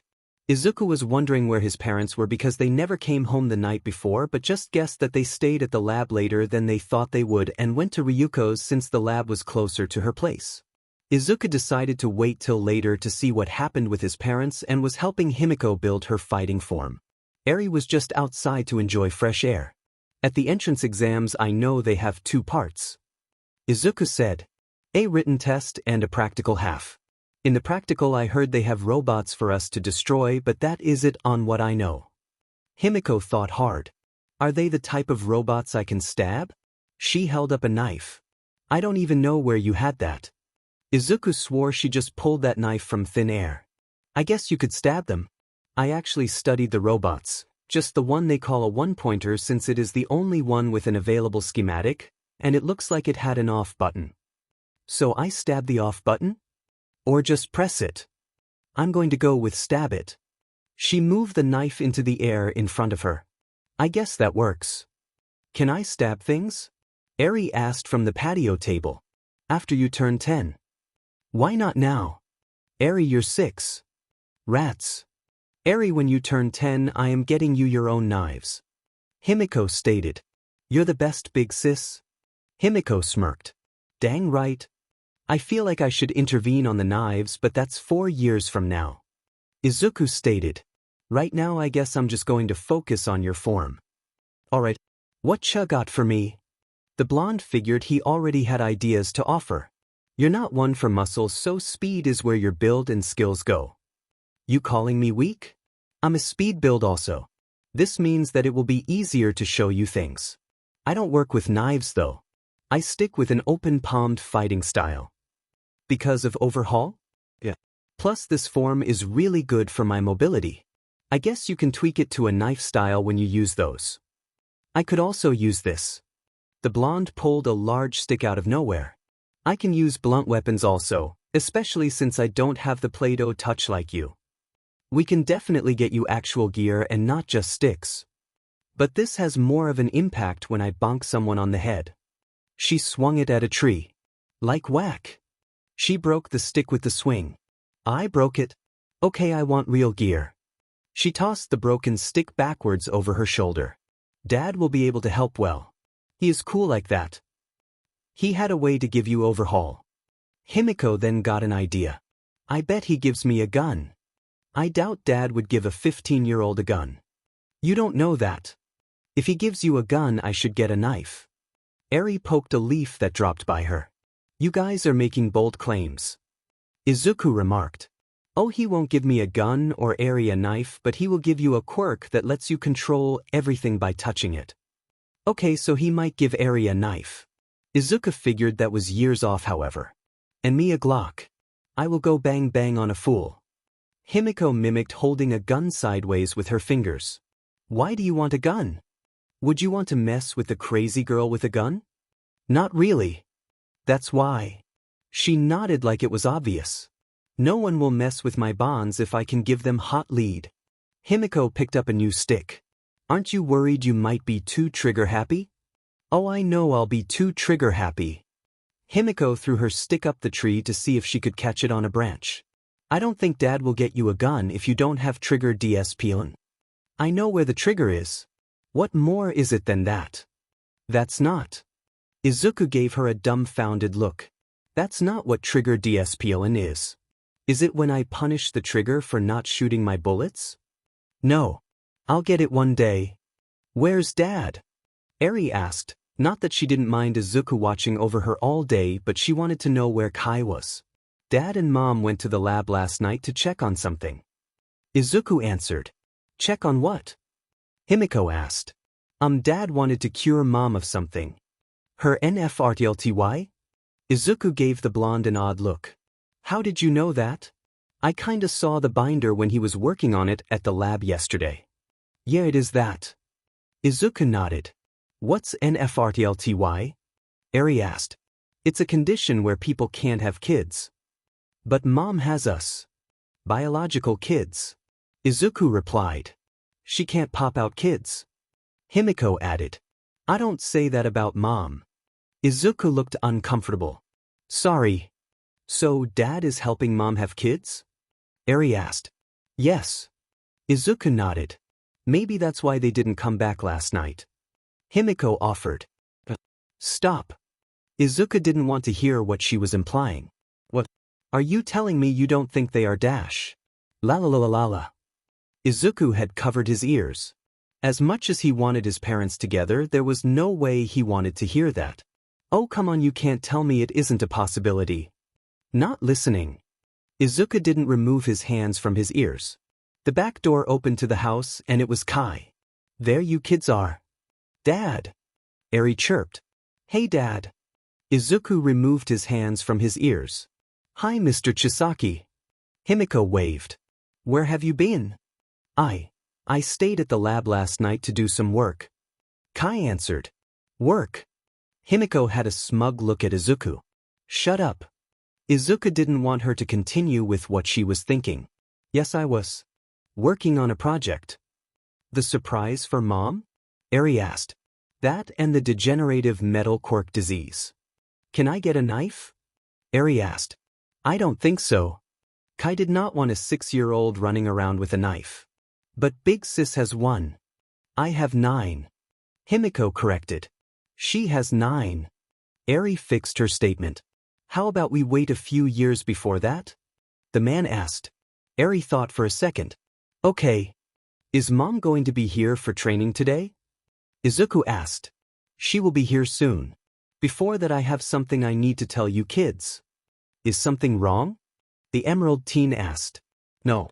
Actually the opposite. Me and Ryuko are together. The 3 kids all said something at the same time. Like a normal mom and dad? Eri asked. About time. Izuku replied. You did it, didn't you? Himiko asked.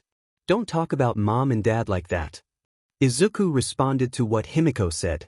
They did what? Eri asked. Nothing. Izuku waved his arms frantically. They did something. Himiko had a smug look since she knew she was right, especially with Kai covering his red face in embarrassment. Stop it. Izuku felt uncomfortable with this topic. They're your parents too. Then that hit Himiko and her face turned red. Ew. She covered her own face now out of embarrassment. Don't touch Mom anymore. What? The voice of Ryuko got everyone's attention, her having just gotten there. Kai, what exactly did you tell them? All I said was that we were together now. Kai was as red as Ryuko's sweater. It was Himiko who said things. Izuku pointed at his blonde sister. I'm sorry, I didn't realize how gross it was. She hadn't removed her face from behind her hands. I'm confused. Eri had no idea what was bothering everyone. Over the next week things found a normal pace. Himiko and Izuku trained hard for the entrance exams. Eri talked Toshinori into making more caramel apples, and Kai and Ryuko fell into a good rhythm with their new relationship. It was a very good week for the Chisakis. Shoto, where are you going? Endeavor asked as he saw his son about to leave the house. I need to let someone know something. Shoto exited the house. He and his father were on slightly better terms, what with his father surprisingly being easier on him and letting Shoto do things his own way, with some guidance. It was still rocky, but it was an improvement on what it was before. I will be back later. Endeavor watched the door close, not speaking till it was shut. Be safe, Shoto. It was now time for the entrance exams and Izuku and Himiko were entering UA's grounds. Remember to not cut people. Izuku added. Without permission. I am sure if you explain your quirk and such, if a situation calls for it, they will definitely be helpful.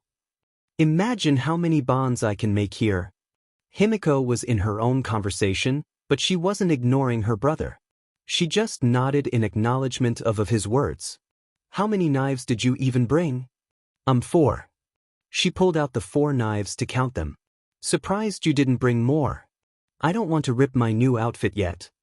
Himiko pointed to her new signature look that she had made since joining the Chisakis. She hadn't gotten a mask like the other 2 kids because she wanted to work on a way that it wouldn't hinder her quirk first. She had an oversized purple cardigan with a green trim to it, over a red dress shirt and skirt, along with black shoes and knee-high socks. She also adopted a green scarf that had one end hanging loosely over her right shoulder. I can't ruin this style. Chisaki. A monotone voice got the 2 Chisakis' attention and Izuku saw his friendly rival from the recommendation exams. Todoroki. Izuku got happy and approached his rival before he wondered why he was there. Did he fail? Why are you here? I passed my final match. Shoto removed the thoughts of his failure from Izuku's mind. I wanted to just let you know I received my scores, and because of our match and the one after it, I am the #1 recommended student this year. That's awesome, man. Izuku held up his hand for a fist bump. Way to go. Hot and a badass. Himiko commented to herself. Chisaki, I respect you for what you did. Shoto still appreciated what Izuku did the week prior. But as my rival, I know that you can and expect you to become the #1 student through the regular exams. Izuku nodded. Definitely. Don't worry here, man. I am going to give it my all the way to our rematch. As will I. Shoto gained a small grin. Let's make sure we both continue to give it our all. Shoto put his fist against Izuku's. Definitely. Izuku was definitely pumped for the exams now more than anything. Bakugo looked like he just saw a ghost. He had just arrived at UA's grounds to do the inferior people's exams and saw a face he hasn't seen since well over a decade ago. Why was that quirkless loser here? No, it had to be a lookalike. No way he had anything close to what it takes to even spell UA, let alone contend for a spot there. He shook those thoughts and went over to the Ice and Fire teen who was leaving UA's grounds at that moment after talking to the other kid. Hey Ice F-. Bakugo said to get his attention. I'm beating these exams as the top person here and then I am beating your butt. I don't care. Shoto walked past him. Don't disregard me, you sheet. I only care for my rival. You are nowhere near his level. Shoto turned to give Bakugo a glare. Find someone else who actually cares. Bakugo was about to lose his sheet. I'm going to prove that you and your dumbass rival and all of these other insects are beneath me. Declare your dumb ideals to someone else. Shoto turned back around. Part of him couldn't believe that he was somewhat like that over a week ago. Bakugo scowled. He entered UA's building in a set-off mood. He was going to show these extras how beneath him they were. Izuku and Himiko entered the main building of UA's campus, following the signs that led them to the auditorium. Is this where they made you go last week? The blonde Chisaki asked as she opened a flask to drink a red liquid. It wasn't blood like would be assumed of her. Kai actually made a substitute for blood so her quirk doesn't make her act out as bad. Really, it was just a chemical she mixed with water that worked like Kool-Aid, with a thicker consistency. Yep. The auditorium. I wonder if Principal Nizu is going to run it again today. The midget bear? He has a tail. I think he is closer to a mouse. I'm sticking with midget bear. I wouldn't say that to him. I would. Himiko replied as they entered the auditorium. Our seats are near the front. Who's that? She used a knife to point to the stage where a teacher, present Mike, was off to a side talking to another teacher, ectoplasm. Might not want to point with the knife. Izuku lowered it. You might hit someone. Right. Himiko put her knife away. That's present Mike and ectoplasm. They're teachers. I figured they worked here. Why is his hair so big? She was talking about present Mike. He had long blonde hair, which he wears spiked upwards in a huge tuft behind his head. His hair easily added 2 feet to his height. Maybe he likes that style? Izuku shrugged. It looks dumb. It's not the worst hairstyle. You don't like it either. But I'm not going to call it dumb. I'll pay you. No. I will pay you to say it to his face. That's a bigger no. Izuku found his seat and sat down. Kai tapped the table while he was thinking. It was an hour before he had to have a response for Nizu about that job offer and he still didn't know what to do. The job was something definitely interesting, but he didn't know if he of all people should teach a class of kids trying to be heroes. He thought that Ryuko definitely should take her offer, but he wasn't going to make her take it. The door opened to his house and Ryuko entered, making him smile widely. Hi. Ryuko also smiled but noticed he was still tapping the table like he does when he was thinking and getting confused. Still confused. I don't know if I should take the job or not. Want my opinion? Please. Take it. You will still get to do quirk research and this way you will see if you are even good at it or not. Or even meant for it. Good point. Are you taking it? I am. I'm nervous about teaching them, but if the kids at UA are like Izuku it will be fine. If I take it, where would Eri go? She's homeschooled and way too smart for a schooling for kids her age. Nizu is trying to hire an ex-villain. Maybe he will have that already planned too. He is trying hard to get me to say yes. Kai figured Ryuko had a point. Plus there is private school. She could definitely find a spot that would challenge her enough. Ryuko then noticed Eri wasn't around. Where is she, by the way? Toshinori took her to the park for a bit. He wants to spend time with her since he won't have as much time when the school year begins. He says he will bring her back soon since he has to judge the practical test at UA's exams. After that he said he would drop her off at father's. How do you think the other two will do today? Izuku will most likely do something questionable. And Himiko will confuse someone with her randomness. They'll both pass for sure. Speaking of randomness, while waiting for the exams to start, Himiko was balancing one of her knives on her fingertip. Thankfully not using the blade as the part she was balancing. Think I could balance another on top of this one? Should you? Izuku asked his sister. May babe. Present Mike at that point now stood center stage. He tapped a mic he had before he spoke. Hello little listeners. The man shouted with unnecessary volume. Today is the day you kids prove if you got what it takes to get into UA. We will first have our written test and then after that I, your favorite hero Present Mike, will lay down the rules of the practical. He is way too loud. Himiko rubbed her ears while Izuku nodded. The tests will have your IDs for your practical. Make sure to write your name clearly next to it so our own ectoplasm can make sure you get your proper grades. He will be walking around to enter your ID and name properly into our system. Present Mike finished as clones of ectoplasm began to pass out tests. If he keeps yelling like that I will stab my ears. Himiko said and a clone of ectoplasm snickered. Please don't. Izuku said as he got his test. Soon the written test was over and Present Mike turned on a screen which would show the rules as he spoke. Pay attention listeners. We'll be seeing if you got skills to pay the bills in a 10-minute practice run at our replica city districts. First however I am here to explain the goal and rules of the test.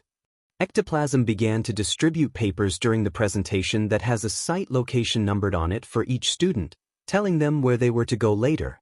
You can take whatever equipment you want. Just gather at your designated meeting area after my presentation on the rules, you dig? Present Mike paused to let everyone remember as much as they can. Alright listeners, if you look at the screen above me you will see that there are villains in each replica city, loads of the baddies spread all over the battlefields. Each one will be rated as a 1, 2, 3-pointer. Your job is to use your quirk to take out as many of them as you can and rack in those high points. Also you can't attack other competitors directly. That's nasty anti-hero stuff and it's against the rules. Present Mike explained. Excuse me. A person shouted at the same time Izuku also said it, albeit not as loud as the other person. Everyone in the auditorium turned to look at either Izuku or the other person who spoke. It was a glasses-wearing kid with a stern look that appeared to be permanently stapled on his face. Izuku was going to ask what point value the fourth villain had since he had seen it before while trying to prep ahead of time, but he let the other kid go first. The glasses-wearing teen appreciated that this mask-wearing teen let him go first and got to what he wanted to say. On the board above you there are clearly 4 types of villains listed, not 3. If this is an error, then it's a huge embarrassment for a top-tier National Academy of UA's caliber. What is the meaning of this? I was actually about to get to villain number 4. Present Mike started. The 4th type of villain is called the 0-pointer. It's a big gimmick that goes wild near the end. They are too strong to be defeated and are there just to stir things up, so fighting them is hopeless and useless. If I were you, I'd do my best to avoid that sucker. The kid nodded and sat back down, satisfied with the explanation. Present Mike looked at Izuku wondering what his question was. Izuku shrugged. That answered my question. Well, that's pretty much all I have, Mike went on. I'll leave you with a quote that my academy prides itself on. Go beyond. Plus ultra. Now get out there and have a fun time this test. Everyone in the auditorium stood up and began to make for their given test location. Izuku, what test site do you have? Himiko asked as she held up her site that had a number 6. Test site 3. What? Ugh, I want to break robots with my brother. Wouldn't you be cutting them? Breaking is destroying, and cutting is destroying, so stabbing is breaking. Can't you make friends in your area? I thought that was a plan of yours. Oh, it is.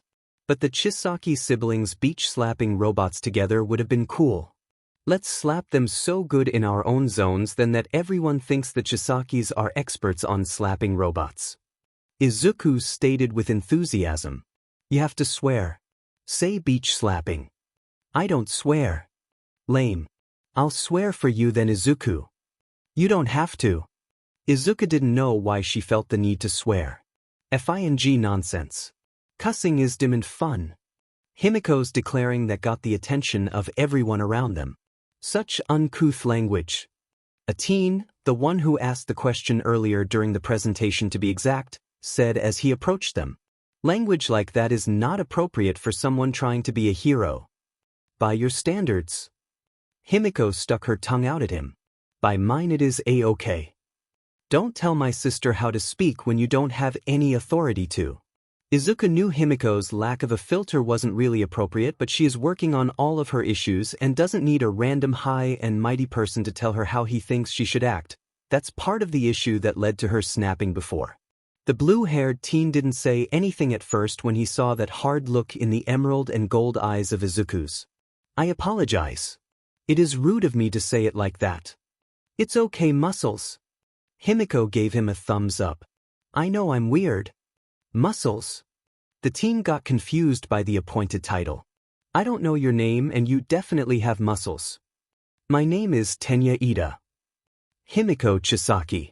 The blonde held out her hand for a handshake, but forgot she was still holding a knife in that hand. Oops, I don't want to look like I want to stab you. She put it away and put her arm back out. Tenya wouldn't have called her weird, but now that she herself said it, he could definitely see how she was in fact weird. Nice to meet you, I suppose. Izuku Chisaki. Izuku introduced himself since they were no longer on negative terms. What test site are you going to, Muscles? Himiko asked. Test site 5. Am I not getting a test site with anyone I know? Himiko pouted. They are most likely separating everyone so that they can try to keep us more likely acting selfish. Izuku stated. What do you mean? Tenya got a confused look. The rules and makeup of this test all make it seem like you should focus on your own points and score. But it is also supposed to be a simulation of a large-scale villain attack of sorts. Realistically, in that I believe it would be quite stupid to just not team up with people. Teamwork on a battlefield this big would be beneficial, especially since heroes do team up all the time. Izuku explained. I don't know if I ruined a part of the test by revealing that or not, but it's just my observation.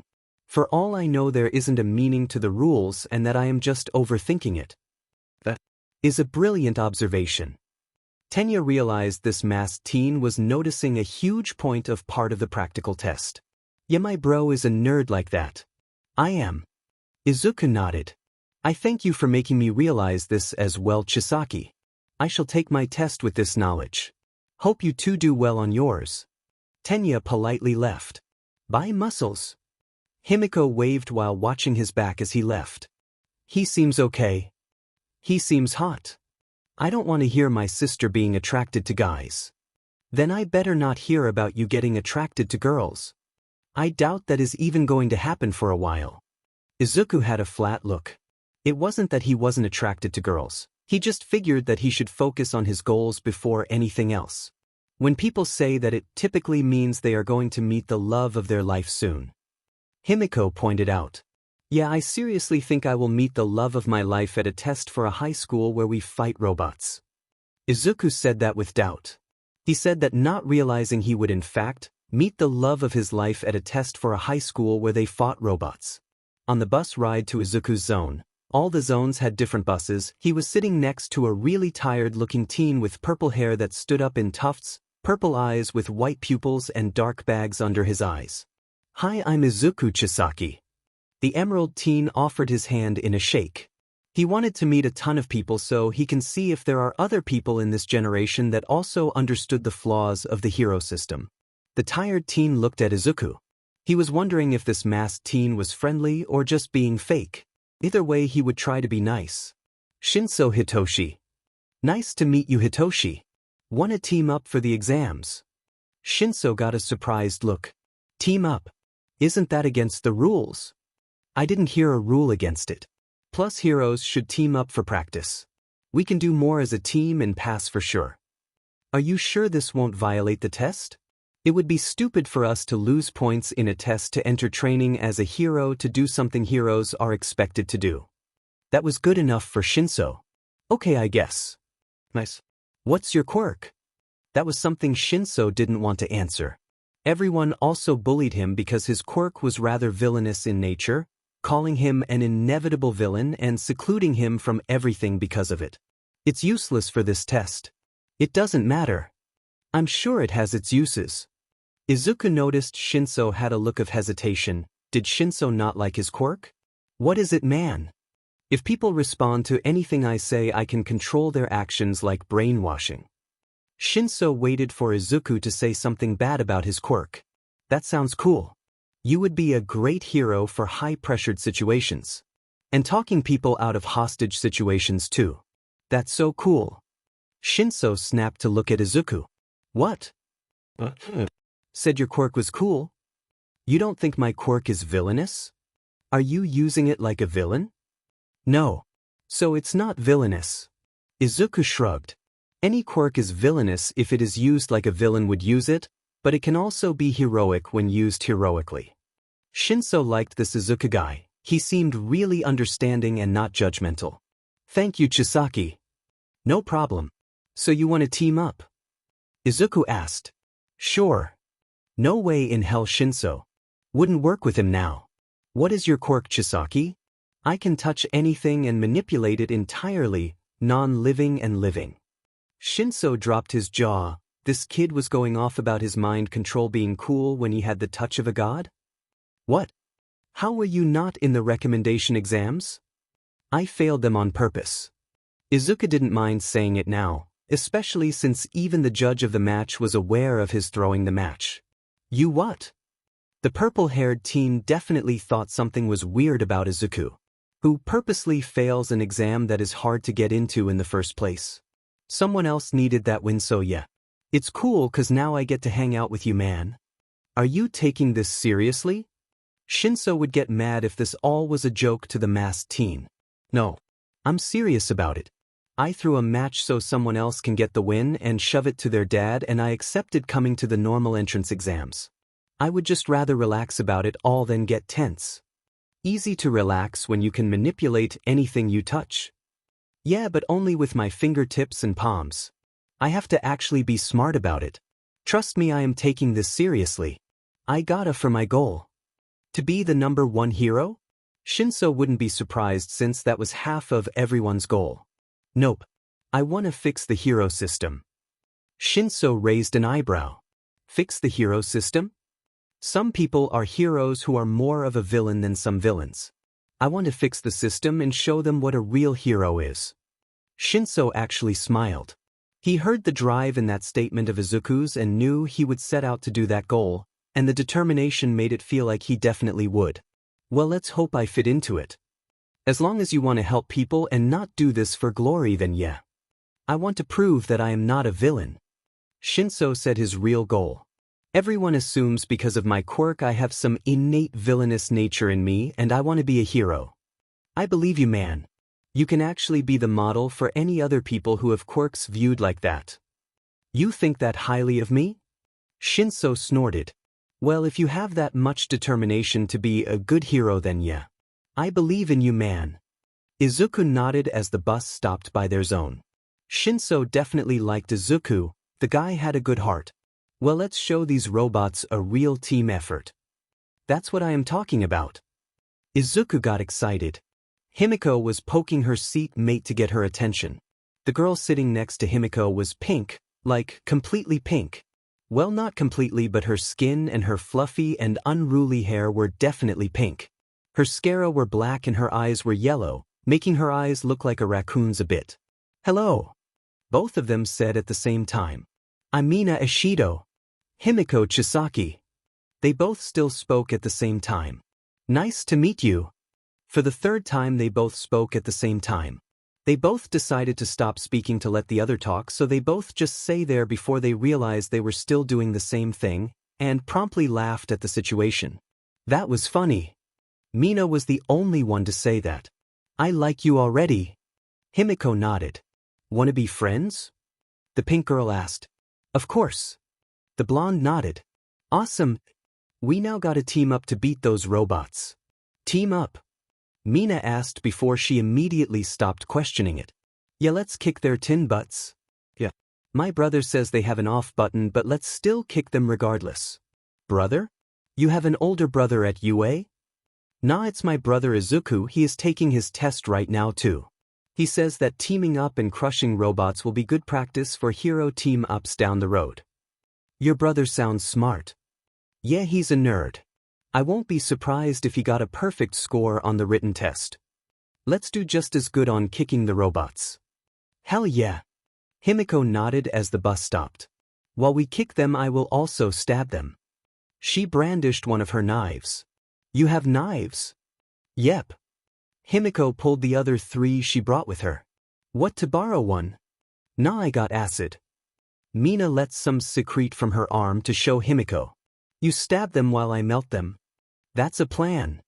Kai and Ryuko both entered UA's grounds and immediately saw Nizu, who looked like he was waiting for someone. Hello, Mr. Chisaki and Miss Tatsuma. The quirked animal of unknown origin greeted them. I take it you are both here to tell me what your answers are? We both will take the job. Kai answered. That is wonderful news. Nizu clapped his hands together. And just in time to see the practical exams too. Just like that? No paperwork before that. I did most of the paperwork myself, if I am being candid.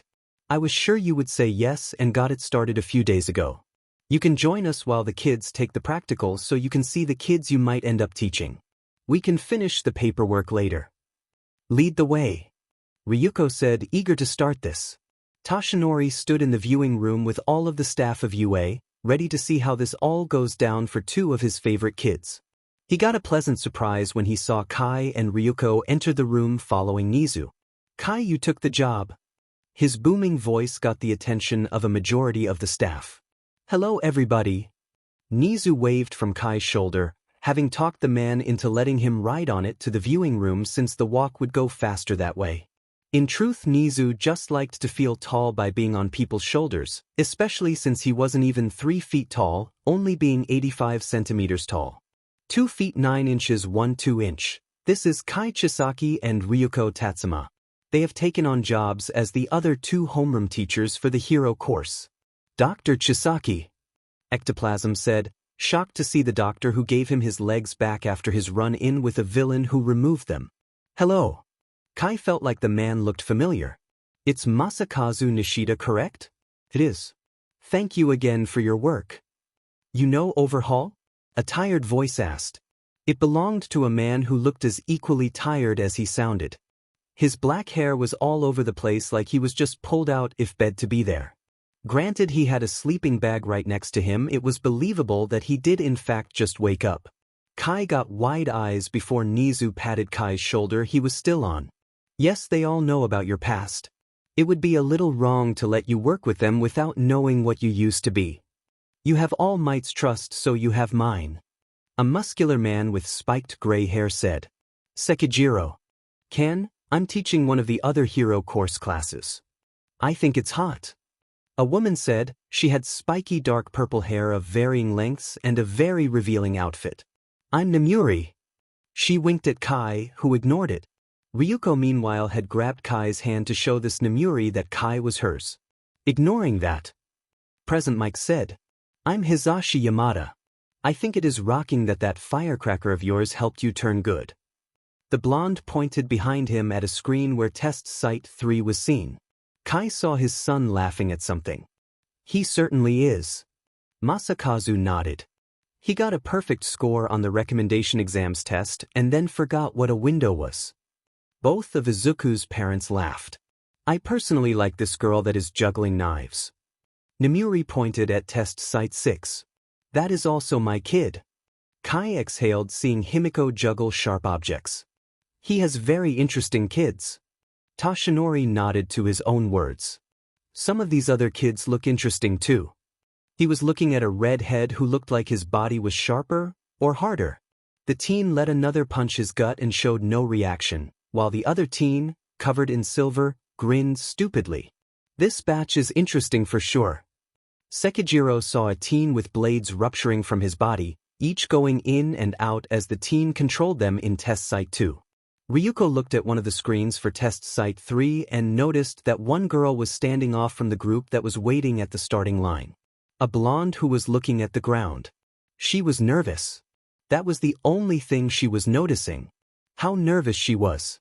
This test would be the thing that would decide how useful she actually was, and if she even deserved to be a hero. How would she even do this when she doesn't even have a real quirk though? Thinking about her quirk made her think about all of the negative things people always said to her. Quirk thief. Go away, quirk thief. You don't even have a real quirk. You just steal other people's hard work. That always made her depressed. Everyone always harassed her if she was within distance of them, afraid she would steal their quirks. Of course it wasn't as bad as her older sisters. All you do is steal other people's quirks. Stay away from me. Useless without writing other people's work. She didn't ask to have her quirk. She didn't remember one single time when she was younger that she just up and asked, "Can I have a quirk that makes everyone hate me and bully me?" She never asked once. It would be nice if she still had her parents, but all she had was her older sisters, and they were the worst.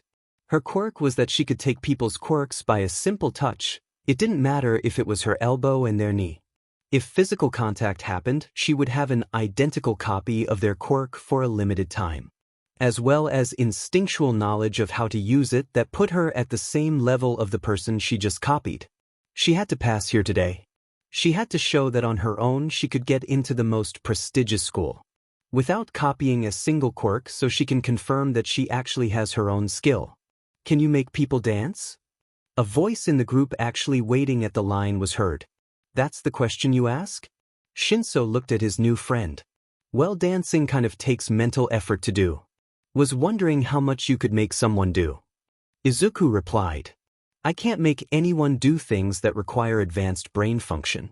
So I can't make you say something or write down things from memory. So you can make people do physical things? Yes. Wanna test it? Kinda. Izuku responded, and suddenly his mind went blank. Izuku felt like everything was really numb and fuzzy, almost like when he was in the back seat of his fusion, but this time he had no way of getting control, at least not from what he could see at that moment. It makes your mind blank, and you just stand there until I tell you to do something. You can't even respond but can hear me. Shinso noticed some kids were looking at the two. He didn't want to hear anything they had to say, so he ignored them. Chisaki, take your mask off of your face, let it hang around your neck. Izuku's body moved on its own and removed his mask from his face and promptly dropped it to hang around his neck. Izuku had to admit this was a really strong quirk, and if he had something to change his voice, he could easily trick any number of people into falling under his control. It was definitely cool that he was trying to be a hero so hard with this because people would definitely see it as negative. Suddenly Izuku felt like he got shocked to the brain, not much but like a static shock, and felt control of himself return almost instantly. Whoa! It's a rush from what my father tells me. Shinso rubbed his neck. That was weird. It felt like riding passenger in one of my fusions. Fusions? Get going now, kids. Present Mick's voice suddenly came over the speakers. Your test starts now. Let's do this. Izuku ran forward, being near the front got free rein to run, Shinso following. Most of the students stood there confused for a second, expecting a countdown before they realized they weren't getting one. Once they realized that it was a rush of the students fanning out to destroy the robots. Button on their back near the neck.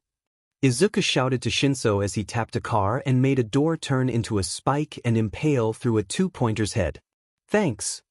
Shinso was glad that while he didn't have much muscle, he was at least quick enough to dodge a one-pointer and get behind it to smack the button, jumping up to slap it.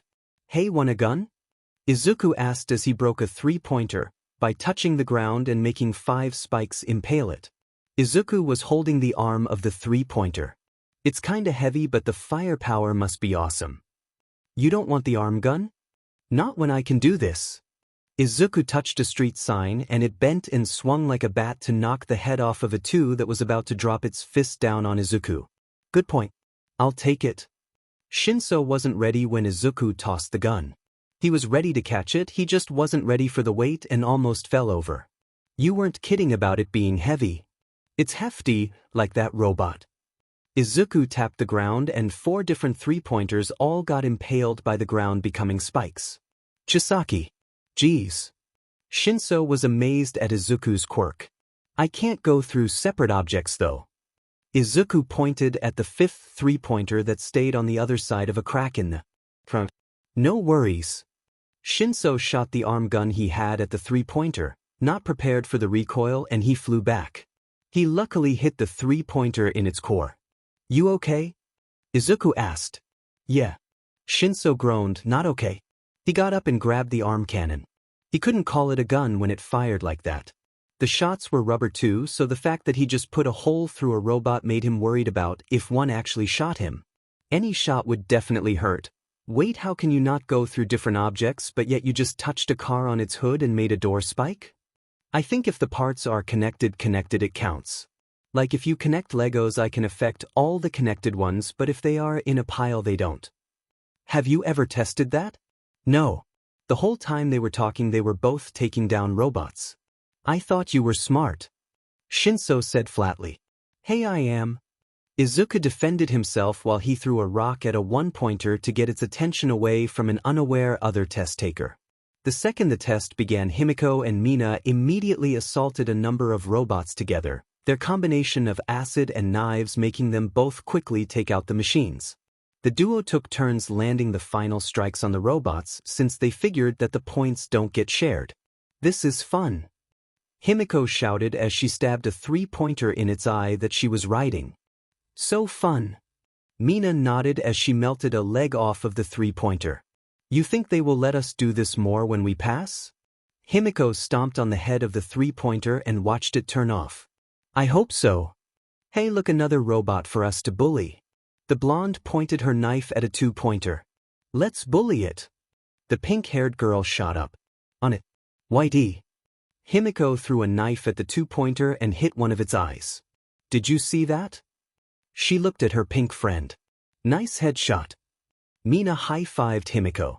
I can't tell who is messing around more. Kai had one of his hands against his forehead. They're having fun.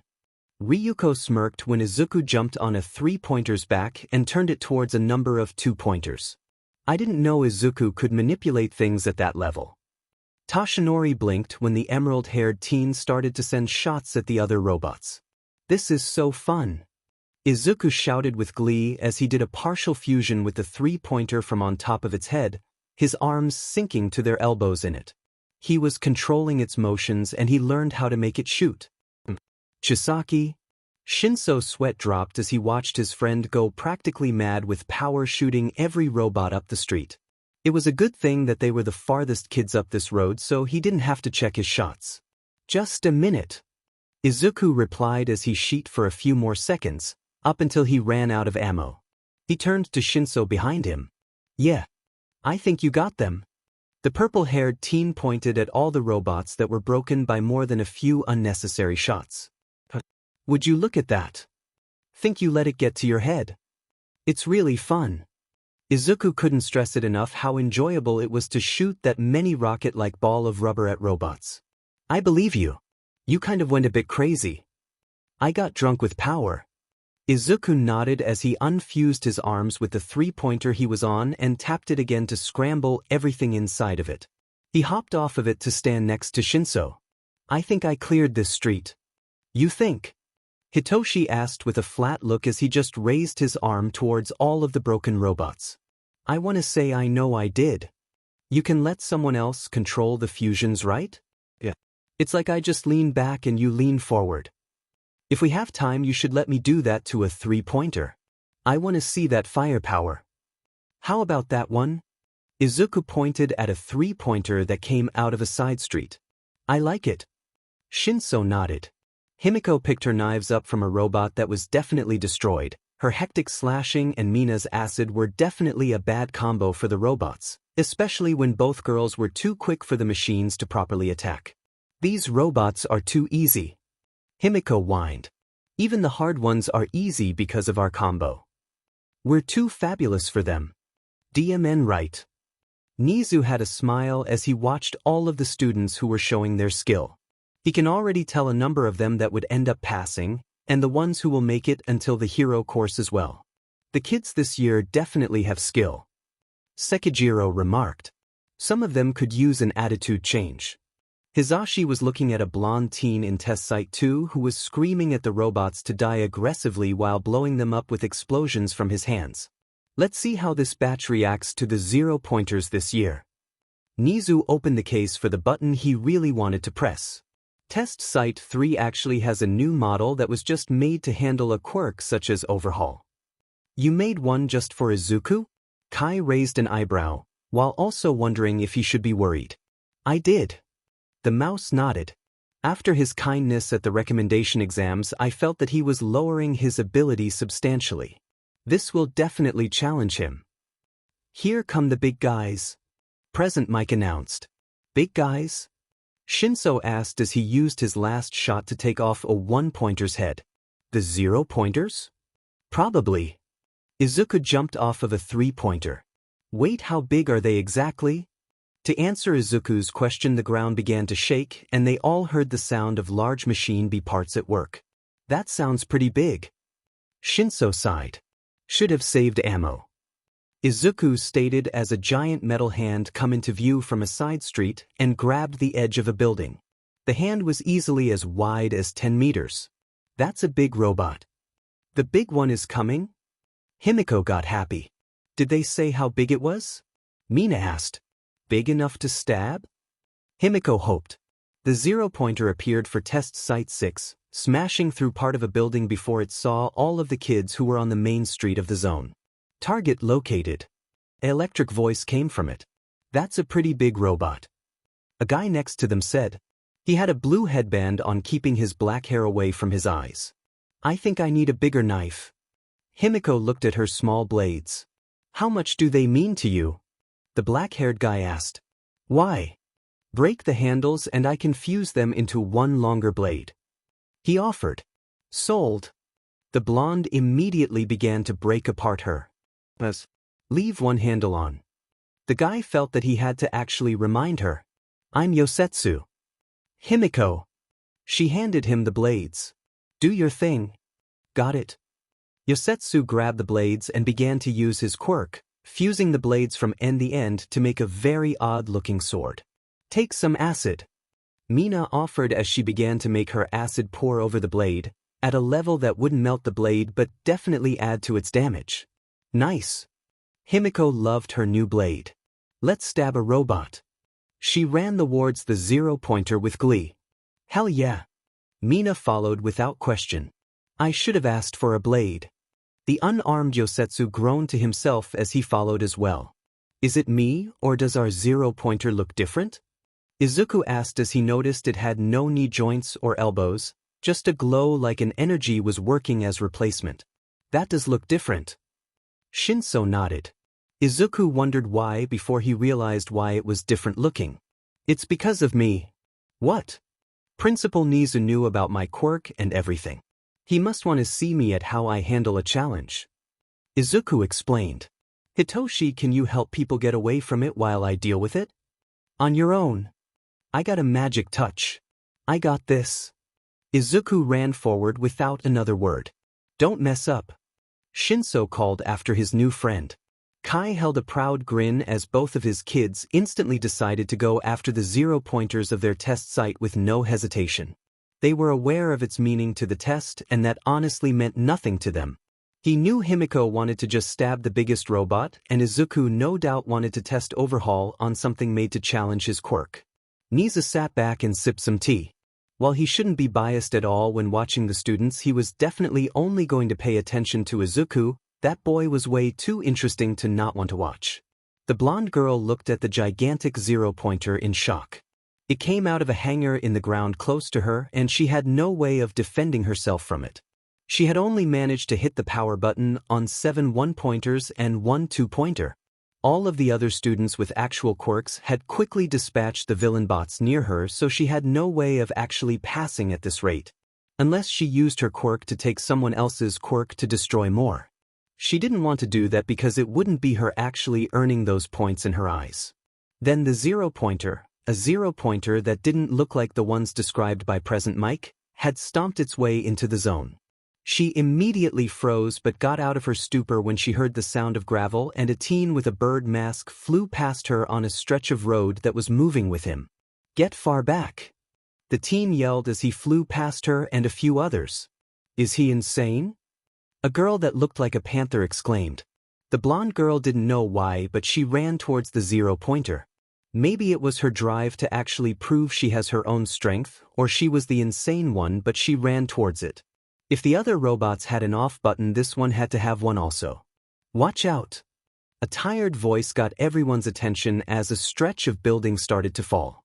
The robot had smashed its arm into a building trying to hit that boy who was manipulating the ground to travel. "Nizu, it'll crush them." Namuri wanted to press the button that would send in the other much faster robots that make sure accidents don't happen. "Nonsense." Nizu indicated towards a certain teen who had ditched his dirt path through the air to jump onto the falling debris. "The students have this covered." Before anyone below could react to the falling building, it suddenly stopped falling. She looked up to see the biggest part that was falling had stretched out to make itself into the buildings on either side of the road to catch all of the other pieces. "What?" A teen got confused about not being crushed to death. "You all okay?" The masked teen poked his head over the side of his impromptu platform. "We're fine, Chisaki." A purple-haired teen gave a thumbs up. "Get the robot, I will get them away from here." "Okay." The Chisaki kid gave his own thumbs up before part of his platform shift, and he began to travel towards the robot again. "Everyone get away." The purple-haired teen ordered them. "Chisaki is distracting it." "Who are you to tell Dash?" A guy tried to argue before his eyes gained a blank look. "Just go." The purple-haired teen sighed. The blonde girl looked up at the building-sized robot and felt insignificant. Not to the robot but the students in the test that involved it, especially that masked teen. How was she even thinking at all that she could get into the same course as that guy? Her urge to prove her worth kicked in and she still ran for the robot, grabbing a broken two-pointer's arm blaster as she did. She had to at least try. Himiko loved her new blade. With the acid from her now definite best friend, she was cutting through bits and pieces of the zero-pointer like it was melted butter. Her running at T-zero-pointer cackling like the mad lass, she was made some other kids spur into action as well, and it could be summed up as a good 10 kids bullying a giant robot by destroying it by the feet first. Yosetsu had talked a extremely large and muscular guy into throwing him high enough that Yosetsu had landed on top of the zero-pointer, where he used his quirk of fusing things together to get one of its arms stuck to its head when it tried to swat him off. Mina was melting off large portions of its right leg by pretty much just running up and down it while letting her acid just pour off of her, the large amounts of the liquid burning right through the metal. Himiko was of course stabbing and slashing with her new favorite toy at its chest until she got away inside of the robot, which only made the poor machine's situation worse because everything inside was not as hard to cut through as the outside, so Himiko was being even more destructive. Izuku was trying to figure out what to do. This zero-pointer was unique and made with him in mind. That was impressive seeing as how Nizu only knew about his quirk for the last week. It had most of its joints and such replaced with what he could guess was someone using a magnet quirk or some advanced magnets. He can of course just grab parts and disassemble them, but this robot was moving really fast for something its size. So far he was using Overhaul to manipulate paths through the air with the street or buildings as material for it. He didn't want to just get too close too fast because that thing was expecting him. Maybe that was a point to it. The robot had parts that made it look difficult to deal with up close, so he would focus in taking it out up close in a systematic fashion. Nizu had a good guess on how Izuku thinks and clearly was trying to test how he reacts to the situation. Izuku could just manipulate a building into a large spike and impale the thing through its head. Deciding to go with that, he moved his odd trail of street material towards the building he was closest to on his right. Once he got close enough to it, he tapped the building and made the entire top 3 floors of the 17-story building rise and shift into a large spike, and drove it straight towards the zero-pointer's head. The zero-pointer reacted in time and blocked the spike with its left hand, the spike ripping the hand apart completely. In way too fast of a reaction, it sent its other arm towards Izuku. The masked teen pulled his spike back just as fast and made it come to him just as fast as the metal fist. He intercepted the fist and made the attack of the zero-pointer instead smash into the building he was in front of. "Geez, you are fast," Izuku muttered as he got an idea that classified as dumb and smart at the same time. He jumped onto the zero-pointer's fist as it pulled the part out of the building. He didn't break it yet because his plan required it trying to smash him into a building again, or, more effective for his plan, try to smack him off with the other hand. It gave him what he wanted by trying to use its mostly destroyed left hand to smash him. The emerald and gold-eyed teen grinned under his mask and grabbed the hand he was on, making it manipulate to make a shell for him to block the impact of the 2 hands clashing. The force of the impact shook Izuku slightly, but he kept his grip and made the top of his shell disappear, letting him have access to both hands of the machine. He then grabbed both of the hands at the same time and manipulated them to destroy the magnets, keeping them attached to the zero-pointer, feeling the effects of gravity taking him and the hands down to the ground a good distance below him. It didn't matter when he was making perhaps the biggest hammer of all time as he fell. The blonde girl did not know her plan at this point. She had ran into a building and up 14 flights of stairs and was now at neck level with the zero-pointer. She still had the robot arm blaster and figured she can shoot its neck until the thing just died. It hadn't noticed her since it was preoccupied with the teen who was using everything he touched as a weapon. Izuku grimaced when the robot suddenly made a shield from its chest as he was halfway through the swing of his overly large hammer. It would take the blow and he didn't want that to happen. No doubt the thing would counterattack with barely enough time for Izuku to react again. He grit his teeth and made the swing harder as saw a shot go from a window of the building behind the zero-pointer right into its neck. She had seen a glowing ring that circled the zero-pointer's neck and figured it must be the weak point and fired. It made sparks fly out and the zero-pointer dropped its shield it was using to protect itself, right as a very large mess of the robot's hands smashed it over the now defenseless head. The robot staggered back from the hit the masked teen gave it and fell into the building the blonde was in, breaking apart the building as it did. "You gotta be kidding me," she swore right before the collapsing building began to make her fall as well. Izuku saw movement of a falling person and began to jump from piece of falling rubble to piece of falling rubble to catching up to the falling person, grabbing rubble as he went to making spike into other rubble to clear his path. He quickly caught up and snatched the girl from the air in a bridal carry. "Gotcha," he said as he continued to jump through the rubble with the safe path he had made to the ground.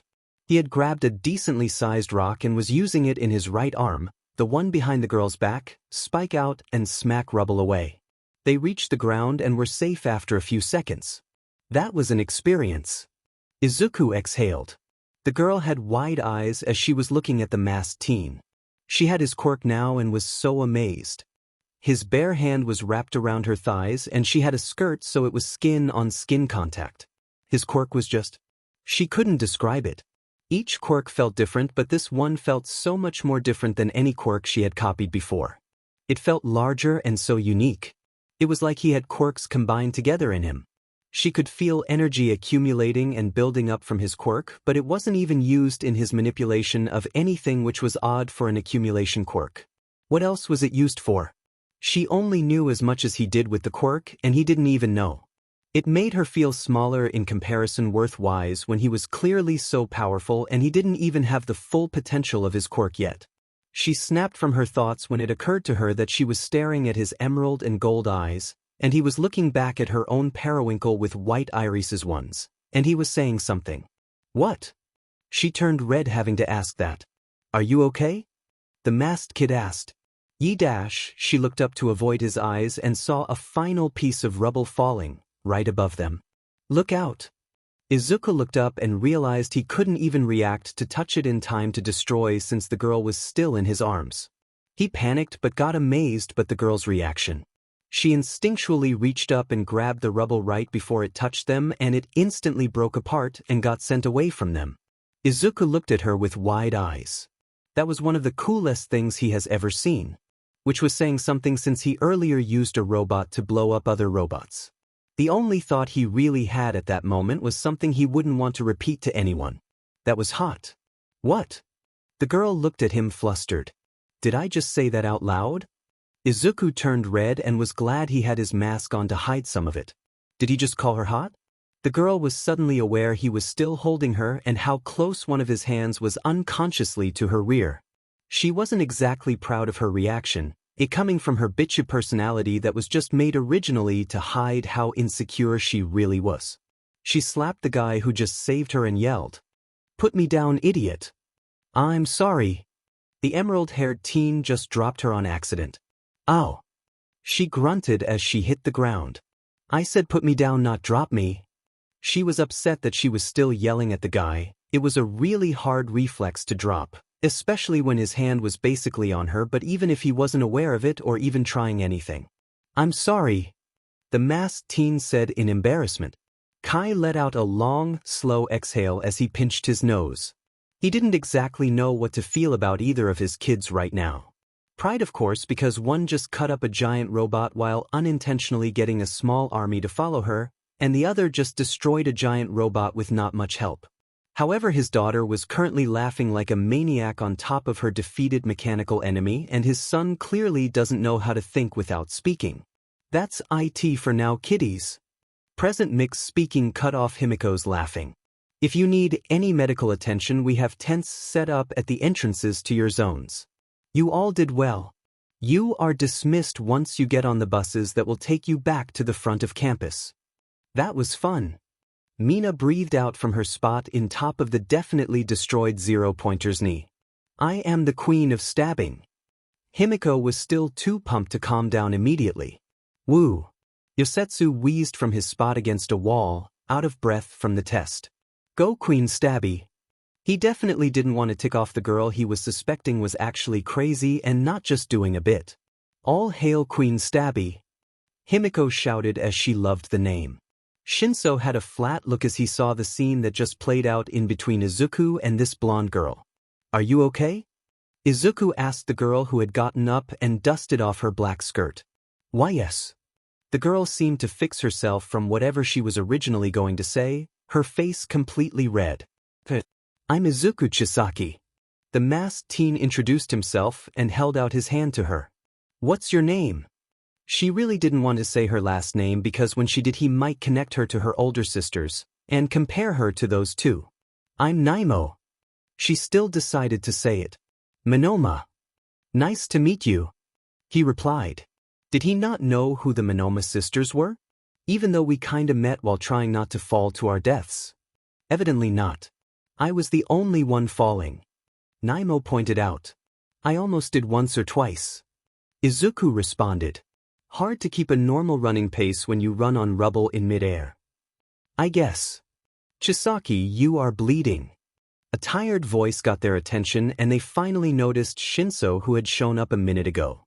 Izuku looked at his right arm and noticed how much blood it had. Oh. He poked his arm and fixed it up good as new, minus the blood still being on it. He manipulated his blood to vibrate off of him, and his arm looked in perfect condition. Then he repaired his dress shirt sleeve. All better. I got everyone away in turn before you decided to make a hammer out of the robot to smash over the rest of its head. The purple-haired teen stated. Good job, man. Izuku held up his hand for a fist bump and Shinso slowly returned it. He turned back to Naimo and kept his arm out. You too, Monoma. Why? She didn't know what she really did to deserve praise. Her performance was lackluster to her. You shot that zero-pointer so it would drop its guard. Helped destroy it quicker. He didn't move his arm. Naimo saw he wasn't going to just let it go, so she reluctantly put her fist against his. Most people never really stayed around her this long in the close of a range and never wanted physical contact with her. It felt weird. What is your quirk? She heard that question that she didn't want to answer because she knew he would start to be like everyone else. It seems cool. Kinda like mine too. That's because it is yours. Now she gets to get screamed at for stealing someone else's quirk. Huh. The emerald teen responded. I can steal quirks by having physical contact with people. She was avoiding eye contact. The word stealing made Izuku think he didn't have Overhaul, which would be impossible since the synthetic transfer quirk being added to it makes him only give it to people willingly. Unless she could mimic quirks. Why would she say steal then? Either way, the quirk was cool and definitely versatile. If she planned ahead, she could copy a quirk right before it is needed and have a good prepared plan for anything. He didn't know why she was so hesitant to reveal it. Did someone give her negative treatment because of it? That made Izuku mad at whoever treated her badly. He would treat her differently than those people, starting with his next question. You can copy quirks? Mark Nemo as surprised that he didn't yell immediately. I can. That's so cool. You must be a great strategist. What? Mark Nemo as twice surprised because she hasn't had anyone since her mother praise any part of her at all. It would be useful. Shinso added. He saw that look Nemo had, like all she got was negative treatment of her quirk. He was glad Izuku was thankfully a completely positive person who thought every quirk was cool. I wouldn't be surprised if you are one of the top 5 for our year when we all pass and get into the hero course. Izuku wasn't just saying that to build her up. He wholeheartedly believed that she could be top 5. Her quirk was definitely versatile. The blonde girl hadn't gotten positive treatment in a long time, so she reacted by almost instantly hugging Izuku as hard as she could. It was only for a second before she realized how awkward it must be for him and immediately let go and took a step away from him. That didn't happen. Nemo said, completely flustered. Okay. The Emerald Teen nodded. So let's get out of here. He stated as he realized the test was over and everyone could leave. I'm keeping this though. Shinso shook his new 3-pointer arm gun he found. I would. Izuku nodded as he and Shinso began to walk towards the entrance, before they noticed Nemo still hadn't moved from her spot. Monoma, you okay? She was suddenly aware of the fact that she had frozen in thought again. She really has to stop that. Yes, I'm fine. She began to head for the entrance as well. The buses all arrived at the front of UA soon and the kids all exited them. That was not how I really expected that to happen. Shinso stated as he and Izuku walked to the gate. It was great though. The masked kid took his mask from his face to let it dangle. He also stopped and turned so he can make sure he finds Himiko. It was. Shinso nodded before he thought about something he wanted to say. Chisaki, thanks to you I got an even bigger chance to get into the hero course. I plan on being the best hero I can be, so I am going to push myself as much as I can. Are you about to say what I think you are? Izuku asked. Chisaki, we are rivals now. Shinso said exactly what Izuku thought he would. If I want to be the best I can be, I have to use the best standard to hold myself by. The Overhaul holder mused how he gained a friendly rival from both exams. I say the same to you, man. Gotta hold ourselves to the best standard we can. He held his fist up to the purple-haired teen. Rivals? Rivals? Shinso smiled as he put his fist against Izuku's. Oh, did you find a boyfriend?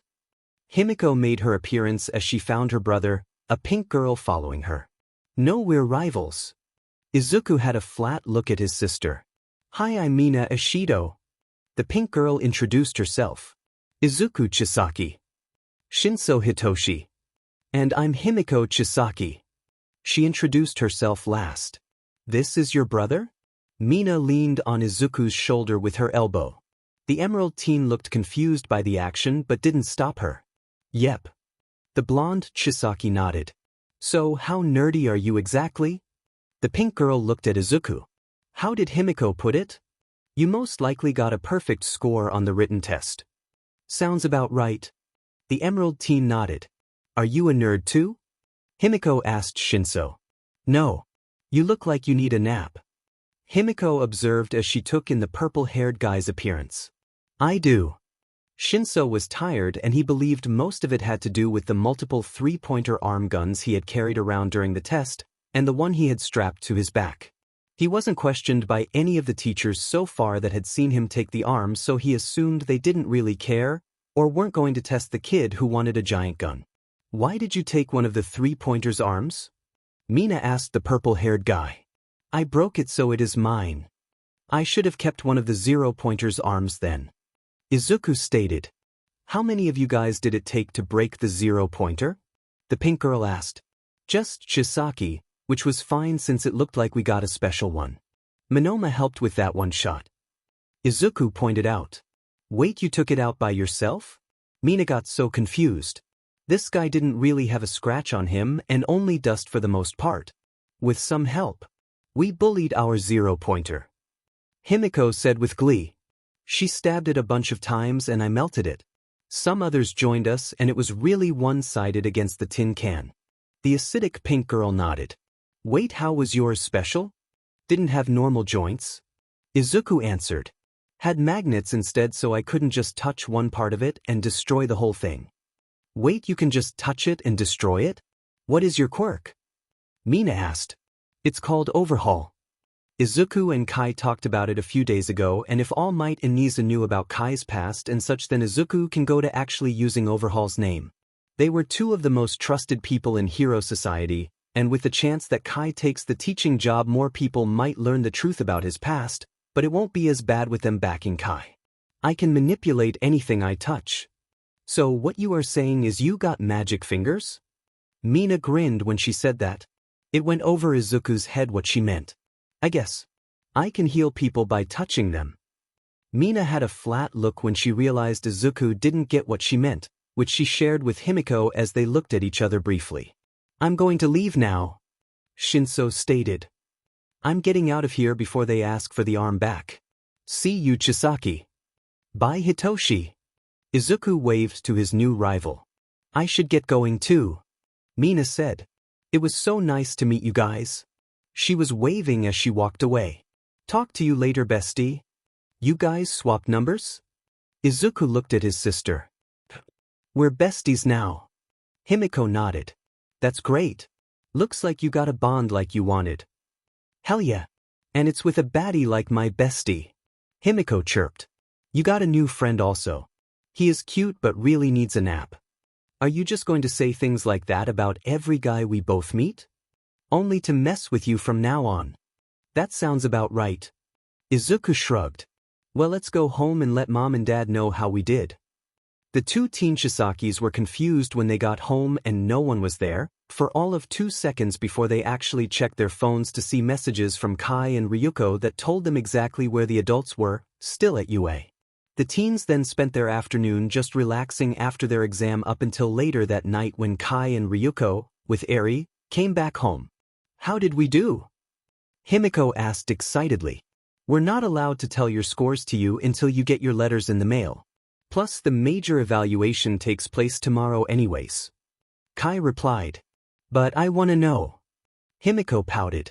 Personally, I think you both did great. Ryuko grinned. I enjoyed your groups working together in such a way, Himiko. I just wanted to stab the robots. Everyone thought I was cool and joined me. Himiko was actually proud that people followed her for once instead of running away from her. Izuku, your efforts were definitely something as well. I only have one note though. Kai had a grin because he knew Izuku would get embarrassed when he said this. What is it? Make sure you aren't thinking out loud next time. Out loud? Izuku got confused before he realized that his dad saw his first interaction with that Naimo girl. The emerald-haired teen turned red. You saw that? I think every member of the staff saw that. Ryuko answered. Oh God. Izuku put his face against the table. Wait, what happened? Himiko had to know now. A girl did something cool and Izuku didn't want to finish. He said that it was hot what she did, but he meant to only think it. Kai chuckled. I knew you would meet the love of your life. Himiko teased her brother. I should have let that thing crush me. Izuku groaned into the table. A week later the two kids got letters in the mail from UA. Oh boy.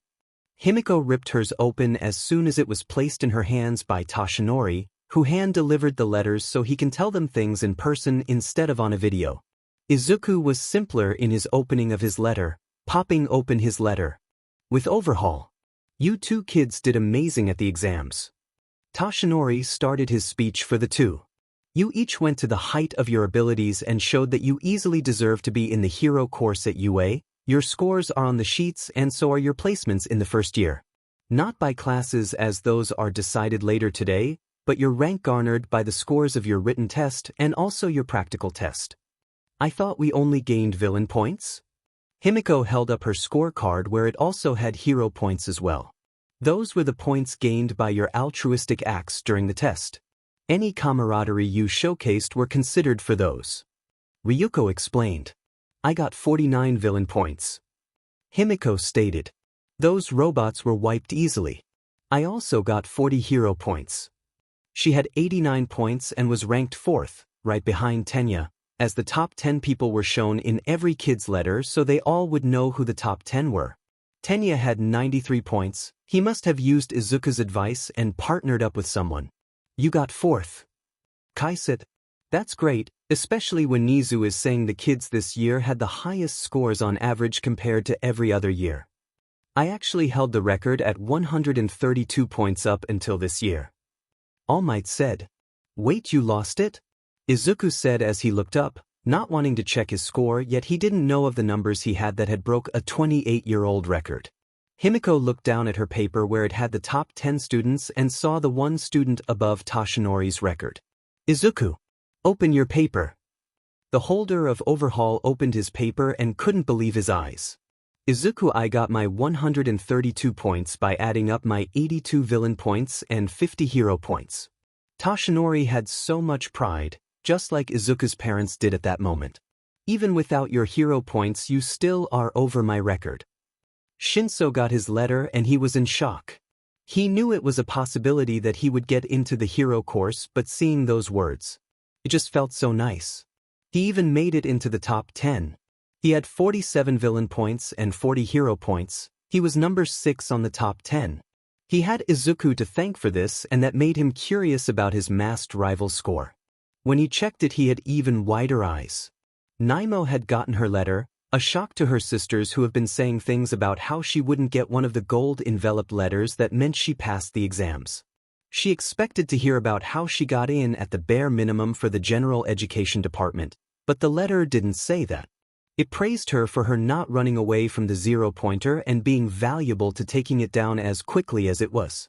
The letter said that it would have taken longer without her. She even got praise for saving that kid Izuku when debris was about to crush them back when she used his quirk to save them. She had 9 villain points and 50 hero points. Her total of 59 points put her in the 12th highest spot of the hero course and qualified her for the hero course. She admittedly got curious about that cute masked kid and his score, not that she actually thought he was cute or anything, and it's not like anyone as strong as him would care for a quirk thief like her. She still checked the top 10 for his score and had to reread his score a good few times just to make sure she read it correctly. Katsuki Bakugo already knew he would make it into the hero course. He was way better than everyone else, so it was natural he would.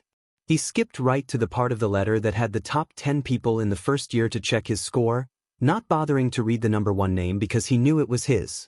He grinned at the overly high score. He checked the name of the sap in second place to see who he would make his right hand and got confused as F when he read the second place name and score. Katsuki Bakugo. 112 villain points, 0 hero points. How the F was he in second place? He didn't even break All Might's med record.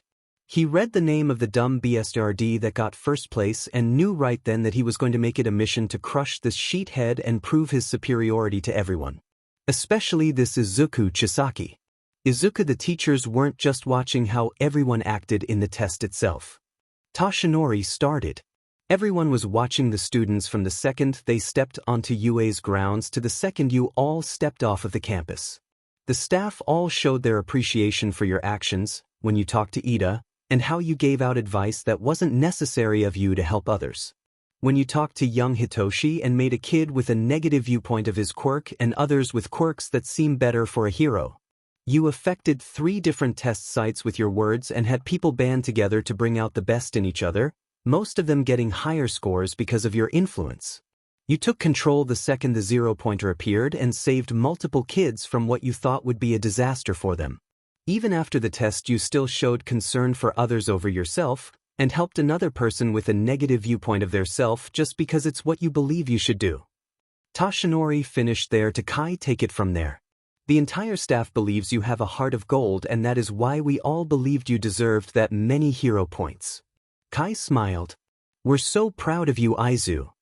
Ryuko pulled her son into a hug. Izuku was tearing up from their words out of happiness and looked at his score one last time. Izuku Chisaki. 178 villain points, 100 hero points. Total points, 278 points.